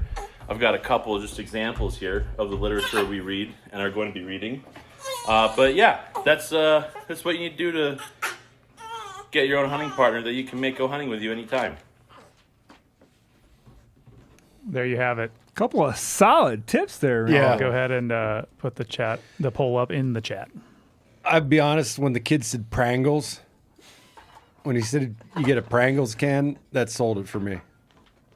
That was the winner. A+, no notes. But let's see what the chat has to say. Phil now has the chat voting. While that happens, we are making a pit crew change in the room here. I'm now in the driver's seat. Randall is off to the side digesting. We also have a few new crew members joining us in the room. We are going to be playing a game shortly. Actually, we're going to be playing a lot of games shortly. The first one is going to be a returning segment that we've only done one other time. And after that, we are doing a brand new segment. Folks in the room, you are going to need your cell phones for the second game that's coming. Phil, how is the chat doing? Are they getting their votes in? The votes are coming in. It's closer than the last two have been, but I don't know how much it will tighten up in the next minute or so. But we can go ahead and give you 10 more seconds to get your votes in here. I missed it. What exactly did the second guy say? I put it up in the chat. His tip was basically intercourse, reproduction. That's what I thought. Yes. If you want to have a hunting partner all the time, make one. Yeah. Phil, you ready to call it? Let's call it here with 63% of the vote. That's right. It's Jack and his Pringles can. All right. Pringles. Hot dog. Jack, you're getting we can give him a gift card? We can get $100 gift card to Jack and his brother. Great Share that with your brother, because I think showing the bag full of crawfish was a nice touch. You're right. I think that sold it for folks who were voting. God, that's great. Okay, we have now added 3 more people to the studio, and our next segment is Mystery Meat. Oh, I forgot to grab the drop from my computer upstairs. Oh, no. Can you sing it? Can you do a live drop? It was the police one. What is this meat? It was Please Don't Stand So Close to Me. What is this meat? But Mystery Meat, hey! Okay, we've only done this one other time, and basically Max Barda has brought us some mystery meat that only he knows what it is, and we're going to taste it and try to guess what the mystery meat is, and he's got it on some I think we should have been skewers here. blindfolded for this. Yeah, it's kind of hard. It's kind of funny. Like the first time we did. I don't know if your microphone's on. If it is, I'm not hearing. Sorry, I'm unmuting everybody. It's not another AV problem. Am I good, Phil? Yeah, you're good. You're hot. Yeah. So like the first time we did mystery meat, I was like, oh yeah, this is gonna be an everyday thing. And now, since I'm the only one that's done it, I think it should be Max's mystery meat. Okay, that's how I have it written in the doc. That's great. We've rebranded it now. I think it was Mystery Meat, sponsored by Max Barda. Yeah. So Max has 2 skewers of meat here that we are going to taste and then try to guess what it is. I feel like my eyes are already giving me a Can good we just hint. guess from here? No, you got to try it first. Yeah, eat you it gotta first. try it. Patience, grasshopper. How should I do this? We'll just. We can each have one. Yeah, but you're probably gonna want to cut it a little bit. So Okay. I'll just take these off here. Cut half and hand it over here, Maxwell, please. Looks scrumptious. Yeah, I don't know. I've never cooked this meat before. Oh, okay, there's a hint. Here, I'll just pass the cutting board around. You guys can do it yourself. Oh no, don't pass that thing around. That's going to be dangerous. Okay. Just can you throw them? What? I won't even cut Everybody- it. here, Just give everybody do everybody this. a heart already. Everybody open their mouth. Hey, hey, what kind of heart, Yanni? I don't know if it's even gonna be good, to be honest. I'll be honest, I don't really want to great. eat it. Yeah, how you doing after those DQ I'm glizzies? super full. Yeah, you seem like you overcooked them, Max. I was going off mean, some Yanni. recommendations from someone else. All of our timing all day has been terrible. Max also thought he was going to be serving this 40 minutes ago. Dude, they're I'll take a bite. They're Yeah. delicious. Is that what happened? Is that they stayed on the grill for 40 minutes? No, the guy who I got these from told me how to cook them, and I think there were some communication issues. No, okay. So when Spencer asked me to do this, he never said it has to be good. It just has to be a mystery meat. That You're was right. the only parameter. I So did not say it had to be good. No, I've never. Even But I'm enjoying it tasted this, so- anyway. Good. I mean, yeah. No, it's pretty good. It's dry. For I'm sure. getting my iron. Yeah. I feel like Yanni correctly identified it as a heart or Yep. some sort of organ. A heart it Takes is. one bite. What animal would have That a was heart this Randall. size? I ate mine. I've eaten 7 hot dogs today, Max. What animal would have a heart this size? A goose. Yeah, or a duck. I feel like he would have cooked a goose or a duck heart by now, though. Who would have? It's got to be a Maxwell little bigger said he's than a never duck. cooked this in his life. Yeah. Oh, Seems like a big duck, but could be wrong. I don't know. It's too small to be a turkey heart. Is it too small? Yeah, I have turkey heart. It's got to be something he was able to get 8 of as Yeah. well. Is it a bird, Max? Yes, it is a bird. Okay, it is a bird. You want more? A sandhill crane? Nope. No. Tundra swan? Snow goose. I've already heard it once. Someone A said goose? it. Canada Yeah, goose. it is a Canada goose. Oh. Yeah. I'm surprised their heart's that big. Yeah. Steve gave these to me. They're lovers. I had to reach out to him and just be like, "What should I? What Nice. should I make?" He goes, "Oh, make this." So I mean, I'll be honest. Like, if it wasn't dry, it want just that? tastes like a heart.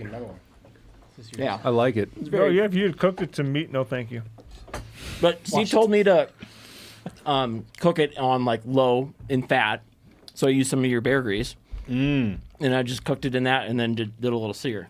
That was it. So It's perfect. You did good, Max. A little dry, but Yeah. perfect for a little skewer. Quit Heart- telling him it's too dry. Heart nuggies. No, I mean it's if you're gonna pretty cook dry. heart, yeah, I was don't reading, cook it to medium well. Cook it to medium rare. That's You'll- what I read you'll on the internet. You'll have a much better experience. Pairs well with a Baja Blast Mountain Dew. Or a Coors Light or a chili dog from Dairy Queen. Yeah, that last one's still looking at me. All right. We are doing something we have never done now. in Oh, the are we doing this? studio. Everyone is going to get out their phones. Okay, it'll take me I a have to couple go get minutes my to phone? kill some to You get need it your set up phone. here. Yes. You need your phone. Or actually, What- Yanni, you could use my phone. Okay, great. I'm gonna What hand time this is to it? you. It is 2:40. 2:40. So this is the last thing you're going to do, and then you can bounce after this. This is our final use of Giannis Putelis. But He has a hard out. You guys got a link for this? Yep, I just sent you in. I do it on the photos. No, you're going to scan a QR code here in just Oh, 1 okay. second. Our next segment is a new segment called Quiplash. Here's how this game works. Each player is given a prompt that I wrote. Their goal is to create a funny answer. Then their answers go head to head, and we will vote on which one is our favorite. They are awarded points for getting votes, and the player with the most votes at the end wins the game. Randall, Giannis, Max, Phil, Corey, and Alex are playing. I will try to narrate what is going on. This is probably best consumed by watching it, but I will try to make a listening audience. And here, if you are watching this live right now, you can actually participate in this game. After we all join, Oh, sick. After we all join, are you doing, Yanni? I will show you a code on the screen, and you can be a part of what they call the audience, which means you also get to vote for your favorite answers and responses, and it does weigh towards the who gets points. So give me a minute here, and I think my wife's watching, so Okay. hopefully she'll play. Yeah, we practiced playing this game, and Corey Calkins was providing some X-rated everyone in the room, answers. once you go to the website, type in that code. Don't say it out loud until we're. Oh, what now? joined. I thought I was going to scan a code. Oh, I was wrong, Yanni. Here, hand me my phone, and I'll get you to where you need to be. Thanks, Spencer. And Yanni was typing something furiously on my phone. If you would like to, He was just I'm in, texting baby. me. if you would like to participate at home, go to jackbox.tv. Jack, like the name, JACK, box. My wife said I look cute. TV. Well done, Max. That's nice. That's great. Thanks, Alex. Ask her how she thinks I look. She can probably hear you. Ask her how long she's been watching Oh, this. Phil, we can see the screen. I don't know if that matters. Alex, Yeah, do you like this I've never done a longer custom hair, game or should I before, get so a cut? Winter just showed back up. I'd keep it long. Okay, is everybody joining this? Whoa. Oh, good job, Phil. I don't know how you worked that magic. Does everybody want more goose? Either. But you did it anyway. They're fighting over it. Alex, you got a tattoo today, right? I sure did. Oh yeah, you got the hand tattoo. Oh yeah, we should probably go give an update out there. I think Hillary is up right Okay, now. after this, we'll get that How many update. players? How many players do we have? You're gonna have six There's players, 6 of Phil. us. Okay, great. You are the 6th player in the room. Oh, unless Jake wants to play instead of you, Phil. Oh yeah, I'll step out because that would make it easier for me. So give me a sec here. Okay, Actually, Jake is going to play. All right. Great. Have Phil, to. can you remind our audience how to join and vote? Yeah. They can't join until I start the game here because otherwise they become a player in the game. And for those in the room playing, this is on a timer, so you need to be quick and you need to be witty. Uh-oh. Yeah, I know because now that I'm not playing, we got to do it over again. Oh, okay. Oh, So there's a new code for Yeah, you. see the code, Yanni. This is going to take some troubleshooting, but it will maybe be worth it. And after this game, I think we have 3 or 4 more games that we're playing today. yeah, and movie club. And Movie Club. Hey Randall, we're gonna get to Movie Club. We're going to do that with Corey Hold tight. at the end of the show. Oh, are we? We Yes. still have a Capital. tour. Yeah. Corey, what's your heart out today? Oh crap. 6 p.m.? I mean, whatever. I just got to drive 5 hours tonight with Oh, I forgot a about foot that. plus snow on the pass. Whatever. I'll get out of here when I get out of here. Okay. You know, Yeah. That's a good attitude. Where are you going? no That's a Nunya secret. Creek. 1, 2, 3, 4, 5. What are you gonna do there? Right Go by. skiing. I screwed up again. Oh, nice. Oh, Phil, what Right by happened No now? Telling River. I've never done a custom game before. I'm so sorry. Okay. Oh, you're doing Disconnected okay. again. I mean, it's not Oh. great, but I don't think it's ruined this. Ooh, that's an easy one. Don't read that one out loud. Oh, okay. Okay, this time I'm not going to join. Jake, whoever joins, it might be Alex. You'll be responsible for running the game, probably. Waiting for Alex to choose what We to do. felt as though the finale was the right time to try something new. Because if it's good, we'll do this all the time. Nope. That wouldn't Oh, disconnect no. it also. Keeps disconnecting. This is a really bad. Maybe we won't do Quiplash. How and about if we have time at the end, we'll come back to Quiplash. Okay, so you want to move on to a different game? Yes, but everyone in here can still play the other games, right? Yeah. Yeah, they can Okay. play the other games. Apologies to the audience at home. Randall, I heard you're gonna go jump in the pond. It's ready, buddy. I was just out there. If you start sweating profusely We from hadn't the meat discussed sweats, that. they're Yeah. probably coming. Okay, Yanni, Might you're going to be- stick around for our next game, Meat Poll. It'll just take 10 or 15 minutes. Okay, everybody get a whiteboard, a marker, and an eraser because our next segment is Meat Poll. Say, show me your meat, boys, and take my poll. Welcome to MeatEater Radio. I got a game to play. All these hot dog boxes are. We need a. Yeah, we're gonna have to clean up. You hand that over, Spencer. What do you need? The eraser. Yeah, okay. So Meat Poll is a test of how much you know about your fellow hunters and anglers. I surveyed 500 MeatEater listeners about the outdoors. Your job is to predict their answers. There are 3 questions. Whoever is closest to the correct answer will get 2 points. Whoever is second closest will get 1 point. You guys are in charge of keeping your own score. You got that? Phil's got too many things to operate over there, so you guys need to pay attention to what your score is and who is closest and who is second closest. The chat is also going to play along, and Phil is going to watch them, and he will shout out whoever has the best answer for Meat Poll. Yeah, we'll see if I can keep up with 1,000 people. All right, our first question for today is what percentage of MeatEater listeners have eaten roadkill? What percentage of MeatEater listeners have eaten roadkill? Randall is doing some very impressive multitasking over here. He's got a chili dog in one hand and a marker in the other. My fingers are too greasy. I could probably just write on the board with chili grease. Did we find out who delivered that for you guys? No. Brian Brian H. H. Is that it? Brian But I don't know Harmon, if that's the. Could be. the professional golfer. Maybe. I What don't know if- percentage of MeatEater listeners have eaten roadkill? Go ahead, Randall. Oh, I just didn't know if that was the name of the Uber driver or if that was the name of the person who ordered it. What percentage of MeatEater listeners have eaten roadkill? Yanni, have you eaten roadkill? Yes, sir. What was it? Didn't you watch most recently a calf moose? Yeah, you watched that thing get smacked on the road, right? Not quite. My neighbor did, and then he immediately called me and said, "Just go get that thing." Did it taste any different than a regular moose eating a calf? Did you notice? This yeah, thing is more tender and buttery. Well, yeah. Because we did the math. I mean, if it popped out in May, that thing was like 3 months old. Whoa. It was still giant. Still took two of us, and we barely got it into my truck. Two of us. And it was extremely pale meat.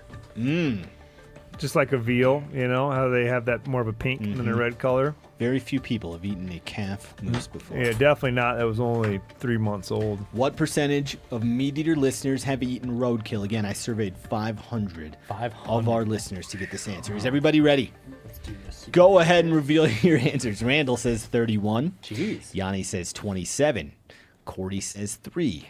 Alex says 13. Maximus says 3. And Jake says 28. You and me, Yanni. The correct answer is 18.8% have eaten roadkill. So I think Alex was the closest. Wow. Who was the second closest to 18.8? I think Corey and I. No. Without going over? No, you can go over. You can go over. Oh. Is that 2 points, Spencer? Yanni had 27. I was within 9. Yeah. So 2 points for Alex, 1 point for Giannis. A 2024 YouGov poll found that 6% of Americans have eaten roadkill, 89% have not, and 5% said they weren't sure. That survey also found that 33% of Americans said they think it should be illegal to eat roadkill. I'm very concerned about those 5% of people who said they weren't sure. Yeah, like what's in the crock pot? I actually had that thought when you were saying that. I'm sure Talk with your after you're done chewing. I'm sure I've eaten roadkill, but I couldn't Can't think of a identify specific it. instance of it. Yeah. Phil, who did the best in the chat? 18.8%. If you said 18 or 19 in the chat, you know your name. Way to go. Okay, well done, Phil. Our second question is, what percentage of MeatEater listeners would rather get attacked by a black bear than a bison? So they were asked, would you rather be attacked by a black bear or a bison? What percentage of listeners said they would rather get attacked by the black bear instead of a bison? Corey, which one would you pick? Would you rather be attacked by a black bear or a bison? Black bears are little bitches. Okay, so you're I picking feel like black bear. it's a pretty easy call, and I'm just hoping that the MeatEater listeners know what they're thinking about. What percentage what of they're up MeatEater against. listeners would rather get attacked by a black bear than a bison? I feel like you could fight off a black bear easier than a bison. Randall, any input? Black bear or bison? Which one you pick? I mean, I feel like, it's fairly obvious. I don't think black bears kill that many people. Okay. And when you consider how few bison there are, and it seems like someone gets killed by one every year at Yellowstone. I mean, that's probably just statistically completely inaccurate, but you're it not seems that way. You're not going for the right answer. You're going for what MeatEater listeners said. What Right. percentage of them would rather get attacked by a black So bear I feel like they know their stuff. than a bison? Is everybody ready? Yep. Go ahead and reveal your answers. We have Randall saying 72%. Oh, we're right in there. Giannis 75, Corey 69, Alex 77, Maxwell 73, Jake says 60.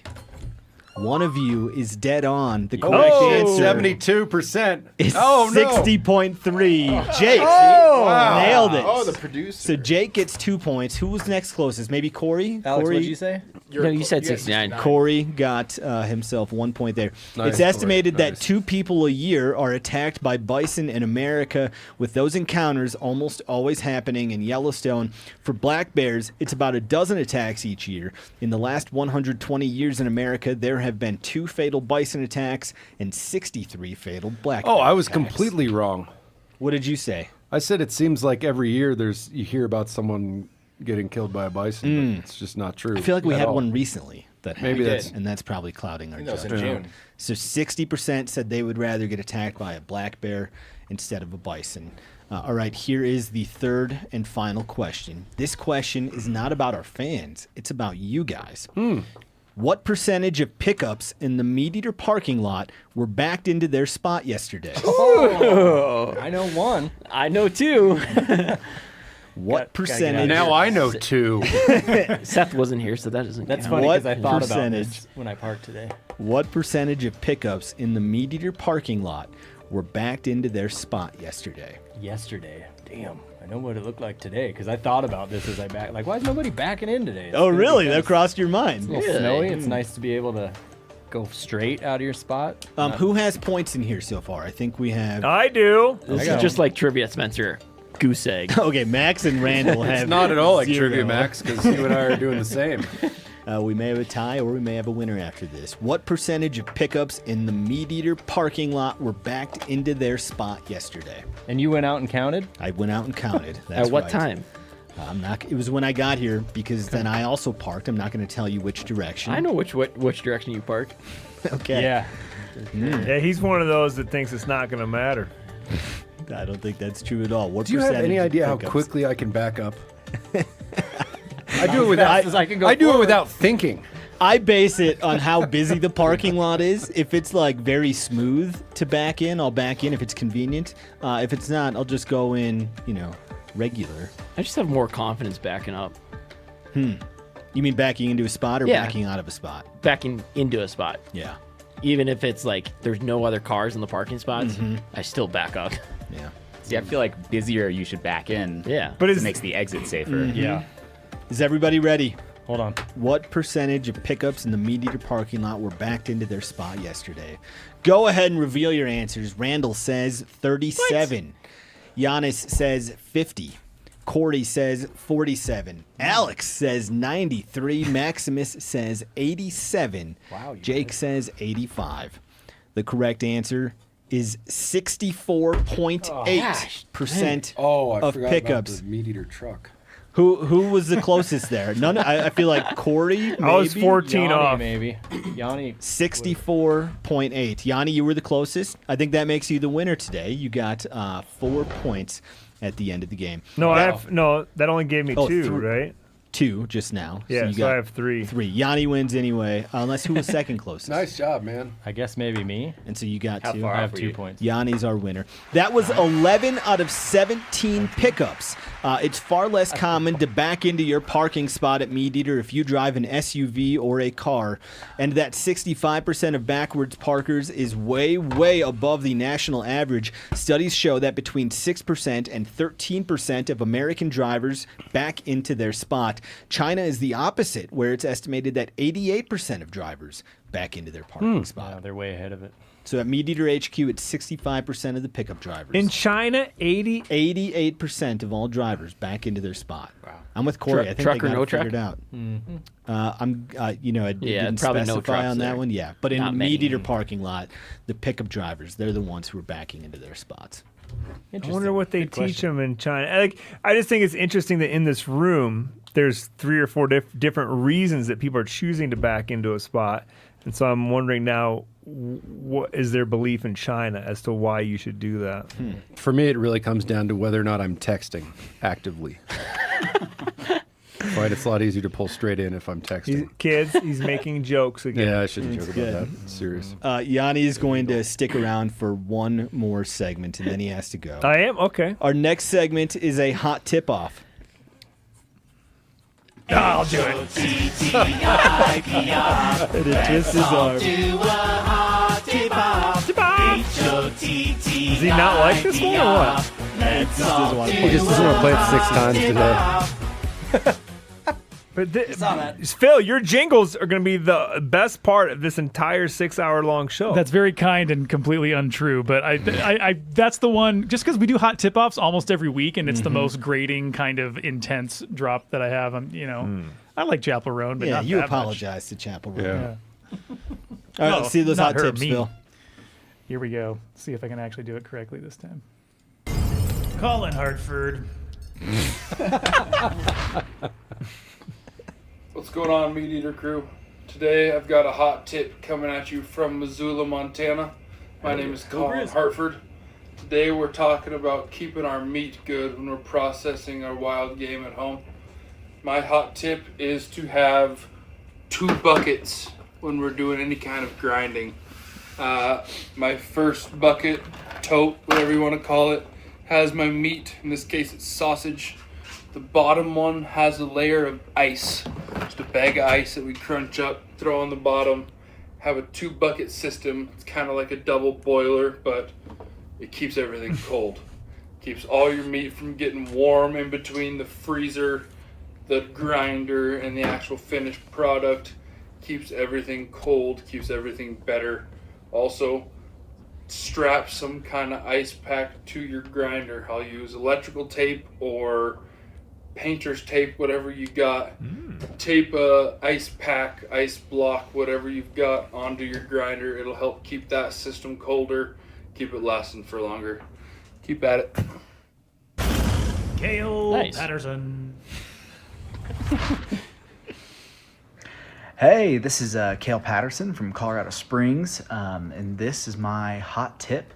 Hopefully it makes it in before Radio Live ends. That'll be a sad day. Shout out to Phil for all the jingles. So my HOTTIP Told you, off Phil. is when you're grinding meat or making sausage.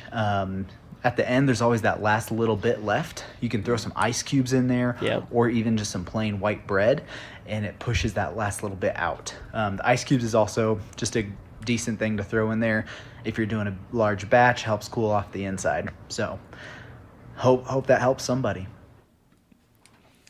All right, Phil is going solid hot tips there. Phil is going to allow the chat to vote now. It is Colin who has the ice tote trick, or Kale who has the bread in the grinder.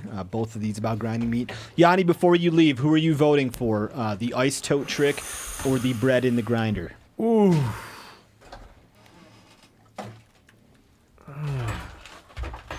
Yanni? It's tough. It's tough. I mean, those are 2 really good tips. I'm probably more likely to use the tip about getting the meat, your last little bit of meat out of the grinder. So I'm going to go with number 2. Agree. That gets my vote as well. Corey, which one are you picking? Got to keep your meat cold and go Grizz. Okay. He's giving it to Colin for the ice tote trick. Maxwell, do you have an opinion? Number 2.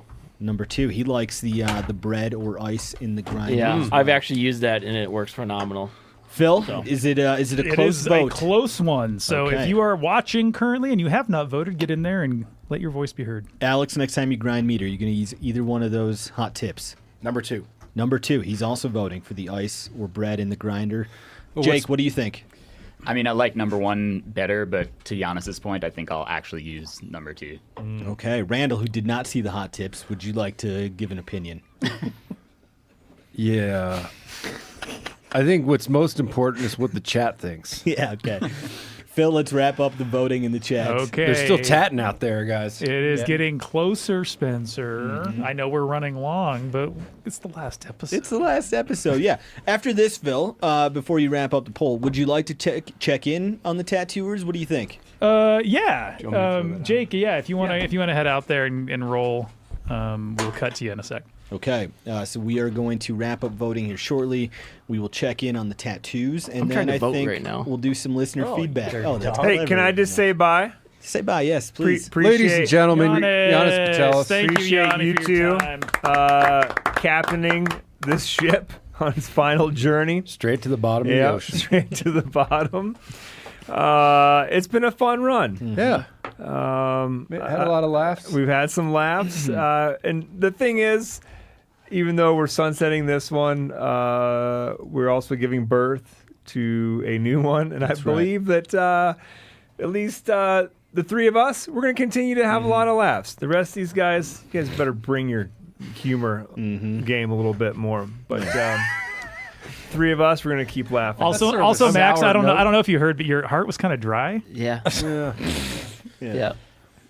No. All right, ending the poll, and the winner with only 53% of the vote is Kale with the bread in the grinder. Well done, Kale. Good game, Yanni. Yanni is leaving. Ladies and gentlemen, Giannis Patelis. He's going to give us one animal call before he leaves, though. What do you got for us, Yanni?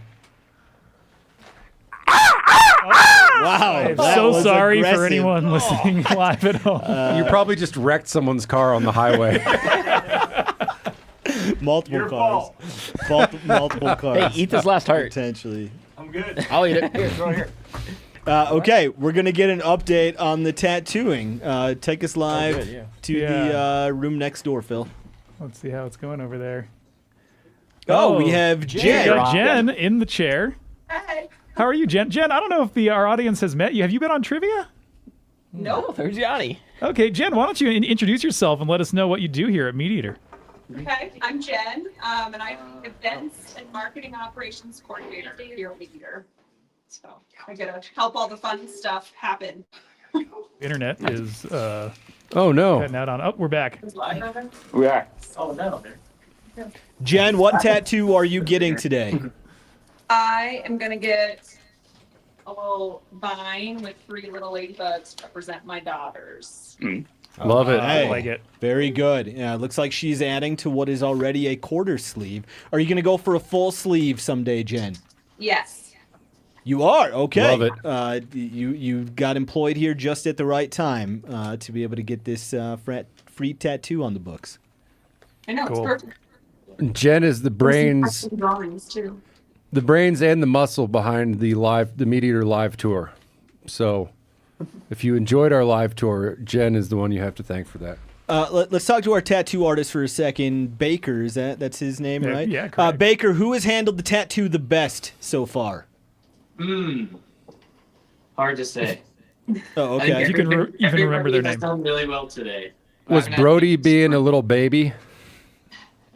You did pretty good.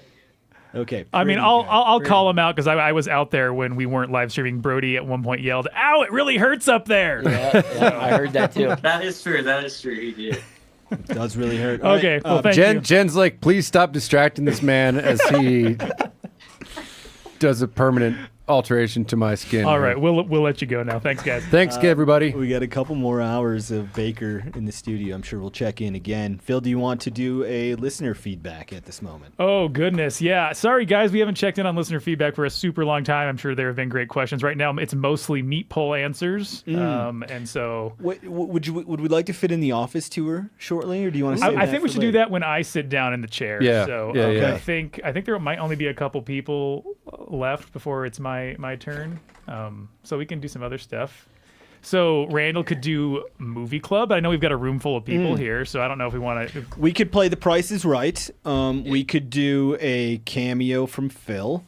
We could do the movie club. What do we think? Yeah, let's go ahead and do.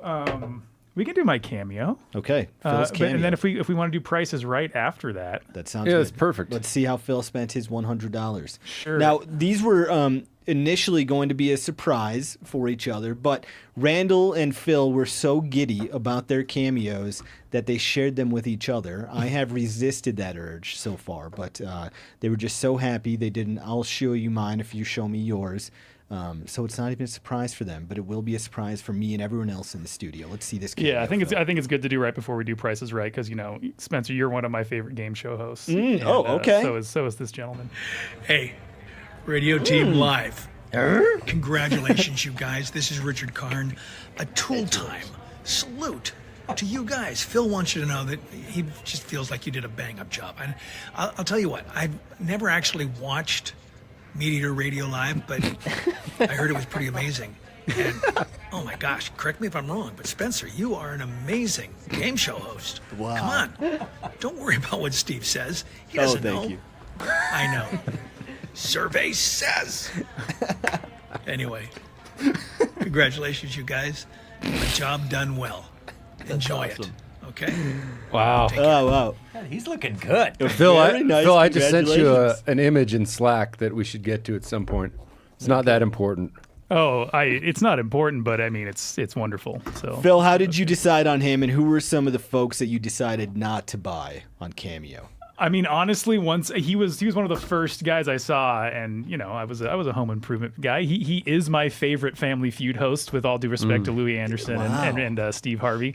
Richard Dawson, right? Richard Karn, and also he played Maya's dad on Pen 15, and I thought he was incredible, and it was a super underrated performance. So Just an underrated show in general. Oh I yeah. love Pen 15. If you haven't seen Pen 15 on Hulu and you grew up and you're about the same age as everyone in this room, you should really watch it. That's great. Phil, Richard Dawson was a host of Family Oh, Feud. sorry. I thought you were getting Richard Karn's name wrong. Ray Combs, Louis Anderson, Richard Karn, John O'Hurley, and Steve John Harvey. O'Hurley, you would know him from Seinfeld. He's like the big tall guy with the kind of the gray pompadour. I'm blanking on his character's name. He was like Elaine's boss or something. But he's Oh yeah, Mr. Is it Peterman? Mr. Peterman. Yeah. Okay. But Richard Dawson. Hell of a good before pull my there, time. Phil. Hell of a good pull. Good cameo. Okay, moving on. Our next segment is The Price is Right. Oh, I realized I don't have the script up. That's okay. We'll just enjoy the music for a second. Everyone get their whiteboards in front of them. Here it comes from Bozeman, Montana, MeatEater Radio's most exciting 10 minutes. It's the final episode of MeatEater Radio's Price is Right! Yes! Randall Williams, come on down. Okay. Jake Birch, me. come on down. Corey Calkins, come on down. Oh. Max Barda, You picked me? You can come on down as well. Thank and I you. guess, Alex, you're here. You can come on down. You're the next 5 contestants on MeatEater Radio's The Price is Right. Now, here's your host, Spencer Newhart. Thank you, Phil. This is our biggest game of Price is Right ever. We have 5 players in the room. It's going to be extra competitive. Now, this game is really simple. Phil is going to tell you about a product from the MeatEater universe, and you need to guess its price. The player with the closest answer without going over will be declared the winner. If every player goes over, then you'll all be told to try again. And the chat will play along as well, because whoever has the closest answer will maybe get a shout out from Phil. Yeah, maybe. They'll just shout out themselves. That's what they'll do. Okay, there are 3 products up for bid today. Phil, get us started.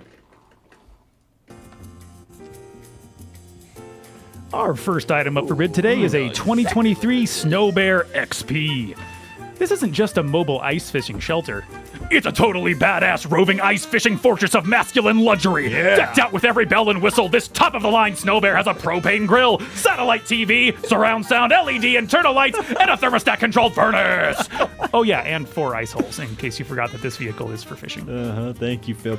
Well, this is one of the best things you do. This particular Snow Bear is a 2023 model that has 46 hours and 232 miles on it. It's available right now in Sisseton, South Dakota at Glacial Lakes Snow Bear. You guys need to guess its price. Max has a large advantage here. This is, right in his wheelhouse. Max, have you ever been inside of a Snow Bear? Yes, I have. You have? A couple times. Okay. Was it a successful trip? Did you catch some fish? Yeah, no, it's always fun in the Snow Bear. Must be I mean, nice. It's just Must nice be and warm, nice. and you're catching fish, and you don't even have to go outside. You don't. It's lifts up and down. Oh. When you're fishing, lifts up, drive across the lake to the new spot, down. And That's tough. And you just relieve yourself in the hole. you can, yeah. And just drive to a new hole, depending on number 1, number 2. Spencer, what year did you say it was? It is a 2020. 2023. 46 hours. on it. 46 hours, 232 miles, and it is a Snow Bear XP. You can't go over. My father-in-law Can't does go over. most of his guiding out of one of these. Really? Wow. Does he own the thing? Yes. Oh, this Okay. is I mean, not he. fair. Oh, are Yeah. you going to inherit that someday, Max? Not Good for you. Not when I live Yeah. in Montana. Oh, okay. Yeah. Maybe Max will be the owner of a Snow Bear someday. Again, you cannot go over with your guess. Is everybody ready? Corey No, is I making a changed it. funny face at Randall. Corey's playing the game here. Okay. Corey's Max, going low. Well, you're going a little high. I don't everybody know. ready? Yeah. Go ahead and reveal your answers. We have Randall saying $102,999. Towley says $29,000. Alex says $24,500. Maximus says $43,999. Jake says $40,000. That's pretty close. The correct answer is $123,000. You guys are idiots.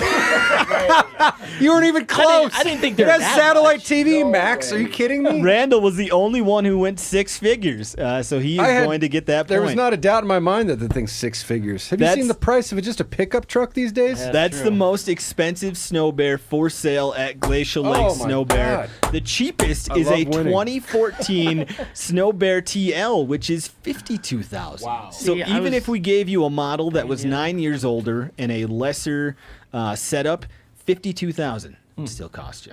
So Randall gets that first point, well earned. Phil, how'd the chat do there? They all did. I see perfect. cheaters. I think every person got it right on the money. Brent Reeves is in the chat. Oh, welcome, Reeves. Brent. We're glad Oh, you're that's here. a good guy. That is a good guy. That's a heck of a good guy. Okay. Phil, how about item number 2? How about it? Our next item up for bid is a cameo from Babe Winkleman. Ooh. Instead of spending your hard-earned cameo dollars on a message from Jim Shockey or Slockmaster Tim Wells, hire the Babe Winkleman. Does your high school senior need some words of encouragement on graduation day? Or maybe your bachelorette party could use a pregame pep talk. Yeah. Or did your buddy John, who likes to fish Lake Erie, have a life-altering medical emergency and now you think 3 minutes of fishing advice might help him pull through? Oh. Well, we know just the man for the job. Here's a video from Babe's Cameo page that promotes his services. And I'll pull that up here. Buckle in. We've got a 3-minute video now coming from Babe Winkleman. This is what he has on the front page of his Cameo for why you should buy Babe Winkleman's Cameo. Did it pull up the, yeah, here it is. Oh, it looks great. Hello, Dan. This is Babe Winkleman, and this is a special request from your good friend John. I understand that you love to fish, and you've been a fan of the show for a long, long time, and you fish Lake Erie. You probably didn't know that I filmed the first show ever on Lake Erie. I didn't know that. And put it out back years ago. And it was incredible, and I mean, it just... Thanks, Babe. I filmed so many different places in Lake Erie over the years, from Buffalo, New York, down to Dunkirk, all the way around, even some on the Ontario side, plus the Maumee River, and I was the guy that released the Detroit River to people too, and that was pretty crazy. But I understand you have a passion for fishing that just won't quit. If anybody can relate with that, mister, it's me. I've had a passion since I turned 5 years of age, and my dad just bought a new farm, and I had a creek running through it, and I was standing on the bridge looking into the water. I'd never seen water before. I'd never seen a stream before, or a river, or anything on the farm that we had been on. And while I was looking down there, the second day, I seen a bunch of fish swim into a big swirling amount of water, an eddy. I didn't know what an eddy was at the time. It's only half And it was over. really cool, and I had my dad fix me up with a rod and reel, and he made me dig some worms. I got them on there and caught 15 big striped suckers, which we all ate, every one of them. But that was my start, and it's never left me. Don't leave it leave you no matter what happens. I don't think it could. I think that you love to fish like I do, with every cell in your body. I mean, anything outdoors for me. Fishing, hunting, just being there. I love to see good sunsets and sunrises, and hell yeah. We filmed the other day, and I got the blue moon rising. At night, we were out fishing, which was cool. You can do all of those things yet. I understand you had a heart attack, and I understand as well that you're doing good since then. So more power to you is all I got to say, and keep fishing no matter what. You can fish till there's nothing left of you. All of us can. See, he was about to say something. You can else just sit on the bank and throw a bobber out and watch it once in a while, and that's fine too. Particularly if you know that you got a good chance of getting a bite there. That helps a lot. I'm not suggesting you do that, but I mean, there's a lot of ways to go fishing and a lot of ways to enjoy it, and I wish for you to enjoy them all. So, good fishing to you, man. I appreciate you as a fan, and I appreciate you as a citizen, a true American. Have a good night. Wow. What's in the cup, babe? Hell yeah, Babe Winkleman. What do you got, Randall? I mean, like, it got serious when you found out that the guy had a medical issue. But up until then, Phil had mentioned earlier, like, if the guy had a bad day fishing, I literally thought he was like encouraging him just to not stop fishing, which he is for a good reason. But he kind of took a turn there for me. Yeah, it was a plot twist 2 minutes into his video. So Babe says on his Cameo page he likes to help celebrate weddings, anniversaries, and retirements. That's the Cameo Big 3. So what does it cost to get a personalized video just like that from the Babe Winkleman? Have you guys ever done a Cameo request? No, I've never. Yeah, I know these three have just in this last week. Yeah, I got to ask, how much was Santa? $100. Yeah. Okay, it's worth it, right? Money well spent. I'm gonna just send that Santa letters, $100 letters every now and then. Well, you're on the naughty list. So, does everybody have an answer for what it costs to do a Babe Winkleman cameo? Go ahead and reveal your answers. Randall says $240. Corey says $139.99. Alex says $400. Maximus says $79.99. Jake says $150. The correct answer. This is incredible. It's $80, Max. Wow. 1 penny off. What a bargain. The correct answer. Shit. If I'd known that, I would have gotten Babe. Yeah. I got him, though. Yeah, Max knew it. Feels good. There. Right That's awfully on the close. money. A little shady. Yeah, did you cheat, Max? Did it? What happens in Price to Ready if you get it right on the? Oh, they bells and whistles. What does happen, Phil? Oh I'm man, not I even haven't sure. watched in years. I'm trying Do to you get, like, remember. an I think extra I think spin? you win the. Oh, you win the thing. You win the showcase. Is that I don't remember. What's the third item, Phil? only we had you get an extra $1,000 or something like that. Okay, if only we had computers to figure this out. In the meantime, let's do our third and final item ever from MeatEater's Price is Right. When you put it like that. Our final item up for bid today is every single item from Bass Pro Shops. That's right. You're bidding on every single item from Bass Pro Shops' website. What? Spencer may have killed 3 dolphins and sacrificed 7 acres of rainforest to get ChatGPT to produce this answer, but it was worth it. Because maybe MeatEater Radio Live isn't about the outdoors or conservation or friendship, but instead, it's about the bits we got to do along the way.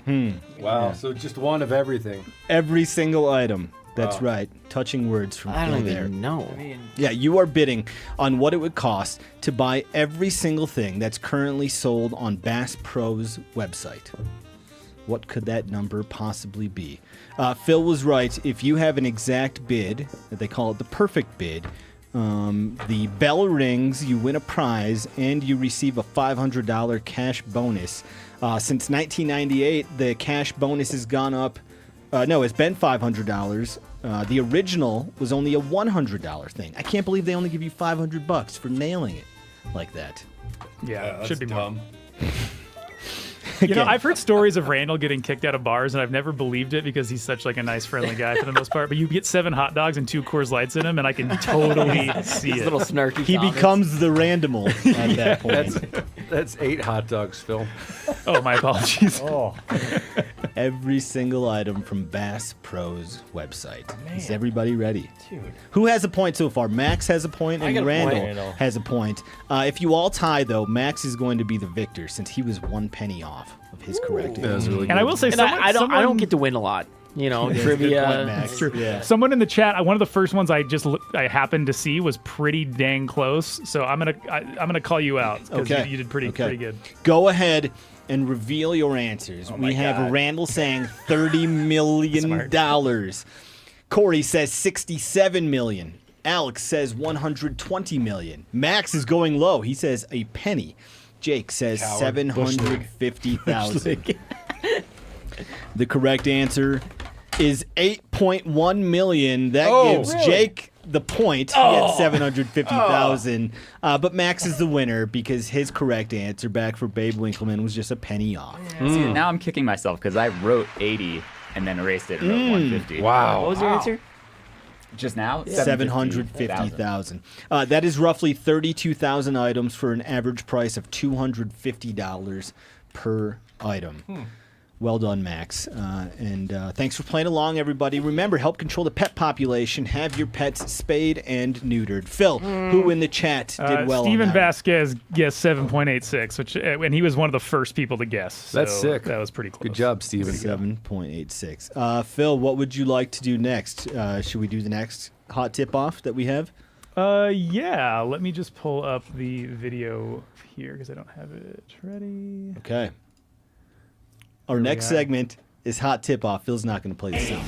H-O-T-T-I-P-off. Let's all do a hot tip-off. H-O-T-T-I-P-off. Let's all do a hot tip-off. All right, hot tip-off. Who do we have today, Phil? Stephen Locke. Stephen Locke. Hey, MeatEater Live crew. This is Stephen Locke coming to you from the Eastern Shore of Virginia, and I got a hot tip for all the dog owners out there. So I got me a nice old doe the other day, and I'm sitting here processing it out. And as you're trimming up your backstrap or your hams or whatever, you're left with all these little trimmings and silver skinny bits. I know y'all, like myself, don't like to waste anything, so these are valuable. You take them, you lay them out on a sheet pan. You can use a dehydrator or throw them into like an air fryer setting on your oven and dehydrate them out, and it turns into great little dog treats. Saves you money. It uses all your little trimmings, less waste on your deer. And yeah, it's a hot tip. Thanks. I like it. Luke Middleton. They're fading. Hot tip of the day: if you got a dog that loves to retrieve but is likes to do their victory laps, run around you a couple times, what I like to do is string up a rope. This one's fairly long. We've been working on our longer retrieves. Leash, carabiner clip. So what this allows you to do is funnel them towards you no matter how bad they want to take that victory lap to the right or the left. Ready, Ranger? Fetch that. So there he goes. It's great for older dogs that have outgrew that puppy in the hallway. So here he goes, picks it up. Now he's forced to come back towards me. He wants to break to the right, but can't. Good boy, Ranger. Good boy. There we go. Hot tip of the day. Man, tough call, eh? So we have dog theme there. Phil is going to allow our chat to vote. It is Stephen Locke with the dog treat scraps or Luke Middleton with the dog zip line. Max, I'm going to give you my vote here. That means you get 2 votes in the room. Do you like the dog treat scraps or the dog zip line? I like the dog treats. Okay, can you tell us more? I think I like the idea for number 2. It has a good premise behind it, but I don't think it's practical in all situations. So I'm gonna go with number 1. Okay, Max says number 1. Any other opinions in the room? I mean, Steven gets my vote just for the accent. It was Yeah, I liked his energy. Good vibes, that guy. Yeah, we need a little bit of energy in here, huh? It's getting sleepy in here and warm. Yeah, it is very warm. Randall has to host an office tour for about 30 minutes, coming up soon. So that's gonna feel good. I'm gonna get some steps in. Yeah, the dog thing, I like it. It seems a little, I don't know, aspirational. Yeah, I've always just when we had a dog that wouldn't bring it back and would just play keep away, I'd just tie a 30-foot piece of paracord to his collar. And so when he got near you and then tried to get away, you just step on the paracord and walk down it and trap him. Okay. It just seems easier. But I like that. I would have voted for the dog zip line, but Max has my vote. He says dog. Visually, it's very interesting. Yeah, appealing. I was just thinking about how I trained my dog, and I trained her to go to a place like a kennel or something like that. So it didn't really matter about the straight line. She came back and went to that kennel. So, or that place board or at my side at heel. So, yeah, got to go with the thriftiness of salvaging all your meat. Every other animal I kill, I try and do that, but I ended up just throwing the wads of meat in the freezer, and then I get lazy and end up tossing that 1.5 years later. I'll grind the scraps into dog food. Sure. And then boil it, and then just have a big bag of boiled meat. Before we wrap up the polling, our next thing is going to be some listener feedback, and then after that, Randall, if you're ready, we're going to do an office tour. Yeah, might as well. Okay. Phil, how is the voting going? It is. This is the closest contest so far. No it way. is. It's 50-50 right now. So if you have not My voted, we'll goodness. give you another 30 seconds. Somebody break the tie. We can't give out another $100 gift card today. Yeah, or this whole thing will just collapse. The rock solid foundation will crumble. Phil, once that tie is broken, you end that polling and tell us man. who gets the gift card. Okay. Come on. Oh Jesus! It was broken and then it came back together. Uh-oh. So I don't know who won. Okay. We're live. Nobody gets a gift card. Everybody gets a gift card. Nobody gets a gift card. Randall gets the gift card, I guess. Randall, what are you going to spend that gift card on at the MeatEater store? Have another beaver hoodie, huh? Meat snacks. You know, I like that brown hat I just got. I'd So buy someone 4 more of those. Brown hat. So the poll ended at 50-50, and someone asked, "Hey, how could the poll be split if there was an odd number of votes?" Because there was 253. YouTube does not give me the decimal point; it only rounded numbers. So someone did win. Let's just give out. We'll just they never both know. get a $100 gift. Deuces. And if you can make it to MeatEater HQ in the next 45 minutes, you'll get a tattoo as well. That's how we're breaking the tie. Each one of them is getting a $100 MeatEater gift card today. I think we have a couple hot tip-offs left before that's it for MeatEater Radio. I believe Live. we have one more hot tip off. I think that was number 5. Okay. All right, Phil, let's do some listener feedback. Oh, goodness. I have to actually read the chat now. Why don't you guys talk about something until I find... Phil, just a quick question. Should I use the same link that I got yesterday for our tour? No, it will be a different link, and I will send that. I will send that to you soon. But Sorry, also, I didn't we mean have to add something to Chili. your plate. We have Chili at Is Chili ready? Well, he joined the call, but his camera and microphone are off. Chili, if you can hear us over there, or if this... Oh, he's turning it Where on. is he? Hell Should, yeah. should we do this first? Yeah, let's do this. Okay, Randall, do you want to set this up? Yeah, so Oh, sweet. Chili is on the scene in downtown Bozeman, Montana. I actually don't want to ruin the surprise. Chili, can you hear me? Yes, I can hear you. Get out of that nasty weather. Make a dynamic entry into the MeatEater store, please, and find Alex bet. Zimmer. The store boys have been live streaming this all day. Wow. We didn't give them any heads up. And now our faithful jack of all trades, Austin Chili Brad.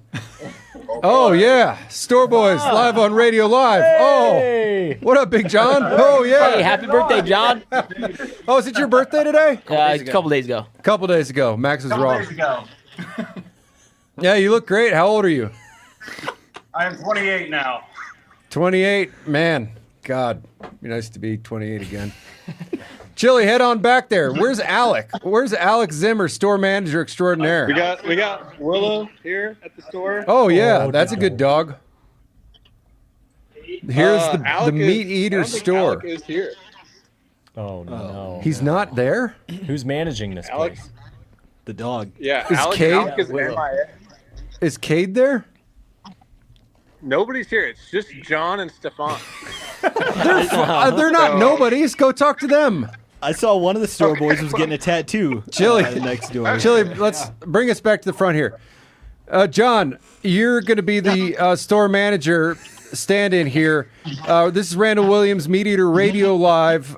You're live on the grand finale live Extravaganza. I'm just wondering, I know you guys are loyal members of the MeatEater Radio Live audience. How are you guys dealing with the fact that this show is getting canned? Oh man. Well, we've had it playing since 11 o'clock sharp, and I would say this episode here has been just a smidge unhinged. And we've had a lot of people walk by the TV and like stop in their tracks and like tune in to random subjects that we've been covering. But it's been very entertaining. We've been loving it. We've been laughing. Yeah, what's your favorite episode of MeatEater Radio Live from like the first half of its run, like early 2025, late 2024? Oh boy, I don't even know if I can remember an episode from that early. Surely you can remember one episode. Fake fan. They're all so memorable. You might have been working while you were watching. Yeah, a lot of them I might not even have been working. That's okay, John. Hey, let me ask you another question. If we were going to continue this show for another, say, 15 months, what are some guests you'd love to have seen on Radio Live? Oh man, that's a tough question. Well, me, of course. Him. Oh, come on down. Fast, we got Kate right here. He should be on. Hey, we love it. Good energy. I didn't even see him. That's a good guy right there. All you guys are good guys. Hey, so who would you like? I mean, other than yourself, you guys are all welcome when Alec gets back to leave him there and come down to the studio. Any favorite segments from Radio Live? You guys have any? I mean, what is the show meant to you? Was always my favorite. Yes. Watching Randall eat hot dogs is pretty cool too. We gotta get Pat Durkin in the store. Get him out. Oh, we should do a. We should do a Pat Durkin night at the MeatEater store. Guys, busy today? A lot of foot traffic. It's snowy outside. Not too much. Not too bad. There's a couple people in here shopping. We should go interview them. What's the Randall hot dog count up to now? It's just 8. We ran out. Oh, we can DoorDash some more over. Yeah. Yeah. Well, I don't know. It's probably not good for me. Who's actually in charge in there? I guess.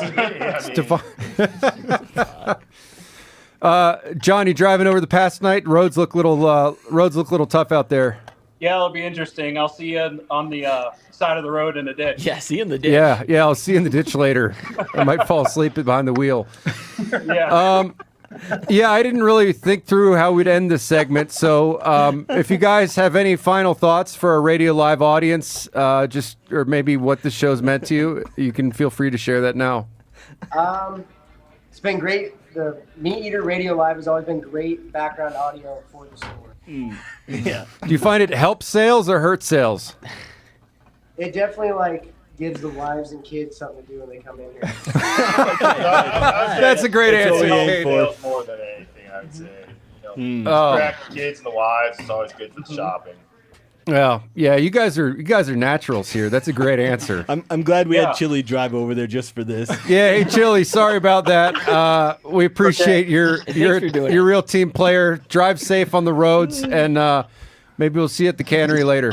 Yeah, see you boys at the can. All right. Take care, boys. Bye, Chili. Thanks, Chili. Man, that's a bunch of good guys that work at the store. If Randall we got top 3 lists coming later. If he were to do his top 3 favorite humans, I think all 3 would be store boys. Oh yeah, I love it. They make me feel young. Yeah, they need a reality show. Yeah, it's just especially for sure.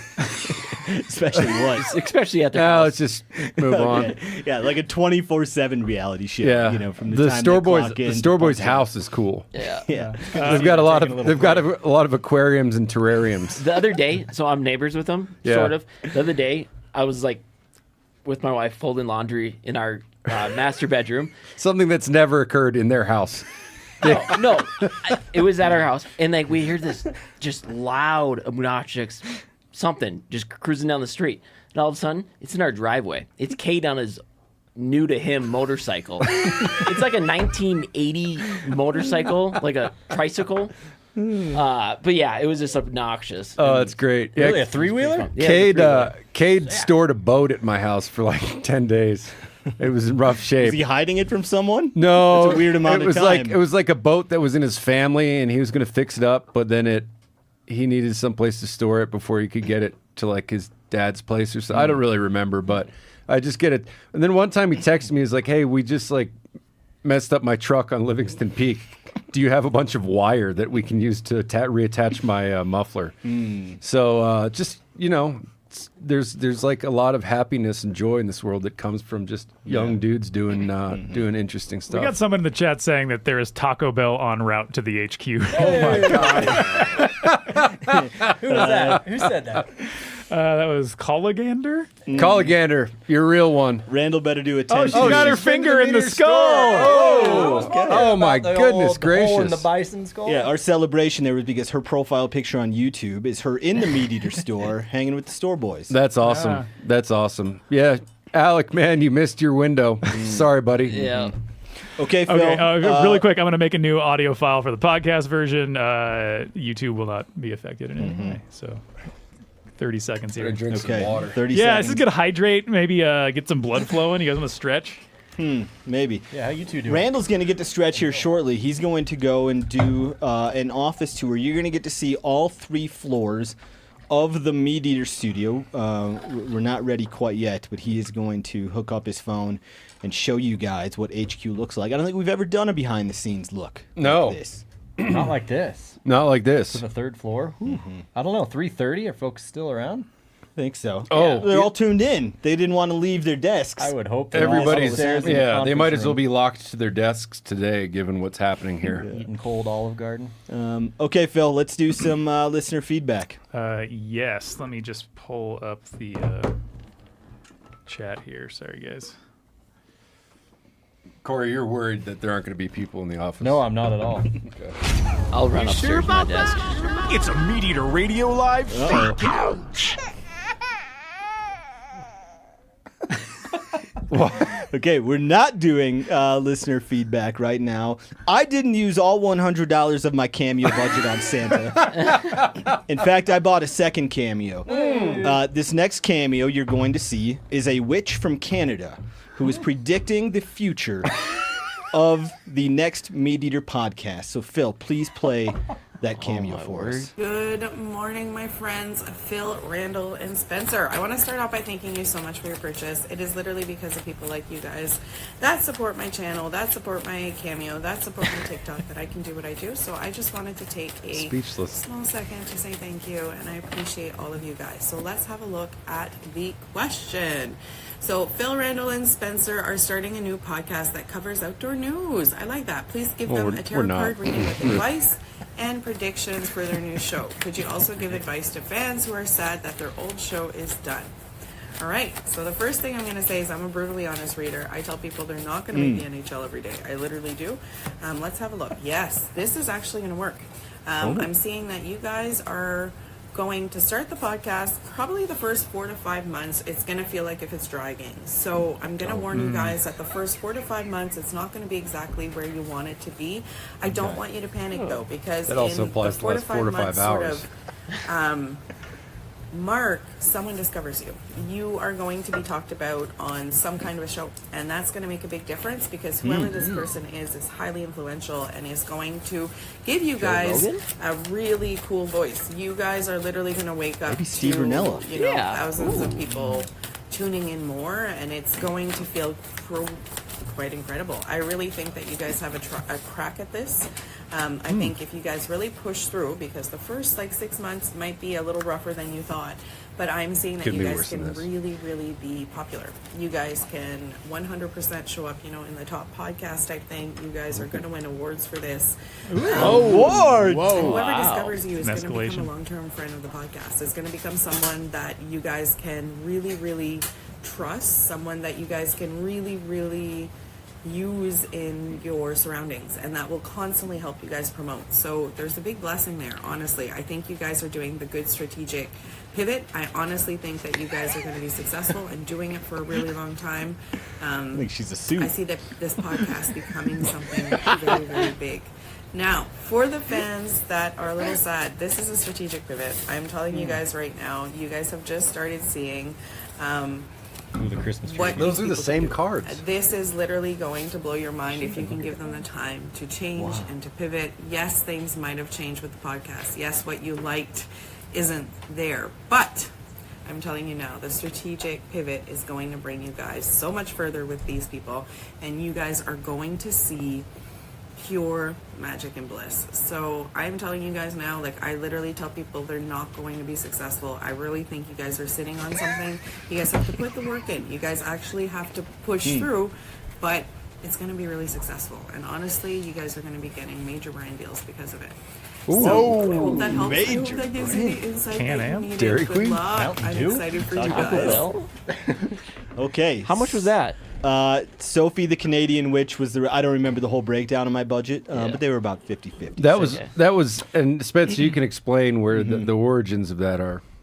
The origins of that, well, Your desire to have if this show was going to go forever, I wanted us to bring in a tarot card reader one day and I was going to look up where our 5 most popular states are, like Michigan, Texas, Pennsylvania, Colorado. I think those are 4 of them. And she was going to read tarot cards for hunters and anglers in those states. She was going to read our zodiac signs and say these 2 hosts would work good together, but maybe these 2 wouldn't work so good together. But MeatEater Radio Live didn't make it long enough. So we had to, spend part of our cameo budget on Sophie the Canadian Witch. So she said there that you guys need to hang with us for the first 4 or 5 months, but then maybe around like August, man, it's going to turn on. Whoa. Wow. And just keep hammering. I like that she was insistent that she tells most people they won't succeed. Yeah. She was very flattering, though, towards us. Yeah. Specifically hockey players. Yeah. It seemed like she does a lot of readings for aspiring NHL players. A lot of junior hockey washouts. Players in Canada, yeah. How many witches or tarot card readers are there on Cameo? So there's like a bottom of the barrel cameo. Like their categories are like under $500, under $250, there's a category under $25. Oh. Randall Williams. That is where Sophie the Canadian Witch was at.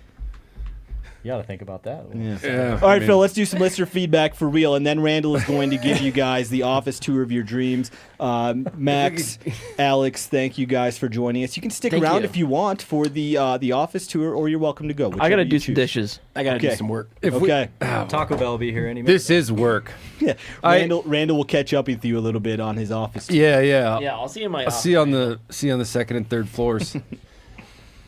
Yeah, I think I could do a cameo where people pay a service not to get a video from me. Oh, okay. It's like they get a text that's like one of those sort of, it's like an antivirus warning. It's like, if you do not pay $39 now, a video of Randall will show up on your phone. Mm-hmm. That could be wild. I could make literally tens of dollars. Yeah. All right, Phil, what do you got? This is from Scrub Life Danny. Will we ever see another spouse trivia episode? It was Great up there question. with one of my favorite episodes of all time. Good question, Danny. I have it scheduled in April. We just figured out the calendars about 2 weeks ago. So Corey's wife will be here, Phil's wife will be here, Randall's wife will be here, my wife will be here. And so we are going to be doing that in about 8 weeks from now. And the Taco Bell has just arrived. That is a heavy bag. Oh, my God. I hope you're seeing there's this. more Dairy Queen. More Baja Blasts. Okay. Oh, you're a hero. Wow. Is something floating at the top of that drink? Oh, these are dilly bars. There is something floating at the top of that. What is happening there? No, marshmallows? Is it one of those weird effed up Taco Bell seasonal drinks where they put like candy in their soda? What is it, Phil? I have no idea. Okay. More fan ordered DoorDash has just arrived. We thank you. Oh, there's guys. only one dog. That's good. Should we get those ice creams in the freezer, or is somebody going to take one right now? Probably toss them in the freezer for now. Hey, Alex, can we send the ice cream with you? And then Phil has some more listener feedback. Again, ice cream bars with Movie Club. Churros. The spouse episode is coming in about 2 months from now. Pass them down. Cool. I'm just gonna start grabbing ones that I see. There's a very wide filter here. The Dubster says, "Hey friends, have you ever considered smoking your clothes with a campfire as a means of scent control? I've heard about it, but never tried it. Thoughts?" No, I've never tried that. I feel like that's doing the opposite of what I want my scent control to be, which is just 0 scent. So I've never done anything around a campfire like that. How about you guys? I mean, I've started campfires in the woods and thought about it, like, oh, maybe this will help me out.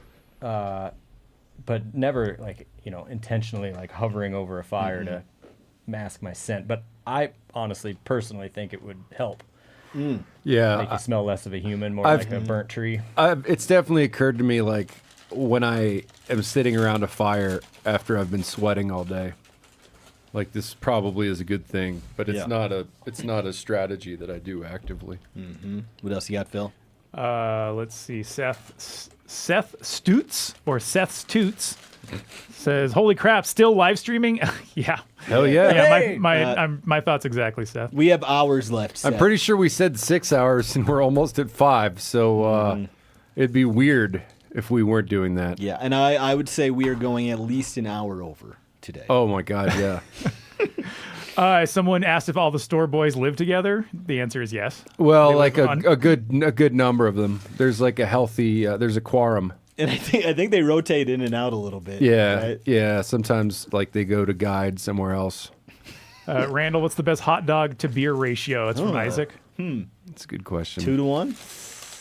I mean, I'll, 2 beers to 1 dog, or 2 dogs to 1? it's tough. I mean, because most At a ball game. Say you're at a ball game. I mean, if you go to like a snack bar, you get 1 beer and 2 hot dogs. Okay. And then you don't get 2 hot dogs every time you get a beer. I don't know. The math gets tricky. I've always wanted to do the 999 challenge. Have you? I've always wanted to do that. That means, what does it mean, Randall? 9 beers, 9 dogs, and 9 innings. And if I were a smarter man, I would have done it before they did the pitch clock. Oh, yeah. Because back in the day, that I feel like it would have been much easier. Now it's like a real tidy, whatever, 2.5 hours or something. A couple summers ago, Randall was going to a minor league baseball game, and he had said beforehand that he might try the 999 challenge then. And the boon of it was that his wife wasn't going to be there. Oh, yeah. That's right. thought maybe he can't do that while Sydney's in attendance. Yeah. I mean, it's not like, it's not like she would stop me from doing it, but it's like having your conscience, like I know that it's not a good thing to do. I know it's not a good thing. You don't think she's going to go get the 9th dog and beer for you? No, I don't think she'd be cheering for me. And she shouldn't. Let's be honest here. Yeah, Let's okay. be honest here. But yeah, I think when I went to the BHA Rendezvous, there was a Missoula Paddleheads / Osprey game that weekend. It's going to happen someday, Randall. You're going to go throw out a first pitch somewhere, and then after that, they're going to present you with the 9 and 9. That'd be great. Yeah. Yeah. What else you got, Phil? Yeah, we have Nate saying, who thinks Randall needs to get on Cameo? Exactly. Yep. Did anybody say yes? No. I mean, Corey it did. might be a. He's just asking if anybody thinks this is a good idea. You know what your bit should be? You should read tarot cards without any practice. Yeah. Just make a guess. I mean, would it make a difference? You tell people, like, normally I've got to tell a lot of hockey players that they're not going to make it in the NHL. Yeah, I don't know. But I believe in you. I don't know what demographic would go for Randall's cameo. Phil? We've got RT for Liberty, who's in the chat often every week. He says, about to swap earbuds. Been here since the start. Let's keep it going. That's what I like to hear. What does that mean? His earbuds are It means dying? he's got This show isn't the only thing dying today. It's the batteries on his earbuds. You need to go back to the wired. Yeah, Taylor Ferguson asked if Brody got a tattoo. Yeah. He did indeed. If Brody's you missed that, he inked got up. his first tattoo live on MeatEater Radio Live. It was Have to scrub back a few hours. Back in the Giannis Putelis hour, probably about 2/3 of the way through, Brody came in and showed off his tattoo. Let's see, a lot of questions for Brent Reeves when he was in the chat. Phil, are you going to get in a tattoo, you think, or no? Yeah, when Randall goes off to do the tour, I'm just going to set it full screen and have you guys just ask questions and provide commentary, and I'm going to go see how the tattoo chairs do. Okay, and full screen means that we can see the chat as well? Yes, you will Okay. still be able to see the chat. Before that happens, I'm going to do a 10-1. Great. Then I'm ready to be here Cool. for a while after that. Randall, what kind of stuff do we have from Taco Bell over there? Randall, you got to try one of these like cream-filled Cinnabon donut holes. Oh, those come with the breakfast combos. Will you try one, They're Phil? they're not bad. They're pretty explicit when you bite into them, but they're okay. I mean, So we've got churros and the Cinnabons. Oh, thanks. Oh, like the cinnamon twists. No, they're like little cinnamon donut holes. Oh. These are full of. I see. You're calling a churro a cinnamon we got twist. churros too, and 2 Baja Blast Mountain Dews and a mango refresca that has little dehydrated mangoes. I think I tried one. Yeah, it looks like marshmallows. Now, if you're watching, this is a good time to take 10-1 yourself or 10-2 if you're feeling brave. Turn 2, boss. Oh, I feel like we're going strong, Corey. I apologize. Do you have a hard out today? Not necessarily. No, I'm taking the next 4 or 5 days off after this. Yeah, but I mean, are we gonna screw up your evening? I should probably hit the road by about 5:30, 6 o'clock. Yeah, we can do the last couple segments without you. I would imagine so. What time is it? It's almost 4. Oh yeah, I can roll. It's for almost 4 now. Another hour and a half. Yeah. Since you're asking. People are asking if we're going to get a new studio sneak peek during Oh, the yeah. live tour. Yeah. I'm thinking we will. I'm thinking so. It's not fully complete, but it is mostly constructed. But all the knickknacks and lighting and stuff it's not there yet. There is someone in the chat with the last name Henderson that says they have the same tattoo as Brody.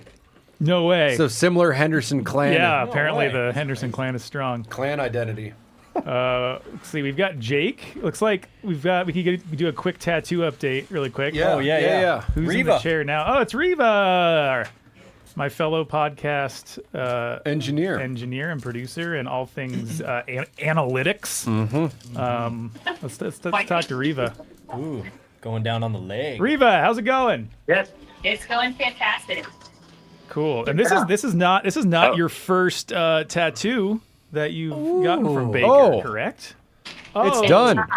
Done. It's a buffalo skull. Sick. That's cool. Excellent. Oh wow. You're getting your finger tats. You're getting the company's money worth. Dang, Reva, good for you. These weren't from today. Oh, I see. Gotcha. Nice. So you're wrapping up there then. Yeah, that's it. Oh no, I can't understand what I'm watching. Never mind. Yeah, that's it. It's all done. Okay. That means I think they're ready for Phil over Are you there. guys ready for Phil to hop in Phil, the seat of honor? Oh goodness. Okay. So yeah, when I take off, this feels like sending my kid off to kindergarten on the school bus for the first time, and I'm scared. I'm nervous but proud. Right. I'm going to be leaving this room and leaving it up to Jake, who will come in here and run the live tour with Randall. Phil, shoot me that link, dog. Oh yeah, that's a good. Also, good Jake, could you bring me another Coors Light, please? There was we were out when I was. Oh last no, at the bridge. DoorDash gods! I've If got you can some, hear no, us. no, I've got some in my desk. Third Sure. floor I think we have conference some room. Montucky down here. Yeah, there are okay. cold snacks. Okay, I'm heading over there right now, Jake. Okay. Okay, so what is going to happen is Phil is going to go get his tattoo. We're going to be flying blind for a little bit. And in the meantime, Randall Williams is going to give you the best tour of the MeatEater office that you could possibly have. Getting a little feedback. I got to let for Randall. Should have waited. This is his first time, but that's okay. And there he goes. Okay. It's just you and me, Spencer. So right now we are still looking at the tattoo artist, and then Jake will soon scurry over here. Oh, look, there's Phil Taylor. He was very quick. Nice.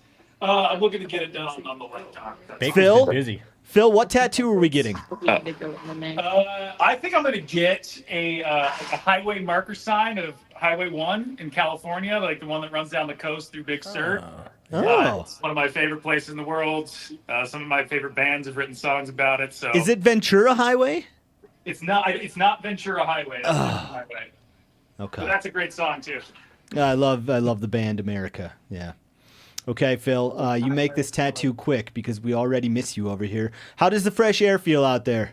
It's incredible, and I recommend it. I know you just were out here, but I kind of don't want to come back. Is that okay? Yeah, that's okay. Okay. Yeah, we can do this. Yeah. All right. I'll do the rest of the Phil, show, Bill. We will we'll check in on you later, and then Jake is going to come over here, and he is going to beam up Randall so we can see that office tour.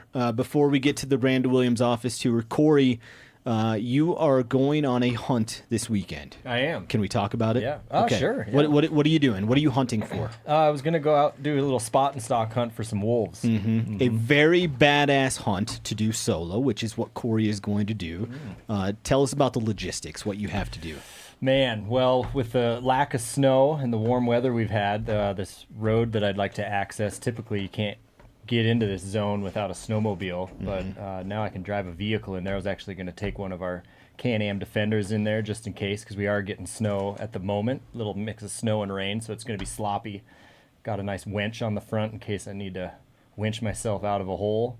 But yeah, going for about 5 days. I got a spot where I've seen wolves consistently, and spot and stalking, so I'll use predator calls, and I'll probably just sit in this one burn where a lot of deer and elk like to winter, and I'm just going to hang out there for about 4 days and hopefully catch a pack or a solo just roaming back through. Do you do any calling while you're there? Yeah, I'll do like just a wounded rabbit or a wounded fawn mouth call, and then I'll also set out an electronic call. The wolves you're hunting, what do you think they're eating this time of year?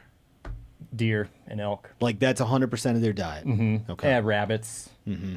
Coyote. Well, there's not too many coyotes in this area because there's so many wolves. Okay. Yep. Northwest Montana. The balance of predator and prey is a little out of whack up there. You're gonna go help it out though. Yeah, I'm gonna do my best. Yeah. What's the weather like that you got coming?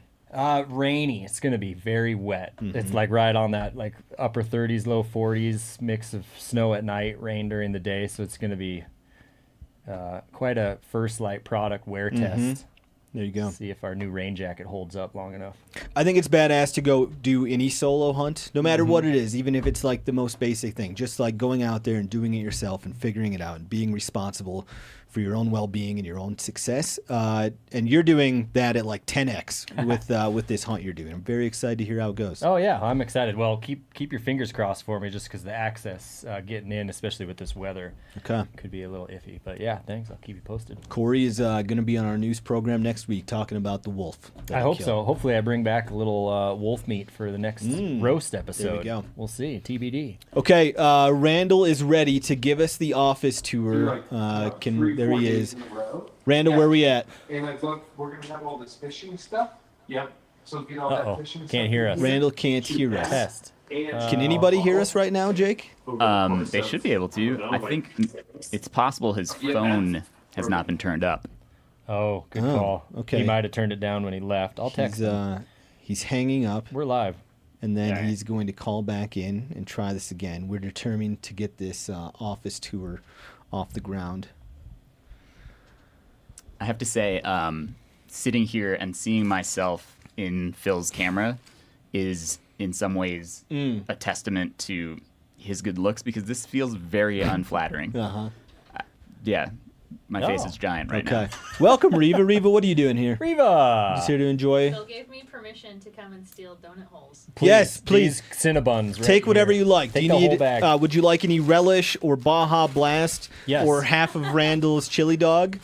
How about a banana? That'll go super well with this. Okay. Oh, we're getting a thumbs up from Randall. Should we try again? Okay, Randall is ready to go. Randall, where are you standing? Hello.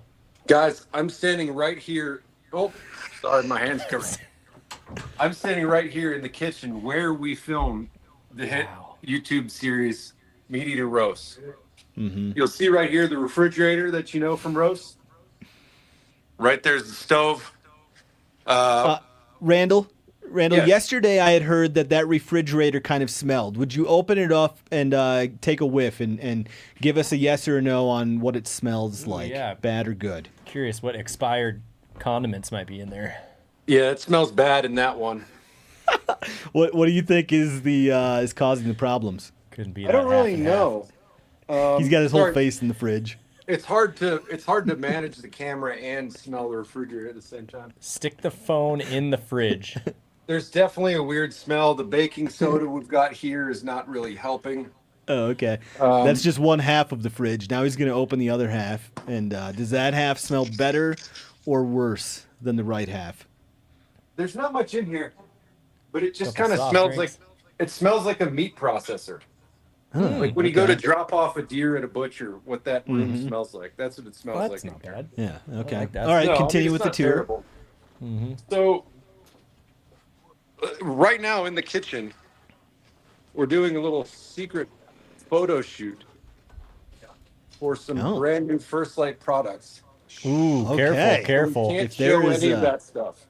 Wow, can't we show did get a any little of that. glimpse. There's a naked mannequin. If somebody is paying close attention, they're going to figure out what we have there. Top secret. Hey, I'm in the clothes rack. They're in the clothes room Nick right now. Tapia. Yes, so we've got, as you can see, we've got a parking lot out this way. There's Steve's truck in the handicap spot. Steve's still in the building. And that pickup so was now I backed just in, don't correct? feel- That's correct. So right now we're in the MeatEater corporate gym. We've got an exercise bike here. We've got a little treadmill, got a little stair climber, and some free weights. Can you give us an example of a workout you like to do, Randall? Well, see this box jump thing? Yeah. I'll usually just come in. I'll usually just come in here and sit like this when I'm supposed to be doing something else because no one looks in here. No one ever expects to find me in here, so I'm just sitting like that. It's pretty straightforward. It's a nice quiet room to think in. You can see here there's a contest between Garrett and Nate as to who can do the most reps during work.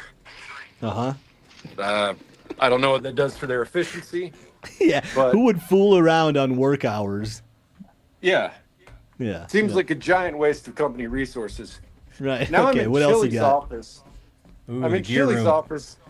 That's the first black bear I ever killed right there. Oh. And I'm in Chili's office. The lights are off. Chili's not here. There's a lot of cameras and stuff. Real expensive stuff in here. No one's supposed to be in here. Chili has, I think, the only office that has a keypad lock on it to keep people out of there. True. Yes, that's true. And even if Chili didn't have valuable things in there, he'd probably still lock his door to keep people out. That's right. Okay, where are you at now? Now I'm walking past the podcast studio right here. I can hear him. Oh, wow. This is the entryway to the podcast studio. Uh-huh. And What's I'm going on in walking there? down the hallway now. I'm walking south. And here's Phil getting tattooed.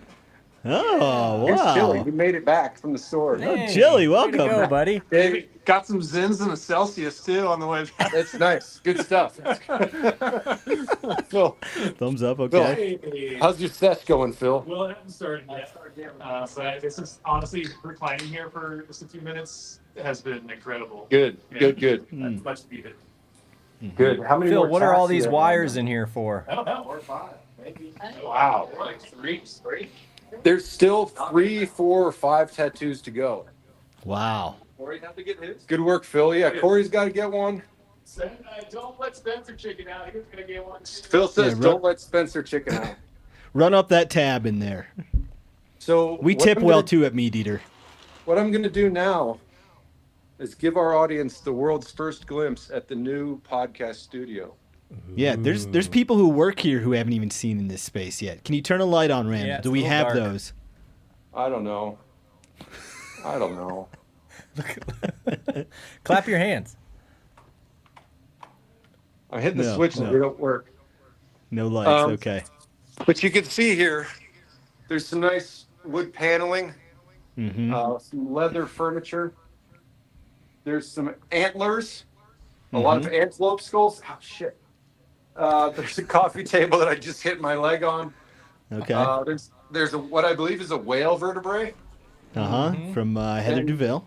Yeah, and it's just it's like a little museum of sorts, but classy, not like Phil's podcast studio. Right. Much better ventilation in that space. Yeah, yeah. So Yeah, what's the temp in there? it's actually a decent temp right now. It's fairly comfortable. I can't tell though because my body just feels weird at this point. The hot dogs. I'm gonna take the tour now. I guess we'll wander around here. There's a hallway with some offices. This zone is kind of a mystery, I think, for most of the office. Like a half a dozen employees down there. Doesn't get a lot of foot traffic. Hey, There's there's our Alyssa. HR She's director. live on Radio Live. Oh, great. Hi. Does she have a dog with her? She does. Oh, okay. Yep. I think Nice she's little going for plug. a dog potty break. I'm gonna walk down the FHF hallway here. Oh, yeah. Yeah. Look for Paul Lewis. They share a building with us. We are still only on floor 1 of 3 floors for the MeatEater HQ tour. Randall has to kill enough time for Phil to get an entire tattoo. So let's look inside every nook and cranny, Randall. There's Paul Lewis, the founder of FHF Gear. He running walked away. from me. I don't think he wants to talk to us. No. He's It's one okay. move away from slamming the door on you. Paul's too good at his job for this nonsense. Seems like a big distraction to me. Yeah, it is. yeah. That's yeah. Here's Nate. Here's Nate Mason. Whoa. Hey. Oh, She's Nate live Mason. on Radio Live. Yeah, But you're live on Radio Live. Oh, no. whoa. We've got Inception going now. We've got. Is it gonna work? it might be. There might be a little Is delay. there a delay? How's Chip doing today? Dude, he's being as dumb as always. You got your bone. You got your little antlers. Nate, how are you doing today? Great, man. Just enjoying the Olive Garden. I wanted some of those Cinnabons, but we just stole them. There's more in there, and you should go hit it up. I'm there. There's Nate's decorations. Yep. And his saber. That's a good guy. Hey, Nate, can you do me a favor? Yep. I heard a rumor that on the 3rd floor in the refrigerator there are some Coors Lights. Would you see if there are any and bring them to me? Dude, time me, bro. We're on our way. Okay, go, Nate. I'm timing you right now. Let's see how quick you can do this. Oh, he's got help too. Oh, go Chip. Okay, good. So Okay, Randall is exiting the FHF wing. That concludes our tour of the first floor. Yep, he's now going to walk backwards up the stairs to show you how talented he is. Nate's making a lot of noise. I think I can hear him. So here we're getting to the 2nd floor. I'm surprised you didn't take the elevator. He'll do that. Oh yeah, we do have an elevator that goes to 2 of our 3 floors. Very useful. Here's our kitchen. Now here's the highlight of the tour. We're gonna go to Phil's office. Uh-huh. This is the office of Phil Taylor. Phil has a large collection of Legos and tiki mugs. He's probably got the biggest tiki mug collection in all of Bozeman. Whoa, 1 minute. Wow. Nate, you made it. Nate has made it with a beer 1 minute and 7 seconds. That is a MeatEater office record. Bad news though. All I got is Tillamook and. Okay. Oh, you got some yogurt. He brought us yogurt and NA beers. Probiotics. That's all I had. Thank you, Nate. I do need to get. Where'd the Cinnabons go? Back with Jake. Oh, in that bag. I didn't know I had that power. Dude, and then I gotta steal the Baja Blast. Right there with the with the straw. Very impressive. Thank you much, Nate. Okay, Phil, where are we at now on the tour? Good wampum. I'm in the conference room where we planned this show yesterday. Seems like ages ago. The refrigerator's been restocked. Ooh, some drinks, Fanta. some snacks. Uh-huh. So that's good. That's good. If folks want, I'll show them Seth Morris's office. Yes, please, the new father. Yeah, this is what a dad's office looks like. New dad. So Yeah, I can see usually Seth's right there. That's where he Yeah. sits. I mean, he does pictures and stuff on that. Seth I has don't the know much best. about.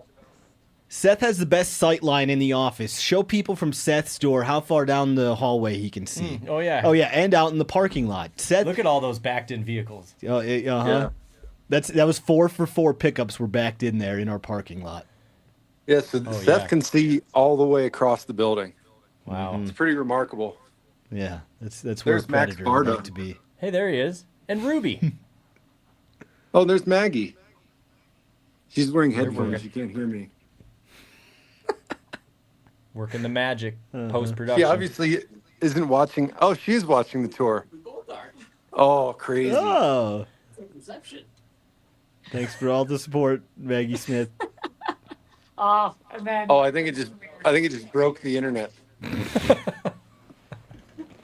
Oh, we're down to 3 digits now. 937. people. Okay, yeah, we're losing people, Randall. It's time to make this interesting. What do you want me to do? Should I go? Look for see if Steve. Steve's here?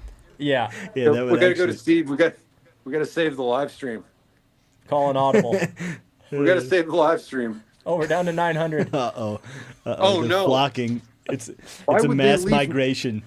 Why would they leave now? I know. Don't they want to see where we work? Still, that's Maybe 3 they just times have as many as technical normal. difficulties. Oh, we're back up to 1,000. Okay. We did it. Oh, door's closed. Oh. I wonder if Steve's door's closed. I don't know if he's busy. Knock Did 3 you knock? times. Hold on one sec. You don't want to interrupt Steve in an important meeting. Are you busy? Oh, you're live on MeatEater Radio Live. Hey, look Oh, at that Steve guy. Brunella. I can't believe it. Yeah. Yeah. Steve, We're tell still us about going. some of I your made favorite it. things in your office. Okay, he's getting out of his chair. He's looking well, around. I'll tell you what. See this right here? Mm-hmm. This. You think you're looking at a polar bear? I You're would, not. yeah. That's a black bear that I left in the window for a long time. Really? Yeah. That's impressive. Yeah, I hear it. What other interesting stuff you got? My beautiful wife. Oh, great photo. Very nice. Yeah. Big fisherman. Big fish. Big fisherman. She looks happy in that photo. All she does is fish. You want to talk about a lady that fishes? The expression on her face says, "This is where I've always wanted to be." That is one fishing lady right there. Uh-huh. Yep. That's a fishing lady. Yeah, right there. she's in her element. She's probably fishing right now. Yeah. Good fishing conditions Uh-huh. out there. I got you this book. Remember I was telling you about this? Yeah. I got it for you for your present. Thank you. Mm-hmm. I Oh, told this to wow. Brianna the other day when she told me that this is on the way. I already read this book. Well, I was just telling you about it. I know. I read it as soon as you told me about it. But then I said to her, I have to read it again because it's told from the perspective of a drug addict. So it needs at least 2 or 3 reads. Yeah, it's a really I really like it when he sits on the truck seat and there's the baby rabbits in the truck seat. Yeah. That's one of my favorite parts. Great book. Maybe you should- Steve, can you show us one or two more things? Read that whole book on the Yeah. show. Steve, Can you do show have us one or another- two more things in there, Steve? Oh boy. Oh, I got. What do you get? Yeah, just kind of keeping your listeners in mind there, what they might find interesting. This is I rendered this mink oil myself. Ooh, homemade. Wow. Homemade mink oil. Wow. Shot glass worth. Yeah. My dad. This was my dad's. He was old. He talked about how old this was. Ooh. And he Do you have any idea how old it is? no, look at it. That's cool. He had a good joke though. He'd say, not of this, but Yeah. a joke is you say like, "This is my great grandfather's hatchet, Yeah. but it's had 3 new handles and 2 new heads." Mm. Good. Just the Think about- essence think of about it. that. Yeah, yeah. Think about that one. Here's a Maasai spear. Ooh. Dang. Got that for $100, which is really surprising. But someone told me that a lot of things are 100. If someone's really old and you go like, "How old were they?" They'll be like 100 Yeah. because they don't. They're just yeah. It's just a something they good don't pay benchmark. attention to. So when we asked him how much for that spear, he's like 100. What is that meant to cut through or cut into? Oh, they bring them. The guys. So they'll see how it's got this spike on the end. Uh-huh. When they're doing something, they just drop it and just into the ground. That's a good idea. And then they use them to defend their stock. Okay. Like we ran into some guys, and a hyena had killed one of their sheep, one of their goats, and they were heading out to kill that hyena with some dogs, and they had spears with them. Okay. Pretty standard office decor. These are squirrel koozies. Oh, now we're talking. Beautiful. Have you ever actually used it? No. No. Here's a turtle shell, like a honest to God turtle shell, turned into a turkey call. Ooh, let's hear it.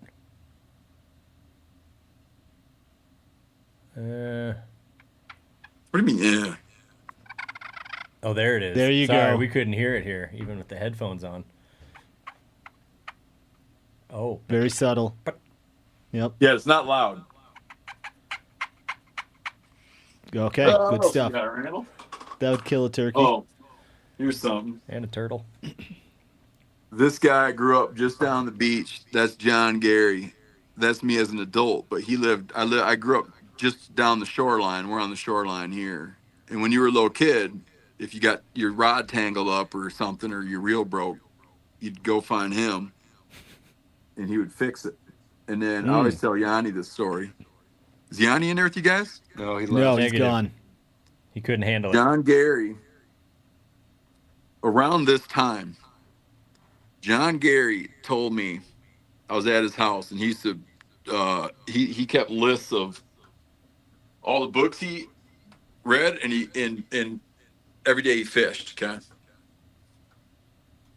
And he would cut up oranges and put them in his freezer, and then you'd make a vodka drink and put the frozen oranges in it. He was one day telling me, he said, if you give me, I'll sell you my house for $70,000 and you can have it right down to my shoes. And he pointed to his shoes. But he says, the catch is I live here till I die.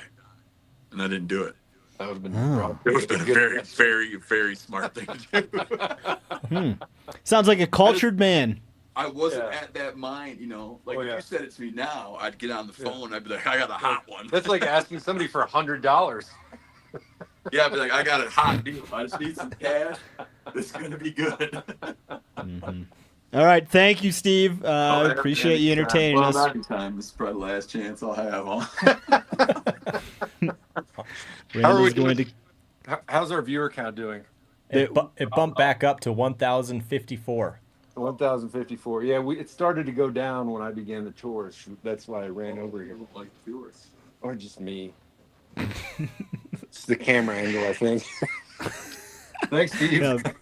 Very, very good camera angle. Okay, we're still on the second floor. We've seen Steve's corner office. That's where Corey and Giannis used to work. Yep, that looks familiar.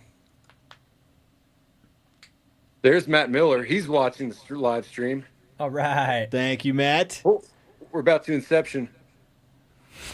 It's happening. That's yep. sweet. You did it. Oh, you know what people would like to see? You're gonna tell me. They'd probably like to see the free table.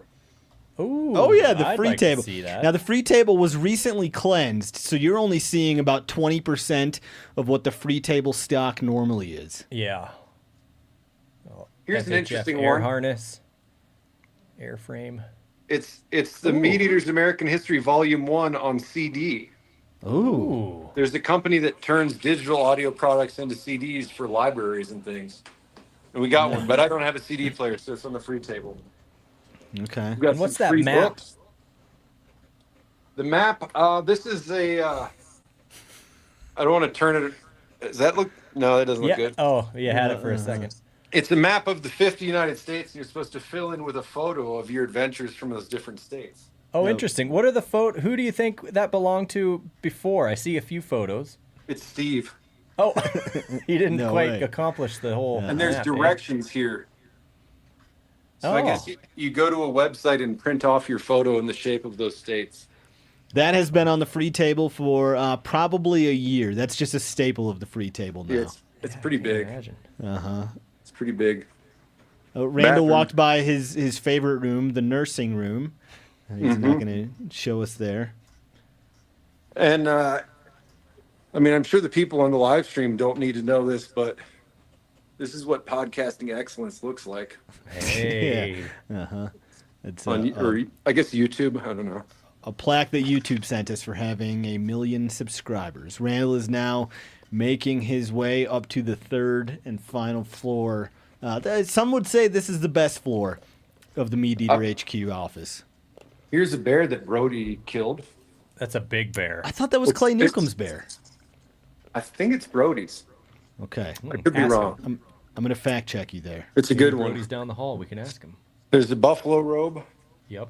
Oh, yeah. Walk over to that overlook real quick, Randall, and show us that glass window. One day, probably 2 years ago, there was a bird that got stuck in here, and it was pinned up against that corner, and it took about half a dozen MeatEater employees to finally free it, and it crapped all over the office. It was a scary day here at MeatEater HQ, but we solved it.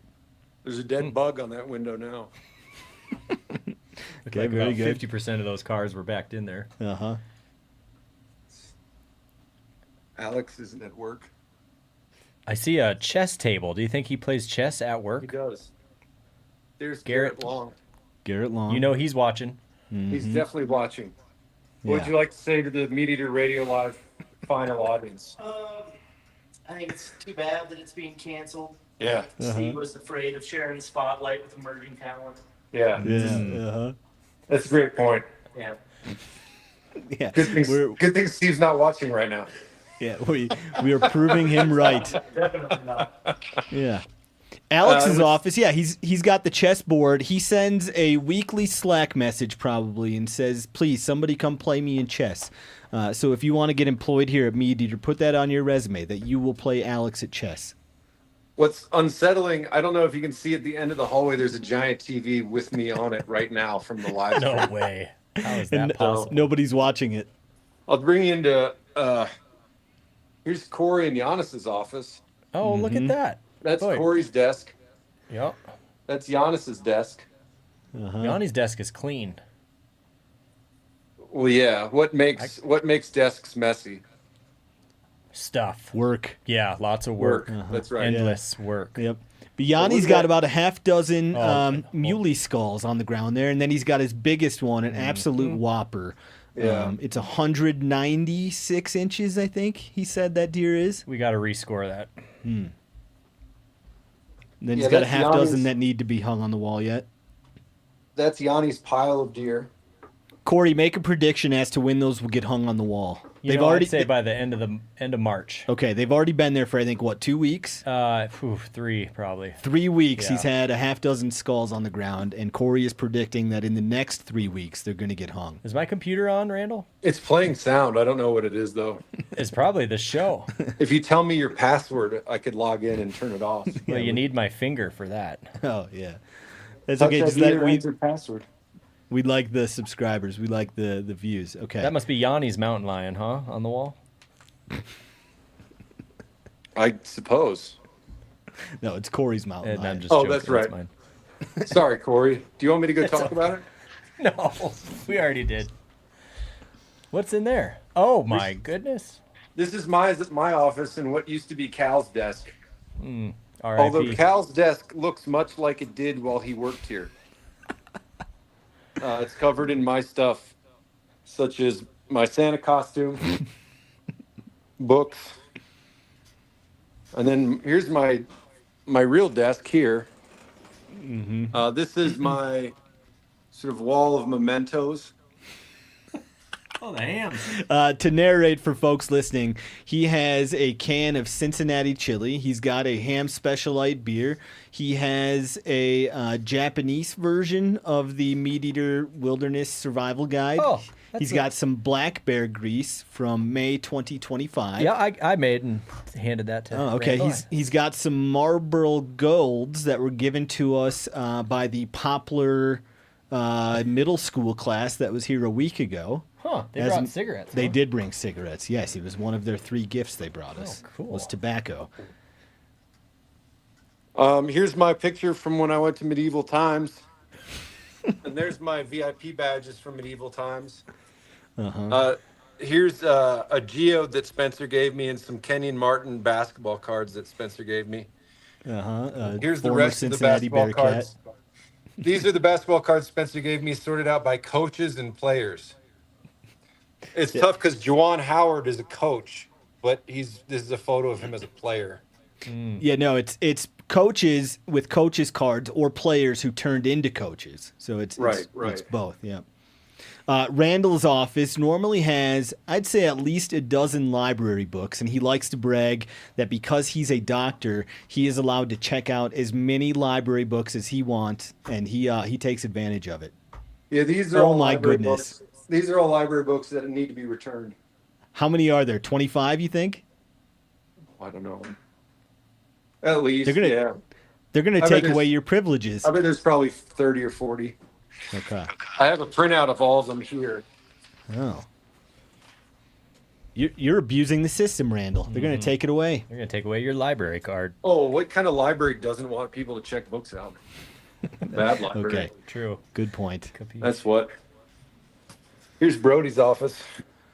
Is he there? No. No. That is Oh, the Brody. darkest office in the studio. Yep. Even when Brody's in there working, he's got the shades drawn and the lights off. Oh, this masterpiece of an office. This is Spencer's office, everybody. Wow. This is my office. Spencer, what's your favorite thing in that office? Oh, my favorite thing. I mean, there's a lot going on. So. Show me the whole room again so I can give you a good answer on the favorite thing. I really like your Oh, I like the Sandhill crane wing I was have. just gonna say that's really cool. Yeah, Neat. I let that go into rigor mortis in that position, and then I just took a piece of FHF paracord and tied that up behind it, and it's just hanging on a nail. I'd say that's probably my favorite thing. It's probably the thing that people talk to me the most about is that. They don't ask you about your card collection?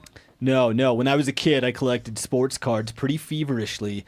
And unlike most kids, my mom did not throw them away. I held on to them. And now I've got, like, I don't know, my best 40 of them on display there.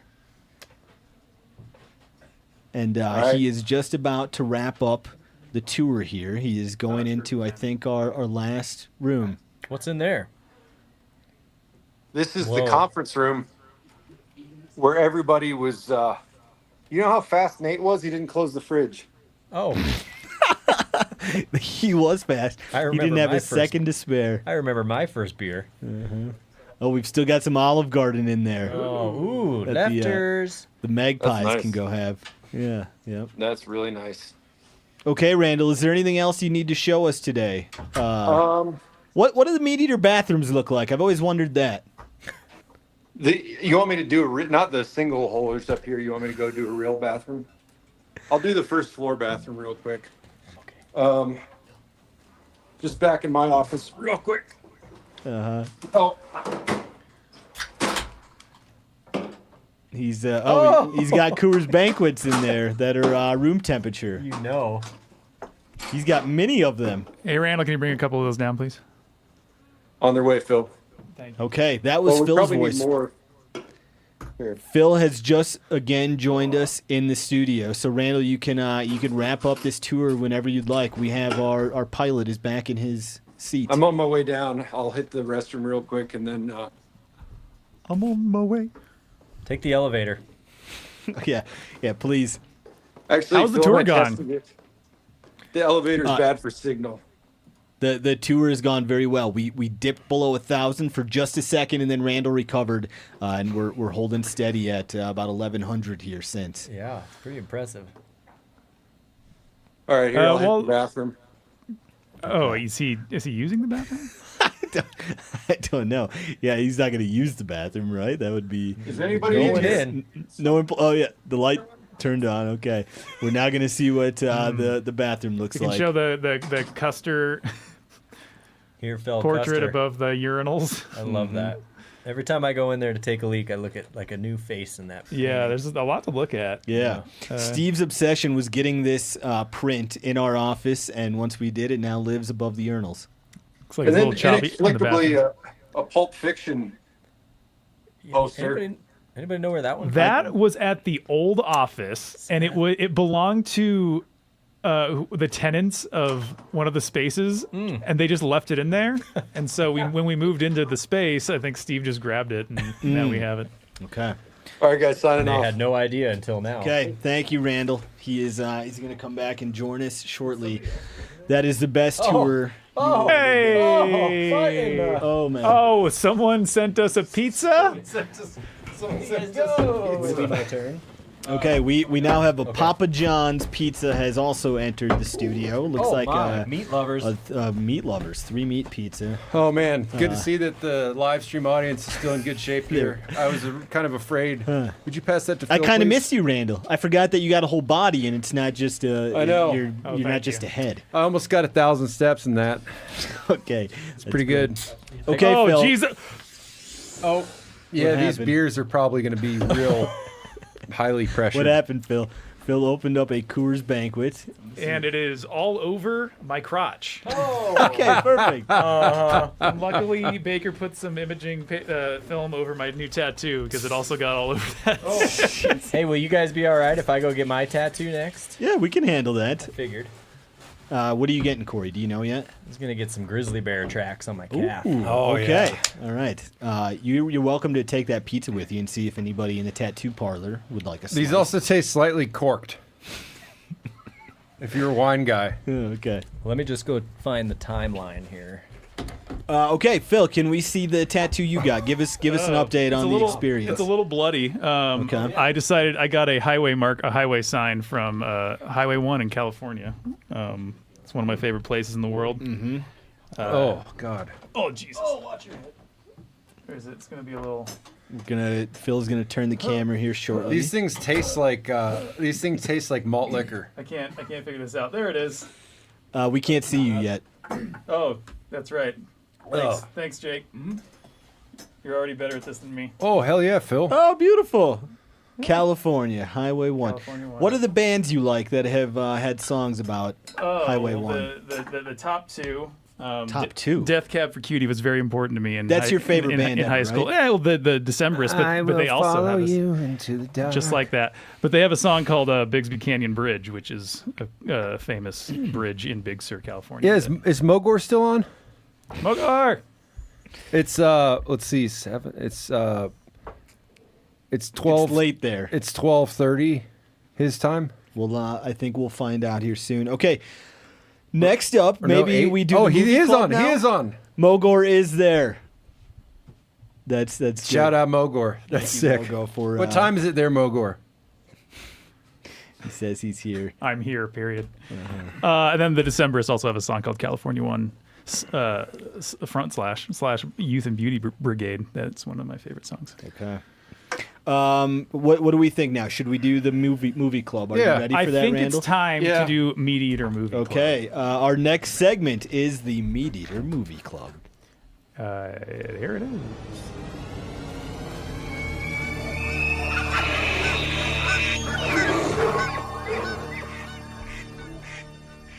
Corey, you might want to sit down for this. Phil, you might want to turn my microphone down a little bit. Oh, okay. Just a little bit. Great. Give me a sec here. Okay.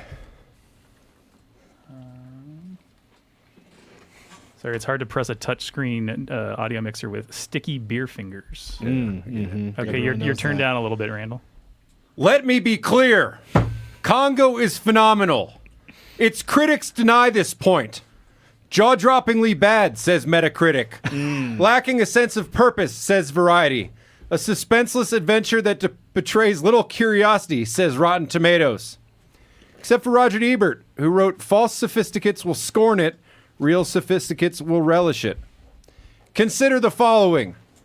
Weird accents, a talking gorilla, hippopotamus attack, surface-to-air missiles, a gorilla drinking a martini, hieroglyphics, classic early 90s small arms, cigarettes, a gorilla jumping out of a plane, a diamond-powered laser cannon, a woman throwing a giant precious stone out of a hot air balloon. This movie gives you everything. Everything! It does not have to explain itself. How did the team of 12 people carry on their backs a loadout that includes whitewater rafts, computers, crates full of heavy weaponry and ammunition, folding chairs, and a tiny little clock that Monroe Kelly, played by an effortlessly charismatic Ernie Hudson, keeps on his field desk? That's referring to the tiny little clock that I mentioned a minute ago. How did they do it? Congo does not owe you an answer. Why is Tim Curry acting as though he is the lead in a one-man show that only he was invited to? All goofy energy and overblown accent and exaggerated facial expressions? You do not deserve to know this. How exactly can one, quote, put the phone number of this satellite into this laser and pull the trigger, even if, and I quote, the chip from the laser has the satellite's number, and the chip itself is a 12,000 channel chip? Congo says forget it. You wanted restraint? You wanted thematic complexity? No. Congo says, how dare you ask? Laura Linney's character faces a simple problem. She wants to find a guy who's probably dead on the other side of the world. It's hard to get there. That guy is dead. It's obvious how he most likely met his end. The other elements of the plot resolve themselves by a gorilla becoming a gorilla and Tim Curry getting bone crushed by a dozen badass ape soldiers. Then this mystical locale that the whole film has been leading up to gets buried in molten lava. It's as if the whole thing never happened. The Earth looked itself at the events of this movie and said, no, I will bury this. And it did. No one is any better off at the end of the film or learned anything. Except for one. Oh. Yes. Amy. Good gorilla. Amy. The only character who experiences genuine growth. Exiled from her homeland, she begins the film controlled by a man with a research grant.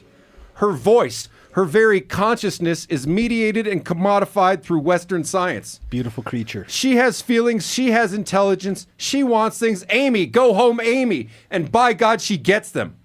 The single most emotionally coherent moment in the film is when the jungle reclaims her, when she steps into the green and does not look back. If Amy's story arc represents the potential for individual liberation, the gray gorillas are something else entirely. They are perhaps the most layered element in the entire picture, though neither the film nor its audience seems to fully reckon with the implications of their existence. No. They are a brave civilization defending their sacred capital from the intrusions of monsters hell-bent on resource extraction. Bound by an ancient contract to their long-dead masters, the gray gorillas are the only characters in this film with honorable purpose. They must hold the line. And they do. Oh. They hold it with teeth and with stone and with coordinated fury against laser cannons and automatic weapons and the full weight of Western industrial ambition. They hold it until the volcano removes all human and primatological agency with a blanket of liquid hot rock. This is the film's sharpest message, delivered almost accidentally. Oh. The gray gorillas stand alone between corporate strategy and quarterly earnings. Therefore, the gray gorillas must die. And in the end, none of it matters anyway. The mountain swallows everything indiscriminately. Capitalist ambition and individual purpose be damned. We are all in this very room right now. The gray gorillas. Oh. Do you hear it, Spencer? I do. Do you hear it, Corey? No. The volcano is already erupting around us. We must hold the line. 4 stars, no notes. Very good. That was wonderful. Another review. Well done. Better than the movie. Even, Powerful. I would say. Don't say that. Amy, good. It just now occurred to me that was Dr. Frankfurter from the Rocky Horror Picture Show. Who? Tim Curry. Tim Curry. Oh. Also Pennywise. I had Sorry, no I'm not idea. a Rocky Horror Picture also Show the guy. the hotelier in Home Alone 2. Phil, before we get any further, you know what to do. Oh, I do know what to thing. do. Do that thing. I don't know. Randall, Dylan Walsh, Peter Elliott. Oh! I love that you're a fan of Congo. You know, I usually get Nip Tuck or something else. Lately, it's Heated Rivalry. And I love when somebody remembers Congo. It meant a lot to me at the time. We shot mostly at the Sony stage. All of that jungle stuff was a huge stage. But we did get a lot of footage from Costa Rica. It was fun to do. And it was a long shoot. And Laura Linney was great. Tim Curry was great. Ernie Hudson. So I remember it fondly. You guys, you have a podcast, MeatEater Radio Live, that's ending. So I'm just going to say congratulations on that. And you and Phil and Spencer, hope you had a great run. You're going to go on to do bigger and better things. Oh, I agree. And thanks for remembering Congo. Every once in a while I get somebody who'll bring it up. And I'm proud of it. It was a fun movie. Fun to make and hopefully fun to watch. All right. Cheers. And again, congratulations. Looks like he's just That's kicking great. back in a hotel room. That's a man who enjoyed making his cameo. Yeah, yeah. Some of the celebrities, they mail it in and they just like don't want to be bothered to earn that $100. Yeah. Not him. No, I liked that he added to my knowledge of Congo. Were we sitting? Oh yeah, we were sitting in the office upstairs yesterday watching Congo. And I asked. And you I was said, like, where did they make it? And I said, on a studio in Burbank, mostly, but also in Costa Rica. And you were like, how did you know that? Obviously. Yeah, now we know. Oh, that's too much fun. Yeah, MeatEater. Yeah, MeatEater. I mean, I did go back and proofread my message to him. I did write MeatEater. So I thought that was just a clever joke that you played. Nope. No, Nope. Okay, that's great. No, it's just a Freudian slip. That is the second time that's happened. Back during, I think it was our first ever, not first ever, but first live tour we did like 3 years ago. Steve was doing a hit with a local radio station in Phoenix, and when they were interviewing him, they said, joining us next is Steve Ranella from the company MeatEater. Yeah. So that's now twice at least that we've been MeatEater instead of MeatEater. Here's a question, Phil. Beyond your general impressions of the film, had Monroe Kelly been played by Tim Allen, would it have been a better movie? No? Is that the answer you're looking for? No, but I thought that was an interesting substitute. Monroe Kelly, played by Ernie Hudson. Yes. The two alternates were Tim Allen and Ned Beatty. It's time for my tattoo. Oh, good luck, Corey. Good luck, Corey. Corey's going to get a tattoo. Yeah, Okay. inked up. Corey will join us back here. in a I little don't bit. think Tim Allen's a good actor. Ernie Hudson's a lot more charming. Yeah. Yeah, Ernie was. It would be weird if it was anybody but Ernie leading that expedition. I feel like Tim Allen, especially, it feels so foreign to like put him as the Congo jungle expert. Yeah. Spencer, what are your thoughts? Yeah, it was a fun movie. It just felt like just pure '90s. Like, what year was that? 95. It felt Yes. like 1995 That's great. in a good way, though. Yeah, an easy watch. In my mind, I haven't seen this in probably 20 years. I was thinking the entire movie was just the demon apes that are attacking them. Yeah. And then upon our rewatch yesterday, I didn't realize those are like, I don't know, 10%, 15% of the movie. Yeah. That was breaking news to me on this 30-year-old movie that they were just barely even part of it. Yeah, I mean, I alluded to this point in my review, but it is funny when you take a step back and you think that the movie begins with like these guys dying, and it's like, what the hell happened to them? Mm-hmm. And then they go there, and it's like, oh, shit, they got killed by these apes that are guard dogs, and they don't, like that's it. Yeah. And everybody dies except for 3 of them. And they don't really learn anything. The gorilla gets freed. You don't really see them develop as characters or people. Yeah. Laura Linney still is like just as upset at Mr. Travis as she was at the beginning of the film. And during the escape, she has a tennis ball sized diamond in her pocket that she just throws on the ground. She says, I don't need this tennis ball sized diamond. That would change my life. Yeah. Or in like next generations. Shout out, Nate. We're just going to pitch it back to the earth. Yeah, but I love this film.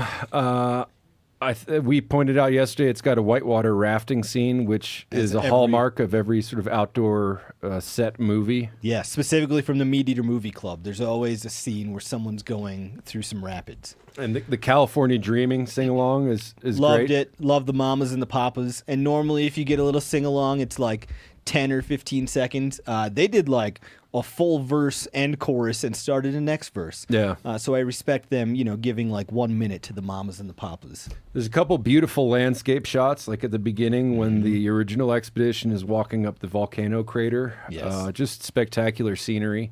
And they escape at the end in a hot air balloon, which I was tickled by. Randall had pointed out it's probably the only movie escape ever that happens in a hot air balloon. Yeah. Yeah, it's probably the only... Well, no, I shouldn't say that. That's dumb. I was going to say there's movies like Volcano and... Like the idea that, this volcano is just erupting at the exact Dante's second. Peak. Yeah, Dante's Peak and Volcano both made, I believe, in back-to-back years. But yeah, it was just like, what if the volcano hadn't erupted? Oh. I guess they would have just lasered all the apes to death. What do you remember about the movie when it came out in 1995? Was it like on your radar? Did you love it? I don't remember much about when it came out. I was still just rewatching Jurassic Park mostly. But I remember in elementary school, we used to run around like apes on our knuckles. Not you. Oh, yeah. Oh, I can't believe it. I could still, I bet I could run faster than some men can run on all four. I can run faster on all fours than I can on 2 legs. I believe you. And we'd run around. And that move that they use when they take down Herkimer Hamoka, where they sweep his leg out. Tim Curry? Yeah, they run by him, they sweep his leg out, and then they all crowd around and start pounding him. We did that at recess. Like, we'd have like 8 guys running around on their knuckles, and we'd like sweep out someone's leg, and then we'd all get around and just kind of hammer fist them, pound them. So that was fun to remember that as I watched Herkimer Hamoka die. This movie has just a lot of faces. They're like, Oh, yeah. Oh, that lady's in these 4 other things. Yeah. That guy, was like a strong player in the early 2000s. I wasn't ready for Congo to have like that many names attached to it. Phil, any other thoughts on Congo? I hate to be a big poop on the party. I still have not seen the entire movie. Like you, Spencer, I saw bits and parts of it growing up, and then yesterday when we tried to watch it, there was just too much planning and prep going on. So I have failed in my duties as a MeatEater Radio Live participant. No, it's fine. And I think like if someone were to say, "Hey, Randall, that's not a MeatEater Movie Club movie," I would say to them, "Okay, but I feel like it's a movie that revolves around wildlife, which is always." I don't know. It does something. Well, to we've me. seen the knot Spencer has twisted himself in to accommodate certain trivia categories and everything, and I think he pulls it off with aplomb. And so I'm. This is absolutely a MeatEater Radio. There's an expedition into the Live wilderness involving animals directly. Yep. They've got guns. They've got tents. They've got very primitive satellite communications. I loved all the technology. As you pointed out, when you said they're carrying computers, not like a MacBook, they're carrying like a full-on desktop setup. Yeah, and Dylan Walsh is just wearing a Jansport backpack like you'd expect to see a second grader wearing on his first like week of school. What was the last movie club we did? Oh, The Legacy of a White-Tailed Deer Hunter. That's back-to-back movies that had Mary Poppins backpacks where it's just limitless about what you can pull out of them. Excuse me, I have a churro in my mouth. How's it taste? It's very delicious, but very kind. I went folks. back when I was writing the piece about how many guys are carrying stuff. I went back and there's like several shots where it's clear that there's only 8 or 9 parachutes floating down from that plane. Right. Several of them are just crates. And then I was looking at the scenes where you could see sort of the whole line of porters. And I really don't think I ever counted more than 8 or 9 of them. Yeah. What are the odds that the 3 main characters are the only survivors in the whole thing? But one of the porters, while I was doing this, I noticed one of the porters just had 2 big brown leather suitcases just under his arms like this, which I thought was a really nice touch. Yeah. Any other thoughts on Congo before we move on? Not really. I mean, I love Jurassic Park. I love Congo. I mean, that's the thing about this movie. It was clearly made in the immediate wake of the success of Jurassic Park and like another Michael Crichton property. And it contains a lot of the hallmarks of Jurassic Park, but without kind of the Spielberg finesse, I guess you could say. But that doesn't make it any less charming, I don't think. Yeah, and there was the one scene where the guy is like slipping in the mud, or the mud is washing out their camp. And as I mentioned yesterday, it's almost like straight out of Jurassic Park when Dennis Nedry is trying to take the Barbasol canister full of dinosaur DNA to the South Docks, and he runs the Jeep off the road before he's killed by the Dilophosaurus. You know, and he's like trying to get the... Yeah, there are a lot of visual sort of cues that they are trying to make you think of Jurassic Park. Yeah. I bet this is better as a book. I feel like you don't have to know every detail of everything. You don't have to know that they have a Mary Poppins backpack to like pull off all of these stunts when you're reading the book. Yeah. But when they when your eyes have to see it happening, you're just maybe a little more forgiving. So as a book, I bet it's a better experience. Yeah. I need to reread the book. I only read it probably at the beginning of last year.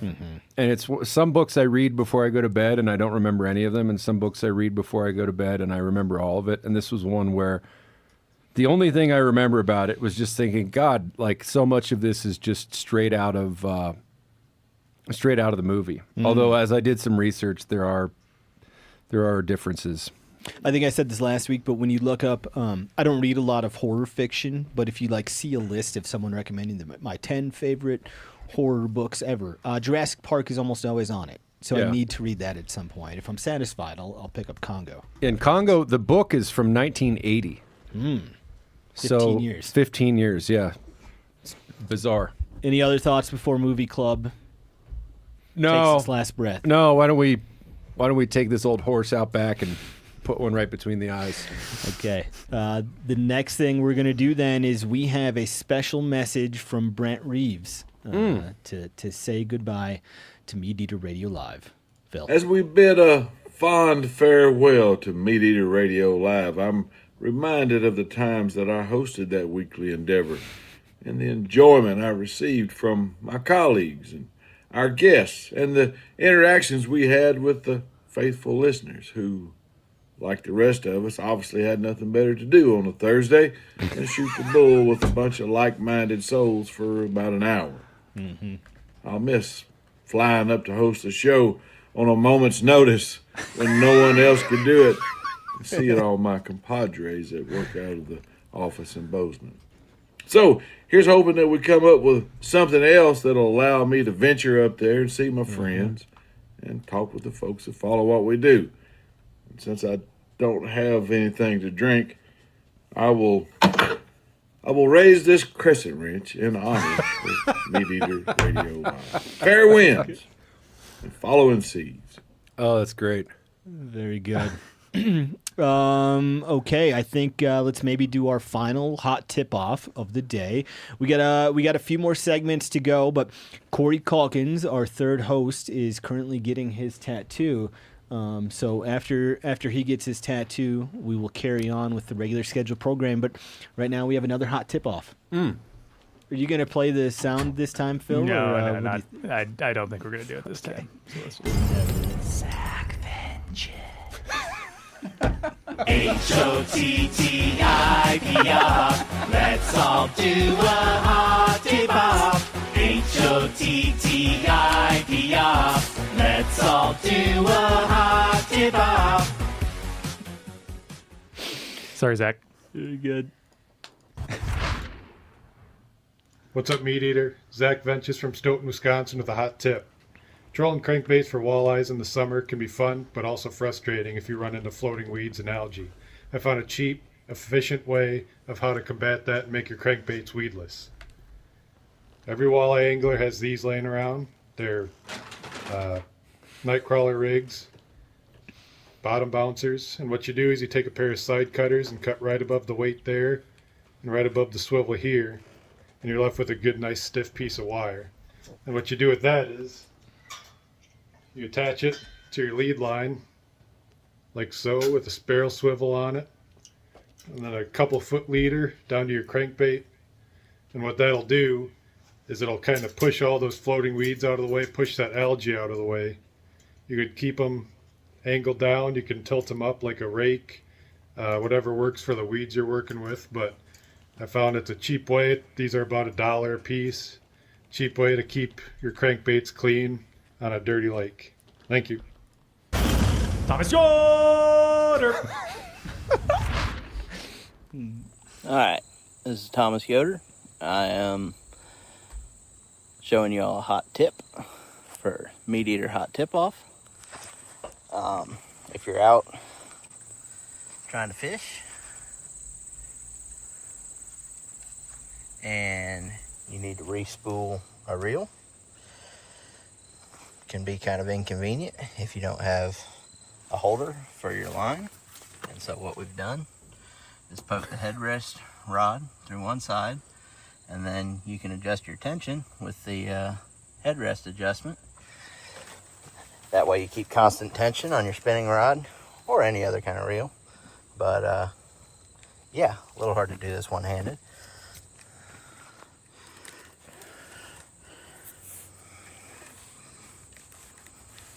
But you get the idea. Nice, steady, even tension.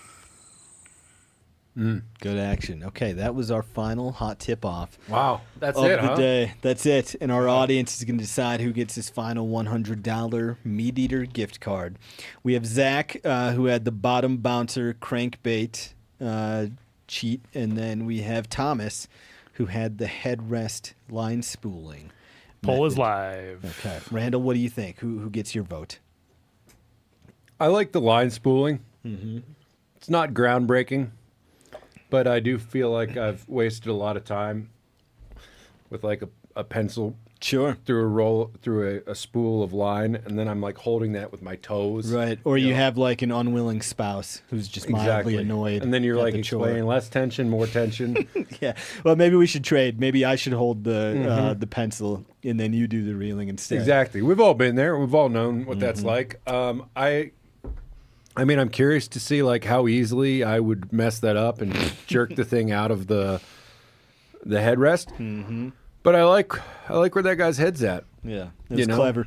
Probably more applicable to more folks. I liked Zach's bottom bouncer trick. I pulled a lot of crankbaits. I've never seen somebody do that before. That felt like an original thought to me. A lot of crankbaits are very sensitive about the tuning. I imagine that would kind of mess with some of that, and maybe if you had a crankbait that dove 10 to 12 feet, now you've changed how deep it's going. But that looked like a dude who knows how to pull crankbaits, so I trust him there that you're still going to catch a lot of fish with that and also keep the weeds off your plug. So I would give my vote to Zach. Phil, what's the chat saying here? We can wrap this up because it's pretty blowout. Decent. Not a blowout, but with 63% of the vote, the winner is Thomas Yoder with the car seat headrest. That's great. Very good. Well, Phil, you've really shot like the name, noises, pronunciations, emphasis, whatever you want to call it. You really were shining star up until the very end. Thank you so much. Up until the end. I'm glad to hear that Steve likes that enough to maybe bring it back. It's a fun way, that we get to involve our audience. So I kind of think it's one of those things like when a politician's on the stage and they sort of see where it's leaning, and they're just like, no, Social Security is going to be more. Actually, this Radio Live thing is pretty good. And the person's staff are all standing off the stage, like looking at you, like, what did he say? Yeah. So the hot tip-offs may or may not live on beyond Radio Live. We'll see. Keep those ideas fresh, though, in case we bring them back. We'll have a different email address for you to send them to. Thomas wins our final hot tip-off. How do we know how Corey's tattoo's going? Jake is going to go check on him in just a second. We'll drop in to get an update. Before that, though, I think we have. Let's do some listener feedback, Phil. Let's do some listener feedback. Gosh, okay. Do you have anything? And then after that, I mean, I haven't. I've been. Wait, I got an idea. If you I got an guys have been idea. reading Okay, give us an idea. Are you going to share the idea? Okay. Okay, what's going on here?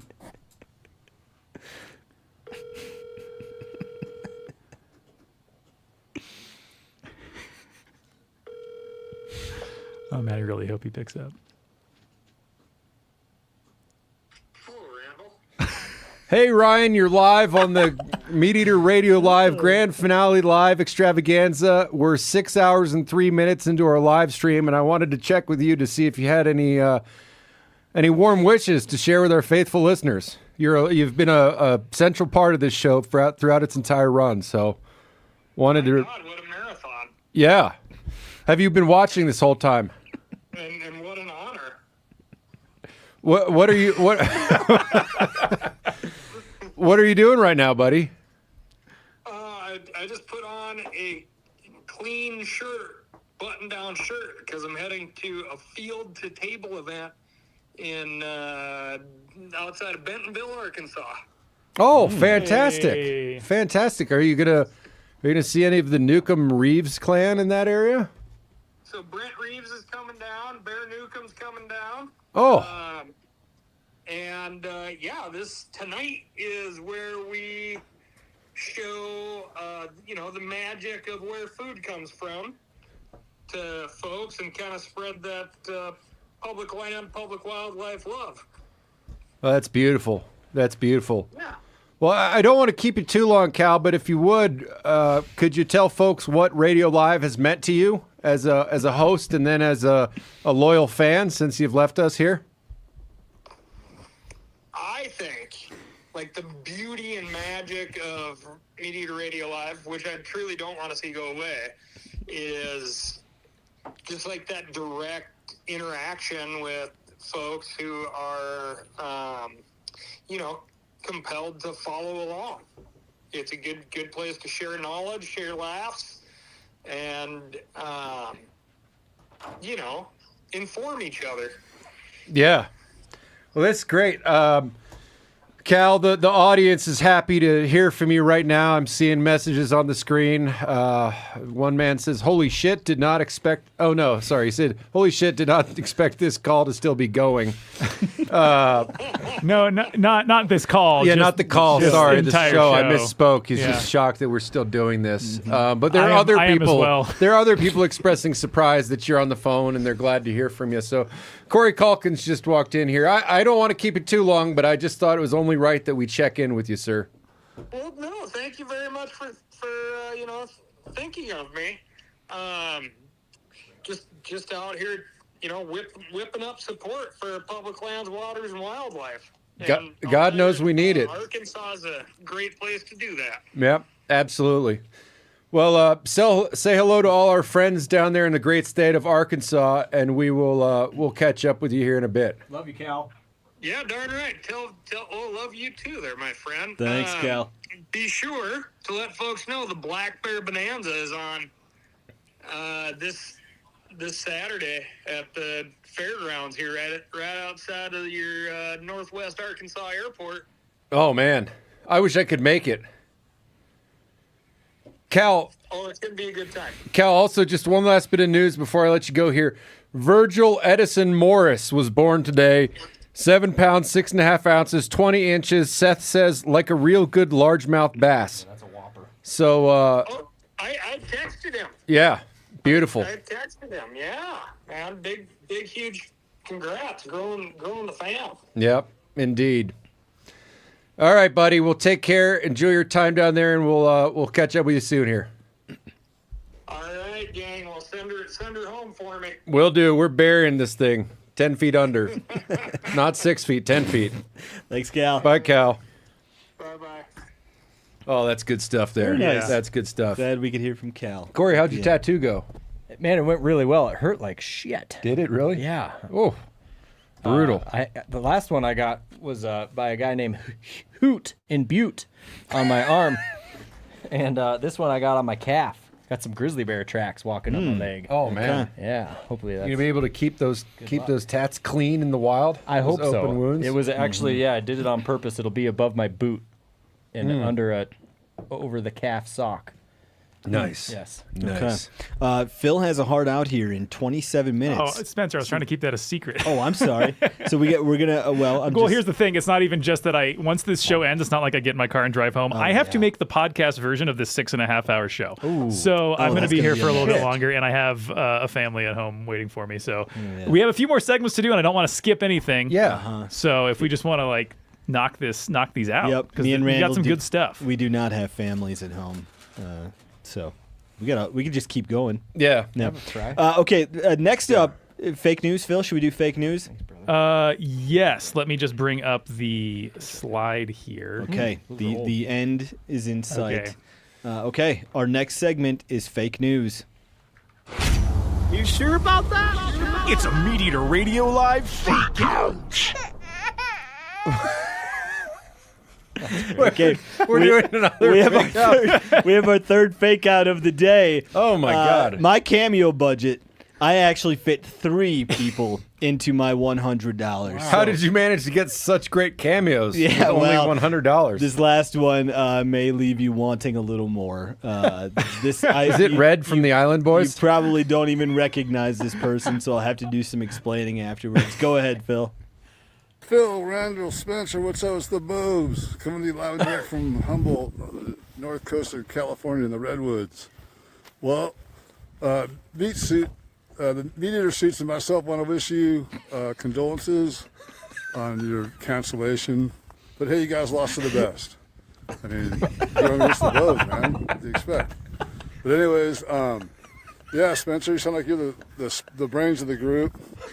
And they wanted to know a fact. Those offshore rocks down there, I don't know if you can see them.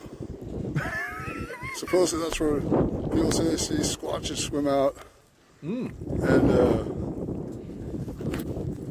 get mussels. I don't know if it's true. That's where the squatches swim out and get mussels. Up on this peak.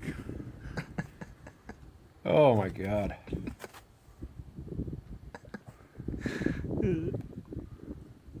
Wow. See, that's a great place to do a call. My throat starts, I can only do a whoop. Whoop! Whoop! Did you hear that response? Did you say my throat is thrashed? Anyways, you guys, keep it squatchy. Yeah. Keep it scotchy. If you don't know, there was a reality show called Finding Bigfoot. It had 100 episodes back when I was in college. My roommate and I used to watch it all the time. It had like a 4-person crew. That man's name was Bobo. And Bobo, he was kind of the most recognizable face of the crew. And his thing was he was the caller of the group. So when they would go out at night, he's the one who would do the squatch calls. And one night, I had a buddy who went to college in the Black Hills of South Dakota. He was in Gentleman's Club of that of the Black Hills, and he saw Bobo in there, and he knew I was a fan. And he texted me, and I told him to get Bobo to do a squatch call, and so they yelled across the strip club, "Bobo, do a squatch call!" And he, in fact, did one. I think it was in Underwood, South Dakota, New Underwood, South Dakota, maybe Newell, South Dakota. Anyway, You can't make that up. that's who Bobo was, and his fact was that, that's a spot where you see the Sasquatch swim around and build their muscles. So my $100 cameo got me 3 celebrities. I misunderstood. I thought he was swimming to like catch mussels, but he's swimming to build his muscles. Oh, I don't know. You could be right as well. I like your version better. I think I'm with Randall. I think that's what he meant. Okay, I like your version. That's even better. I like it better that Sasquatches are engaged in fitness. He is ripped. Yeah. So that was Bobo, a person that probably 1% of our audience will recognize. And then I like how he said that the reason our podcast is getting canceled is because we're going up against Bobo's podcast. Can't compete. Russell Wickland says, "I thought the witch was off. I stand corrected." Yeah, that's right. So that is, I promise now, that's my final cameo. Oh, that's good. Okay, let's do fake news for real. Play the drop, Phil. Oh, yes. Where is fake news? Let's play fake news. A Pete tape in Russia. Pizza gate balloon. Working for flying a UFO. Steven's a better shot than Giannis. So is that so? This opportunity comes once every few weeks. You can do anything you set your minds to, guys. Except like teleport or fly or stuff like that. I've never caught that part at the end, Phil. What a little Easter egg. Well, there's another Easter egg. I don't think, because people just start talking over it immediately during the new tiebreaker on trivia. I slowed down Doug's song for his trivia song, so it like very faint and echoey in the background after it goes, "It's the MeatEater podcast." Okay. So just listen for that next time. If you've made it to hour 7 of our MeatEater Radio Live today, now you'll know about that little Easter egg. Fake news is where Randall reads a series of headlines in which a real one is hiding among 3 imposters. Me and Corey's job is to figure out which one is true. Take it away, Randall. Question, headline 1. Yeah, I guess we used to do full headlines. Now it's just kind of fill in the blank multiple choice. No, this is better. This is the way to do it. I like this. Blank lawmakers weigh grizzly bear comeback plan after 100-year absence. I'm going to do the Brody slam. Okay. Blank lawmakers weigh grizzly bear comeback plan after 100-year absence. Your choices are Nebraska, Colorado, California, or Mexican. Interesting. To go with D there. Mexican. I guess I don't know why I made it Mexican and not Mexico. We know what you're talking about. Yeah, they're Mexican lawmakers. I did this late at night. They're Mexican lawmakers. They're from South Dakota, but they're Mexican. Yes. Yeah. Sorry, it's an important part of the headline. Corey's got an answer. I got my I feel like I Spencer's got his answer. read this headline. You did. Oh, we could have skipped it. Yeah, California. Yeah. C is for California. California. The tank is getting a little, 1 point each for Corey and Spencer. All right. Look at that headline. Jeez. California lawmaker. Let's just move on because these guys have already read this article. Well, I haven't. Tell me more, please. Well, there's a new proposal, Senate Bill 1305, that would require the California Department of Fish and Wildlife to create a public plan explaining how grizzly bears could be brought back. Before they can be released, scientists would need to decide whether grizzlies could survive on their own in California without harming the environment. The department would need to finish the plan and send it to lawmakers and other state offices by June 30th, 2028. Yeah. Send them. They need to have them. They got a grizzly on their flag. You can't put a grizzly on your flag if you don't have any grizzlies Stolen in your valor. state. Yeah. Quick, we got to move on to headline 2. We've lost 30 viewers.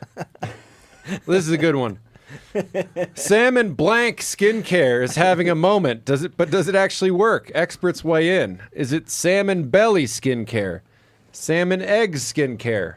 Salmon oil skincare? Or salmon sperm skincare? Okay. But does it actually work? What do you want to rub on your face from a salmon to get nice skin? Belly, eggs, oil, or sperm? Well, since we're not playing Quiplash, this is my chance to write sperm on a board. Oh yeah, so I'm so sorry we can't play Quiplash. That's not Maybe your we'll fault, get to dude. it eventually. Spencer wrote some great custom prompts for it because you can make your own custom game. And one of my plans for this morning was to test out the custom game, so I didn't eat shit when we were live. That's Turns okay. out I still did that. Hey, we're live.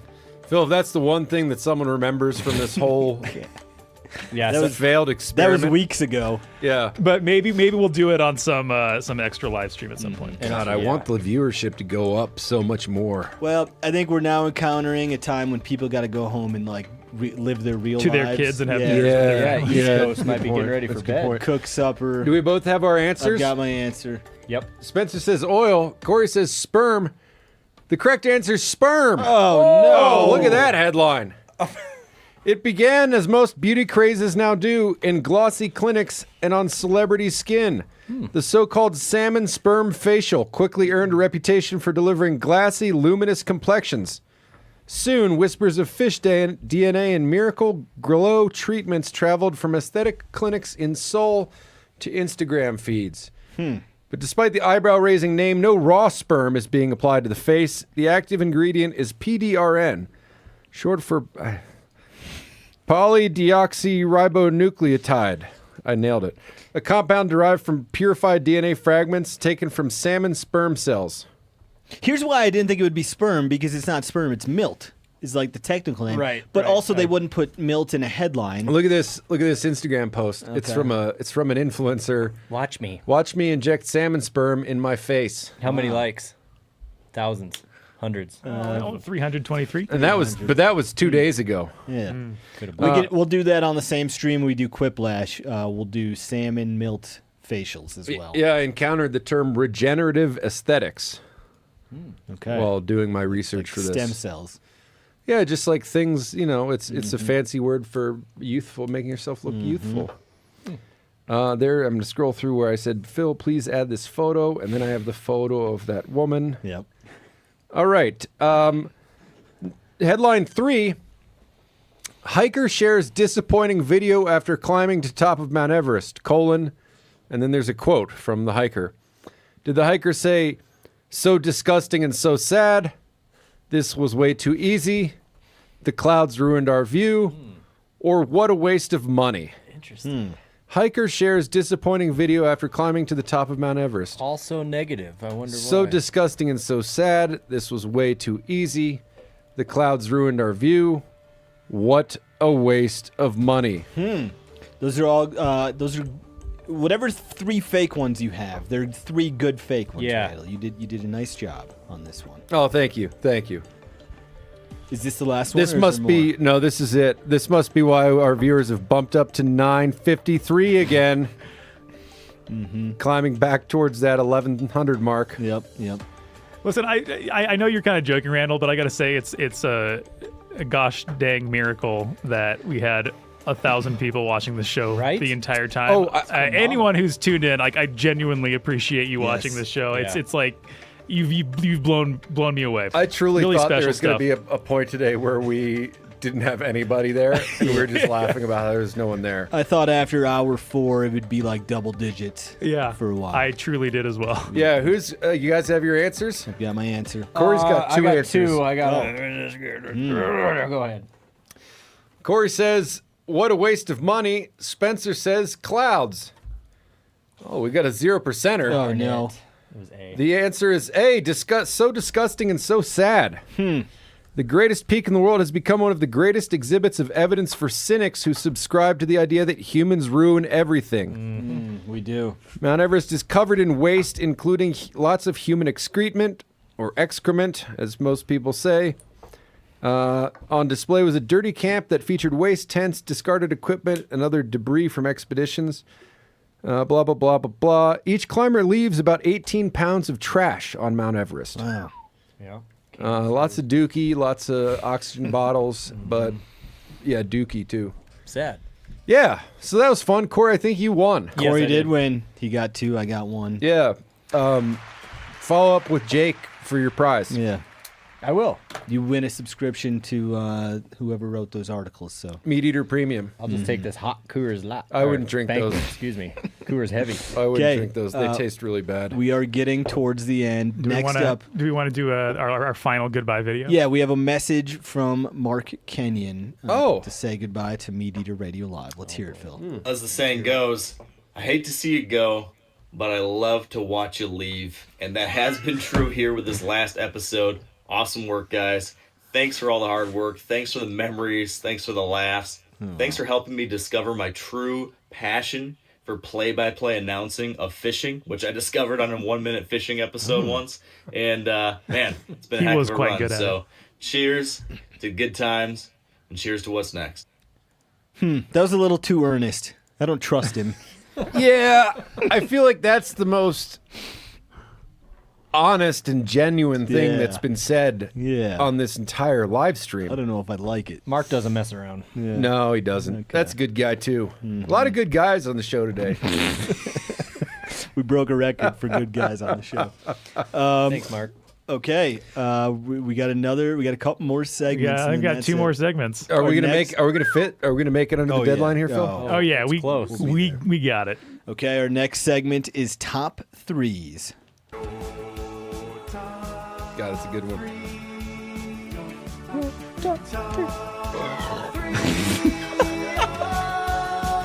Turn the volume up here and try to hide that.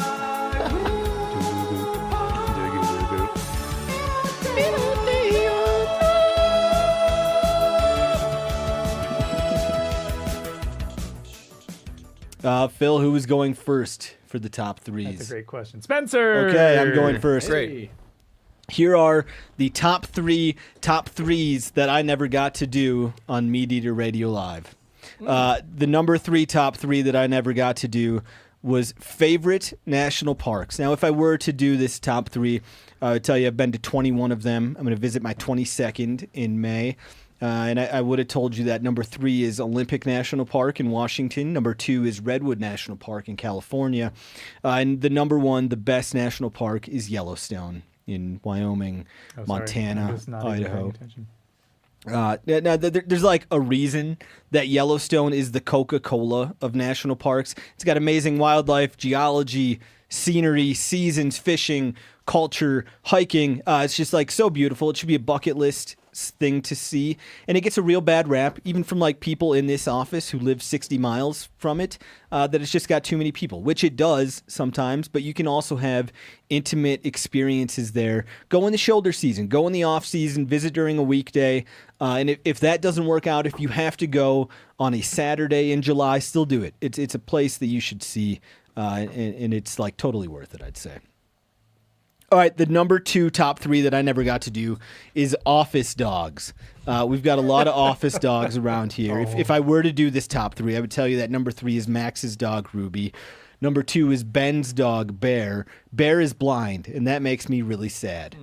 So Bear had to be on the list. And then number 1 is Reva's dog, Riley. He's a Rottweiler. I think he's 8 years old now. He's just such a good boy. He's got a nice coat on him. He's real handsome. He's real well behaved. He knows a couple tricks. He'll shake. He'll sit. So that's nice. I love all the office dogs, but it's not even really close for me. I think Riley's number 1. He's just Riley's great. He's the best of them all. Any feedback on Riley, the office dog? Just another good guy. Riley is a good dog. He's a good boy. Yep. The number 1 top 3 I never got to do is my favorite restaurants. Now, if I were to do this top 3, I'd tell you that Heirloom Market Barbecue in Atlanta would be number 3. Number 2 would be Katz's Deli in New York City. And then number 1 is Ginger Pig in Denver. It's Asian fusion. It's a mandatory stop every time I'm in Denver. The food is absolutely amazing. The prices are good for what you're getting. always has very good service. It's casual enough where you could like show up in sweatpants, but it's also nice enough you could go on a date. You need to order the Hong Kong French toast, the Korean fried chicken with aioli, and then always get the Beijing dumplings. It's my favorite restaurant in the world. I wish it wasn't 10 hours away. I Yeah. love Ginger Pig. Yum. Always, also a location in Boulder, Colorado. So those are the top threes I never got to do. Sad. What if you wear sweats on your dates? Yeah, it's a double You whammy. said It works you out. can either wear sweatpants Yeah. or go on a date. Yeah, then you should do that. Both of them. All right, who's the next top three? Let's go ahead and do Randall. All right. I had 3 categories of top threes, but I didn't like 2 of them, so I just went with the top 3 times I've had vehicle problems while doing something hunting and fishing related. Okay. Nice. Oh no, right. Just don't. Sorry. Yeah. I have no choice but to spoil it for you guys. Chill, man. Just chill. Well, number 1 was driving a jet boat upriver and went to start it again and pulled the cord out and the motor didn't fire. So then we had to float the boat all the way down the river, just hanging off the bow and kind of kicking our way down there, and then ended up managed to land it at a different lodge, and they fixed it for us. It was a very memorable vehicle problem. Another one is a buddy got his truck stuck on the edge of a 200-foot, I wouldn't call it a cliff, but there's nothing that would have stopped your truck from sliding off. Hate that. So I went up there. This is opening morning of bear season. I went up there, chained up my vehicle, and went to pull him out, and it just made things worse. And then as I was backing out, this should have been number 1. As I was backing out, my chains rubbed up against his tire because I sort of slid down into him. Chains ripped off, cut my brake line. So then I'm backing up without any brakes. And the chain broke your brake line? Yeah. Oh, yeah, it spun around. When it rubbed up against his tire, the chain came loose and cut my brake line. So then we had 2 trucks leaning against each other, stranded on this cliff, and we had to get a wrecker up there, and he got us out. But that was dumb. That was a long day. I had an honorable mention for one night we were hunting deer out east of here on my buddy's boat. And in the middle of the night, he got out to take a leak, and the boat wasn't there. And the wind had blown the boat away, ripped the stake out that we'd tied it to, as the anchor. Could you see it? No, that's Just the thing. gone. It was pitch black out, and we couldn't see the boat. We couldn't get a reflection off the boat. So he woke me up at 3 a.m, and we just put on our headlamps and walked along the shore until we found it. Thankfully, it didn't go that far. Dang. But it very easily, had the wind been blowing in any other direction, it could have been a really bad thing. And then the number 1 thing I had was my buddy and I were dove hunting, and he was driving a Honda Accord, and he popped the trunk with his keys. We took off our vests and put our guns in the trunk, shut the trunk, and his keys were in the vest. Oh. So then we just had to walk. We just had to walk out all the way out of this wildlife area, down a road. Eventually, we never got service. I think we got picked up by a cop before we got service. But then he came back. What state were you in? In Ohio. Okay. A Honda Accord, that's the appropriate dove hunting vehicle. Yeah, it was great. Yeah. It was great. But yeah, just a lot of fun memories. I also had 2 other categories of scariest moments where I nearly died or thought I was going to die, and then cool encounters with animals we're not hunting. But I won't go into those because it's 5:24. Okay. Corey, I think you're up next then for the top threes. Yeah, I'll need to refer to some photos here. What's your list today, Corey? Okay, so these are my top 3 most memorable moments being in this room for MeatEater Radio Live. Oh! Don't we got napkins if you guys start tearing up here. I'm but ready. This is a great category. Let's see. Number 3 would have been Phil's tiki mugs that he broke out for our top 3. I really appreciate that, Corey. I had no idea. I knew you were a tiki mug guy, but this is beyond what I had originally thought. And that, I think that was maybe your number 3 mug. I don't believe that was your number. No, 1 I think that was my number 1. Was it? Okay. Yeah. Forgive me. Either way, it's a fantastic. I think mug. I had 3, and then I brought some honorable mentions. Oh, that's what it was. I couldn't help myself. I feel like after you did that list, Phil, is when you got all the tiki mugs in your office. Or were they all in there before? Oh, they've all been in there. Oh, okay. I've been slowly. Can I adding them. interject? Seth Jones 1410 writes, "Shout out to my son Henry. We were potty training, and he just peed on my arm because I was paying attention to MeatEater Radio Live. Good. Yo! Yeah. Shout out to Seth and shout out to Henry. Yes. Pee cleans up easy. Sorry to interrupt. I just enjoyed that. Yeah, number 2 here, Phil. Oh, yeah. What I put up here, honestly. Oh, well, it was the Christmas episode way back Two in Christmas episodes. 2024. We were all young men. Yeah, back 2 then. Christmases ago. That was the very first Christmas on this show, if you can believe it. There's a screenshot of when Santa made an appearance. He's giving Spencer a nice head rub down, and he's got his bloody sack of toys. Yeah. His game bag of toys that we all gifted each other. That Oh, was fun. boy, that was Blind- fun. Blind Santa, what do you call it? And then Santa did 1 minute fishing after that. Oh, yes. Yeah. That was a good And day. then, Corey, you were with him. Yeah, we had a lot of fun that day, We Corey. took the canoe to a local pond. Good guy. Hey. I had one of these after my vasectomy a few weeks ago. A bloody sack? Yeah. Good one. Oh, breaking out the jokes. Okay, and my number 1 most memorable moment being in this room for MeatEater Radio Live would have had to have been when we brought in the turkey. Was it Brogan? Brogan the turkey. Yeah, yes. Brogan. That's Turkey. right. Alyssa Yeah. Smith's turkey came in, and just the look on Randall's face was everything. What's the problem with turkeys again? You just don't trust them? I don't have anything in common with them. Well, that's for sure. They have hollow bones. Yeah. And they only evacuate themselves from one hole. Oh, yeah. But- you love Thanksgiving, and they hate it. We're a higher order of being. That was just fun to bring an animal into the studio. Yeah, we should and, do that more often.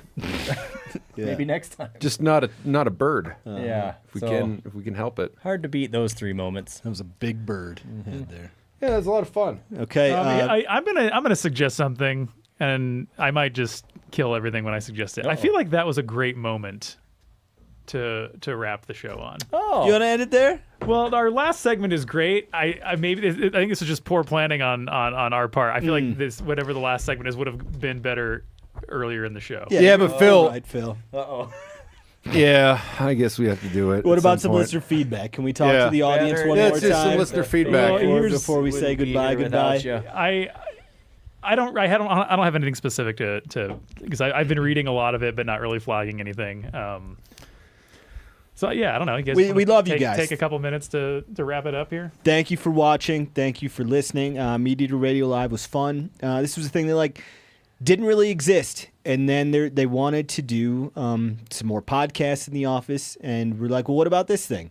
And then that's what it was. And so They said that's the least bad out of all the ideas that have been proposed for a third podcast. Kind of true. We were about a week from doing our 3rd podcast of the week, and at that time, that podcast was going to be getting reports from people across the country. It was going to be, we called Doug Dern, he's going to be like, oh yeah, the morel mushroom harvest is looking good over here. And then we called Chester, and he'd say, yeah, we're catching a lot of walleye. That's what it was going to be. And then, we're like, well, what if we just make it a variety show instead? And so that's what it was. And now here we are, I think 18 months later. So it's a fun journey. Mm-hmm. And this is kind of the OG crew here. Is Corey, after Corinne stepped away, Corey, whether it was his choice or not, stepped in to produce this show for a while, several months. Back when the show was flawless. Remember those days? Yeah. Mm-hmm. Yeah. And Jake isn't here now, but he's done a great job stepping in. He wasn't. It's not like with Corey. He knew the culture. He had been here for a while, and so he was able to step in and kind of take the reins. But Jake, we hired and said, by the way, you're doing this, whether you like it or not. And he's done a great job. And I wish I could tell that to his face, but he is not. I don't know where he went. He's getting a tattoo tatted up right now. It must be a big tat because he's been gone for a minute. Yeah. That's sick. Okay, well, if he gets back in here, I hope it's all over his chest. But then, I just want to say, everyone just stepped up incredibly. I said a version of this during an all-company meeting the other day, but just like Spencer and Randall for giving the show kind of form and the personality that it's had. Everyone who's hosted the show, like Brent said, getting a phone call in Arkansas, and then 2 days later he's sitting in Spencer's seat hosting the show. I mean, everyone from Mark, Lake Pickle was a part of it. Jordan Sillers, Tony Peterson, Cal, Steve, Brody, Giannis, Clay. Corinne, Clay. I'm sure I'm missing people. Maggie Hudlow. Brogan the turkey. Santa.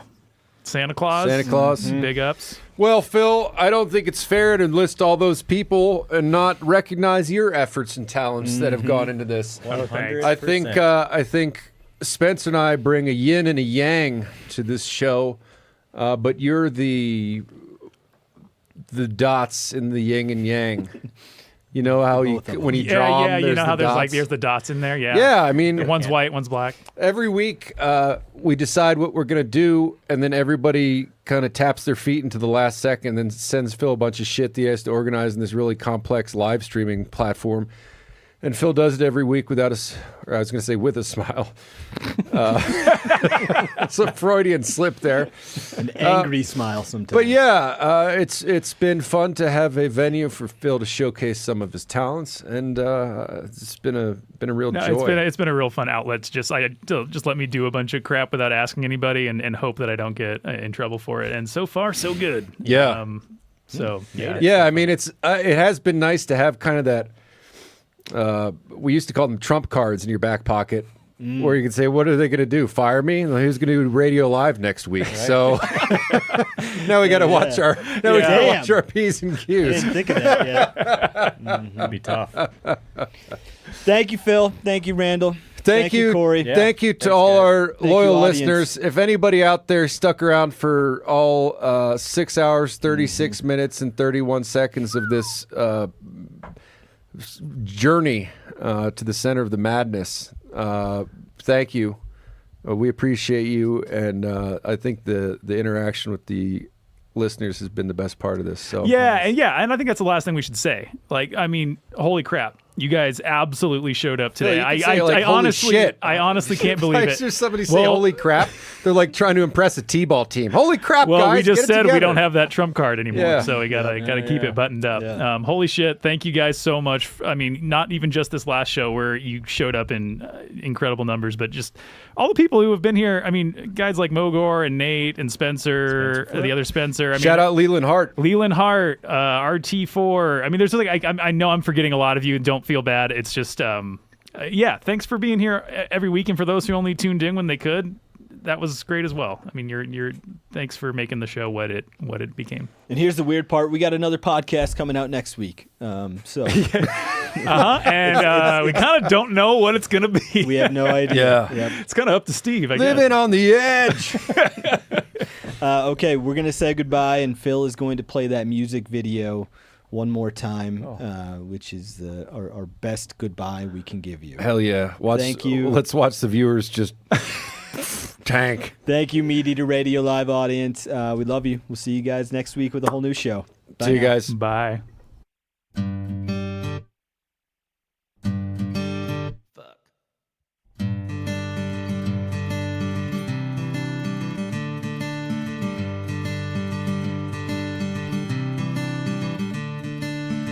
Another turning point, a fork stuck in the road.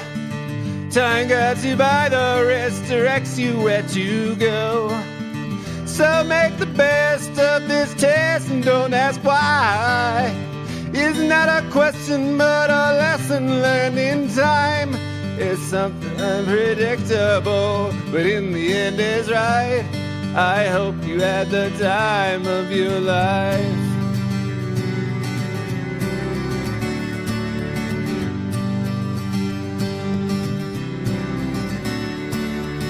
So take the photographs and still frames in your mind.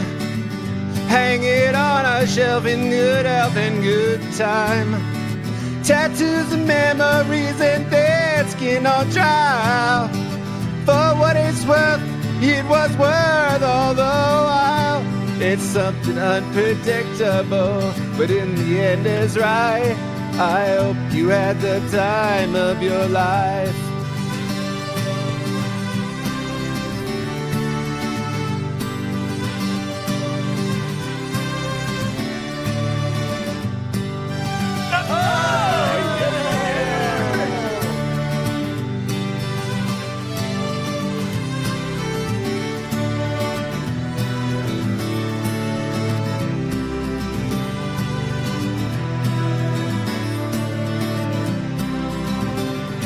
It's something unpredictable, but in the end is right. I hope you had the time of your life.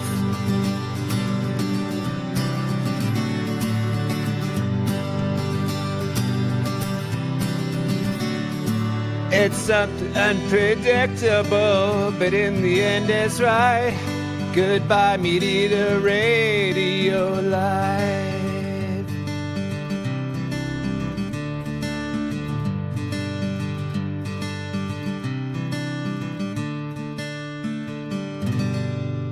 Thank you.